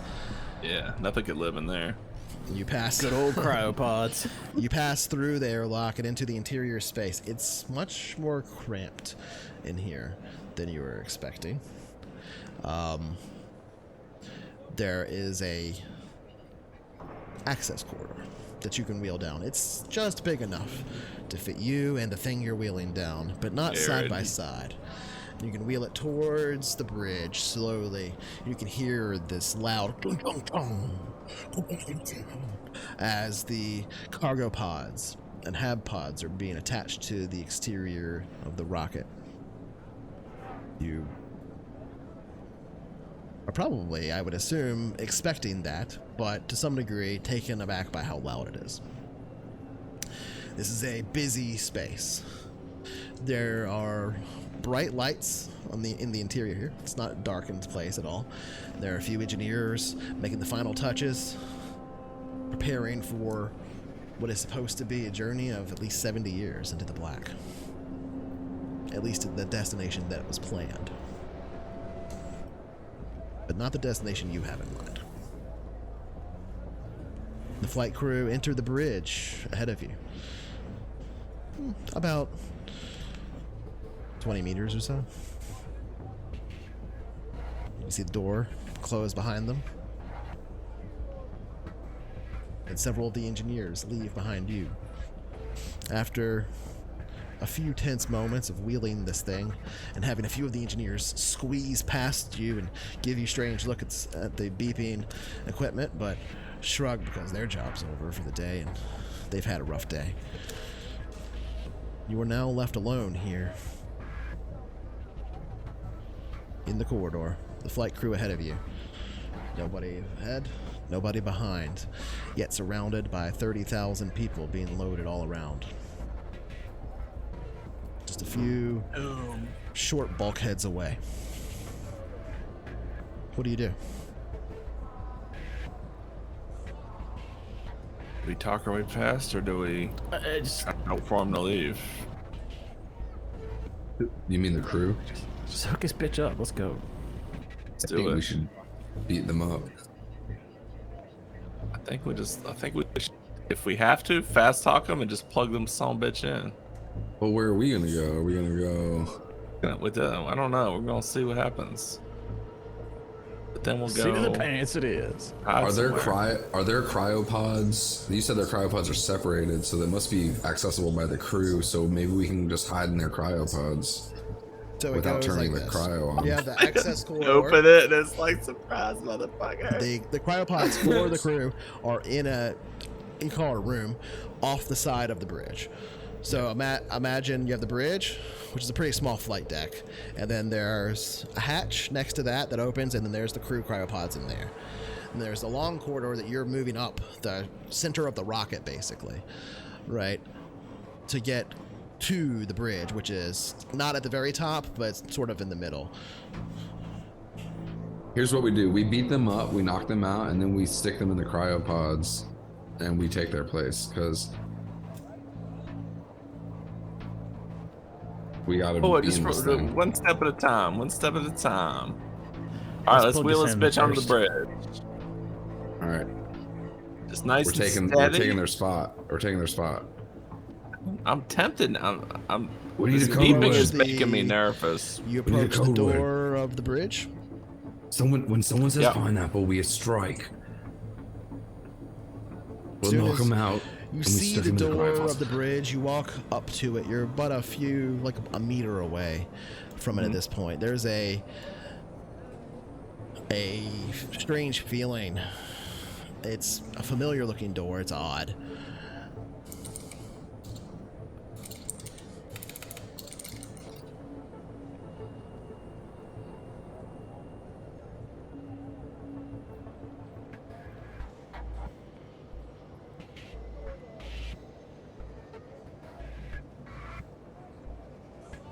Second.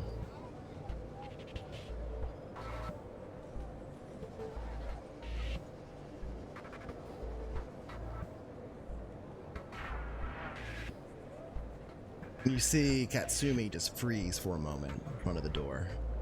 This blank look come over their eyes. Sweat build on their brow for a moment. Their mannerisms change.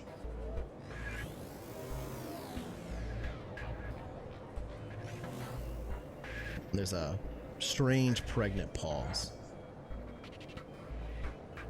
And then nothing. What do you do?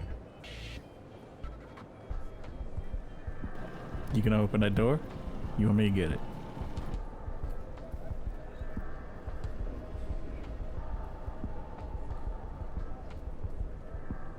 I have some idea what's happening, but just to check, you didn't send me any new messages, Cynical. Yes, I did. Where? The DM. In Discord? Discord? Okay. Sorry. Let me open Discord real quick. Willie, be Huh? ready. And yes, I will sort of reach behind myself and slap open the door if I can. The door opens and you see 4 individuals turn towards you in a kind of a shocked expression. The flight crew of the vessel hopes reach 7. One of them speaks up, a slightly older gentleman, a neatly trimmed beard. Sorry, you can't be in here. We're preparing for launch. What's this? Yeah, sorry to interrupt you, fellas. Do you know how long you'll be? We can set it your way if it's quick. Well, we're the flight crew. I'm the captain. We're just sitting here Yes, sir. preparing to launch. So I don't know, 70 years. yeah. We just had some last minute equipment here. We gotta hook up. I don't think that's regulation. Besides, where would you put that in here? What is this?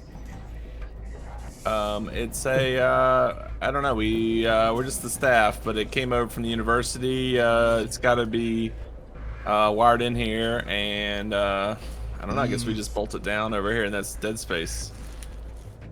Preferably before it runs out of battery. Any last minute changes are gonna have to be, well, approved by me, but they're gonna have to go through corporate first. You're gonna need to run this through Syrian. I'm gonna need to see the whole work. Yeah, I assume it has been. Here's the we got a work order here. If you can see. He'll walk over and look at the work order. Yeah, I can't wait this to. is just a maintenance. As soon as we get our job done, though, sooner we can go have some drinks, maybe with a little pineapple, right, guys? Right? I don't like pineapple. Yeah, we're not trying to be locked up on this thing. And we'll stay out of your hair, but yeah, we just gotta. You're gonna have to get it. this I'm sorry, finished maintenance up. work order just isn't gonna do it. And he gives you the tablet back. I'm already I'm looking. gonna need direct approval here. Why don't I just For, go ahead and call my flight advisors and we can see what they say about this. All right. What's the serial number on that? Oh, I think it's right down there. I think it's right down there on the bottom, right, like up underneath. And I'm gonna take a look at Willie. A very serious look. And I'm going to. Are we gonna go get some pineapple later? I haven't really talked about any sort of equipment, but I'm going to. Like I wouldn't be able to have a weapon. I'm gonna pop open our work kit and pull out a hammer. I'm a melee unarmed, all 4 of them. And hit the captain in the back of the head as hard as I can. I'm gonna like fucking pull out the craziest move you've ever seen and take out as many of them in one flip. I have melee unarmed 3. Jesus. Okay. Well, since Wait, what? Since Yeah. he's starting this, and I'm Suka's the going one off. starting. Would you make me a? I would say this would be melee unarmed. Suka. Okay. And by the way, hold on. I'm gonna grab one, punch the other in the face, and then the first one I'm gonna bring down to my knee, and then a spinning fist the third one or fourth one. If Suka's got the first one. I'm gonna like as I'm doing this, just say, just the captain.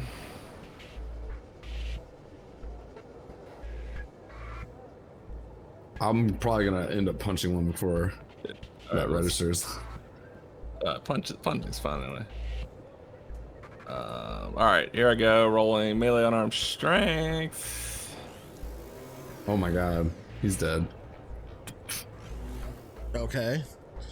You said you have a hammer, right? Yeah. Yeah, I mean, he wasn't expecting it. That kills him. He's instantly dead. Oh my god, you're a murderer. Now we gotta take out all of them. You just see an explosion of blood splatter across the floor as Suka caves in the back of the captain's head, who was just making a joke a few seconds earlier with them. Their brain matter is splattered across the deck and the bulkhead, and the hammer embeds itself in the back of their skull. The other 3 members of the flight crew shrug. What?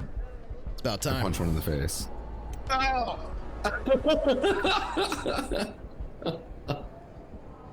Go ahead, roll. I did. Willie, it's over. Oh god. Get off me! Oh, all right.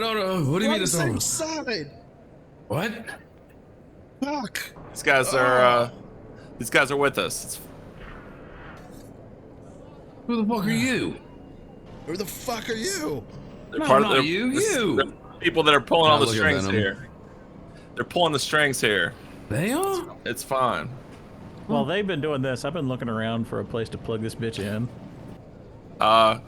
Gentlemen, I'm sure we have a lot to discuss, but can we get going with plugging this stuff in? If we can get off this fucking rock, let's do it. We gotta get rid of this. Crew quarters. Put him in the low berth. I don't know. Well, for now we could put him in with the rest of the crew. What about your 4th guy? Is he on the level? That's all 4 of them. The captain was the 4th guy. Oh, he was. Okay. We're just gonna stuff him in your room. Nobody would go in there, right? I mean, we could put him in. We could put him in waste reclamation. That's all even right. better. Willie, grab his legs. Yeah, go on it. Start dragging his body towards the. He was supposed to be Garbage chute? with us, but I guess he wasn't. And they give Suka a look, a questioning look. I'm kind of like confused. Like, I don't know what to say. I saw the bridge door and it triggered something. Somehow I just knew he was. Oh. It wasn't with us. He was gonna You're betray his us. number 2, aren't you?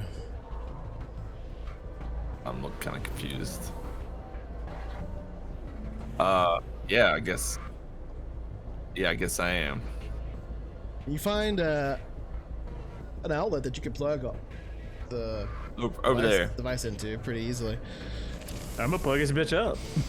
It doesn't take long before the waveform settles to a bluish green, and then there's a voice that chimes, but not the same one you've heard before, but a different voice. The voice of the operations computer, the AI that would seem to run Hope's Reach.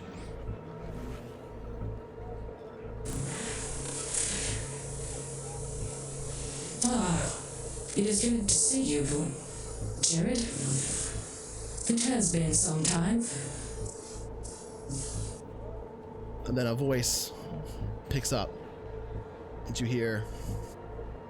You look over at the device now, this waveform settling to a flat line. It opens up as a young Jared Assyrian steps out. Little blue tendrils of light dancing down his cheeks. Almost the veins under his skin. And he looks at each of you with eyes of pure black. Well, excellent work. I suppose we wait. Tell me, would you be gods or men? And that's where we end. Oh shit. He's literally stepped out of the thing, like, and he was young, Got him. That's right. but like a Clones or some construct. shit. You don't know. Yeah, tune in next time. I might to find know. out. Who the fuck was the old guy? I got genetics and cybernetics 1, so I might know. That's where we end the in-character portion of the thing. But our camera follows this conversation for a moment, then moves out the porthole past the bulkheads of the vessel. We see it move past pod after pod after pod after pod of... I am a good girl. Pod after pod of individual humans in hibernation, out the bulkhead into space beyond the surface of Luna, sprawling out beyond the glittering lights of Artemis City, the dancing regolith. And then we hear the voice now. The time speeds up. We can see the regolith dancing faster, and then the first launch. All in fast motion. The second, the third, fourth, and so on. And as these launches play out, we hear a speech given by Jared Assyrian in his old voice. We see now in Hope's Landing, as our camera moves past the launch and into the interior, the true celebration, Jared Assyrian, an old man, standing there giving this dedication speech. And my final act. Oblivion. He's gonna blow up. Yeah, he's gonna blow up. And he explodes. God damn. Doesn't die. Or not everybody dies. The city doesn't die. It's not an enormous nuclear explosion. Doesn't die. But the individual himself just kind of bursts, but not in a fiery explosion like a bomb. No, instead it is almost as though the molecules that make the man come apart in a burst like a cloud. Everybody kind of freaks out for a moment. Some of them start laughing confusedly. Lord of the Rings. Jared Assyrian is never seen When he goes invisible. or heard from again as the 7 vessels, the 7th now, launches. We see it head deep into the solar system and then alter its course. What we don't see is any vessel arrive to come alongside of it or leave away from it. Now I ask you the question as we move in, would you be gods or would you be men? You are given a choice, each of your characters, to stay with Jared Assyrian here and seize destiny with humanity as he defines it. Or would you take your riches and be let free? All of your debt, as Jared Assyrian suggests, is cleared. He shows any debt that you have had, you are now clear of. If you had family that you wanted to leave the wealth to, it is left to them. He offers you a journey on a simple shuttle. If you wish to leave, you can stay and go where you want. The shuttle's yours. Or you can come with him. What do you do? I'll hand him the astronomy data that I got and say, I'm with you. All right. As that astronomy data gets plugged in, you can see the computers rewrite their coordinates. The destination is assigned, and the destination, interestingly, well, the last bit of information that we as an audience see on the screens of that destination is that it's not the planet. It's a space station. An ancient space station. Above a planet. Yeah, I'll look at him. Oh yeah, go for it. Go for it, yeah. No. You. I Kind think of an epilogue even, mode, but it's totally fine. I feel like even as he was coming out, I would have instinctively just walked over to him and either like helped him up or just like stood by his side like rigid as sort of part as of you my help him up, brainwashing. he will say, "Thank you, number 2. It's good to see you again. It has been a while." You And I'll son just of a bitch. I don't really know that. Yeah, and of course I'm with. Can you get me smash out here? We can get you anything you need. You will be free. Yeah, man. All right. I'll look at that. I'll look at Assyrian. I can make that. I'll look at the chart. I'm a chemist as well.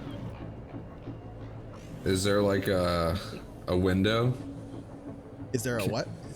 A window where we are? Can I see like the Earth leaving, or the Moon? Sorry, Luna leaving. Yeah, I mean, both. Yeah, absolutely. Yeah, both. I'll be on screen. Right. I mean, it's technically behind you and Yeah. towards the plume, but you can't see it, but you can see it on monitors. Okay. Not I'm on just like staring a at it. window, but I'll look at him and I'll say, "You send all that money to my wife and son. I'll go with you. Got nothing else to lose." Future will need See people what is like out you, there. Willie.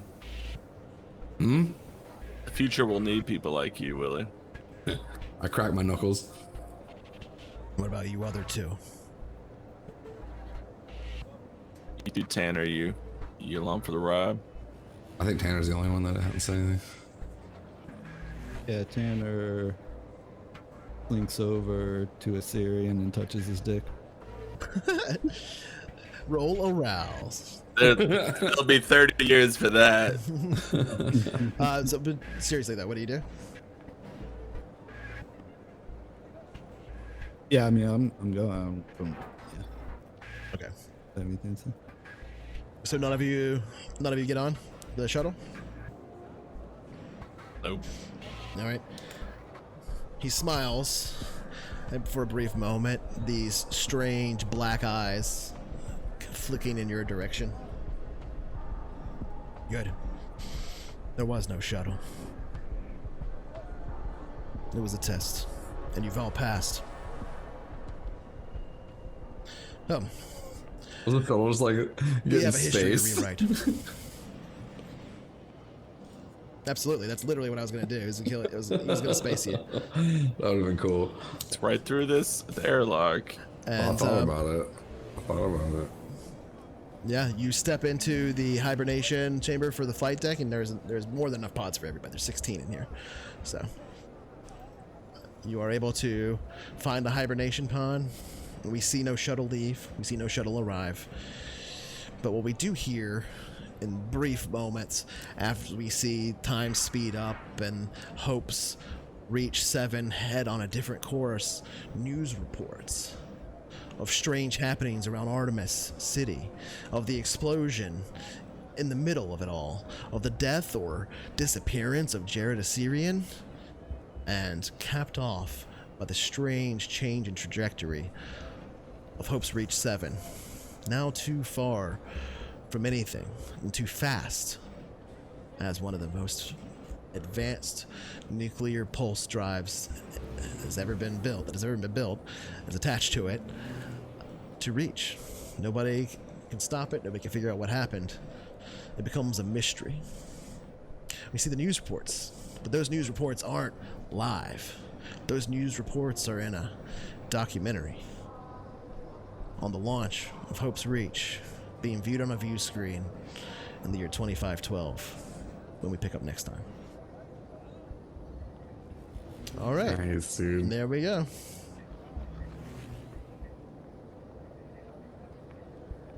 Well, that's the end of our setup stuff. So now I know everything that gets taken care of. Your roll did succeed on the lab, so you did get all the stuff out of the lab. Though you don't know what all that stuff is yet, but you did get Sweet. Oh, the it worked? Yeah, Sick. you did. Nice, You got effect dude. Fuck yes, bro. Oh my you got god. an effect of 3 on that roll, so if you were curious. I was Nice. sweating. I Role was playing's sweating. easy. You just have to never miss a roll. Yeah. You just have to roleplay well. You have to role play anyway. Oh. So yeah, that was the last session of the setup stuff for Other Skies. Then we play next time. We'll either be in the proper Other Skies, probably making characters or whatever, for the proper Other Skies 2512 setting, or we will be doing a fantasy game or something like that in between the two, however we feel like. We're going to be moving back and forth between our smaller games, our more episodic stuff as we play on our Saturdays here, but we're going to try and have a really long ongoing Other Skies gaming world to keep coming back to. So I want to go ahead and throw out another shout out to Lunatic. Thanks for showing up, bud. Love you, man. Love all his work. He's made some really awesome star maps recently. Everybody should check this stuff out. It's really great. Lunatic Design. They're over on Drive-Thru RPG. I also want to throw a shout out to Syrinscape itself. I want to give them a little thanks for this whole time we've been using them for our campaign audio for a lot of stuff, and their integration into Foundry now has made things a lot easier, which is really, really cool. I always put them in the credits for attribution. They like to be mentioned in the stream by voice if possible, so I just want to, and I'm not 100% required to do that, but I am required to give some attribution. I want to, do the due diligence and say, hey, thanks guys, you do a great job. Out of all the audio solutions that I've used, it's by far the best for this. So yeah, Syrinscape, good stuff. We're not sponsored, just like them. Anyway, so not yet. Just good stuff. If you want to sponsor me, just let me know. But we will hopefully be back next Saturday. If not, it'll be the Saturday after that. But we're going to keep the cadence back up. It's been a long break from CoFH RPG doing this kind of thing. We love doing it, so we'll be doing it a whole bunch more in the future. So expect to see more Other Skies. Look forward to seeing you guys next week, hopefully. I'm planning on it anyway. We'll see then. We'll go through the intro one last time before we move into credits. But thanks for watching, everybody. See you next time.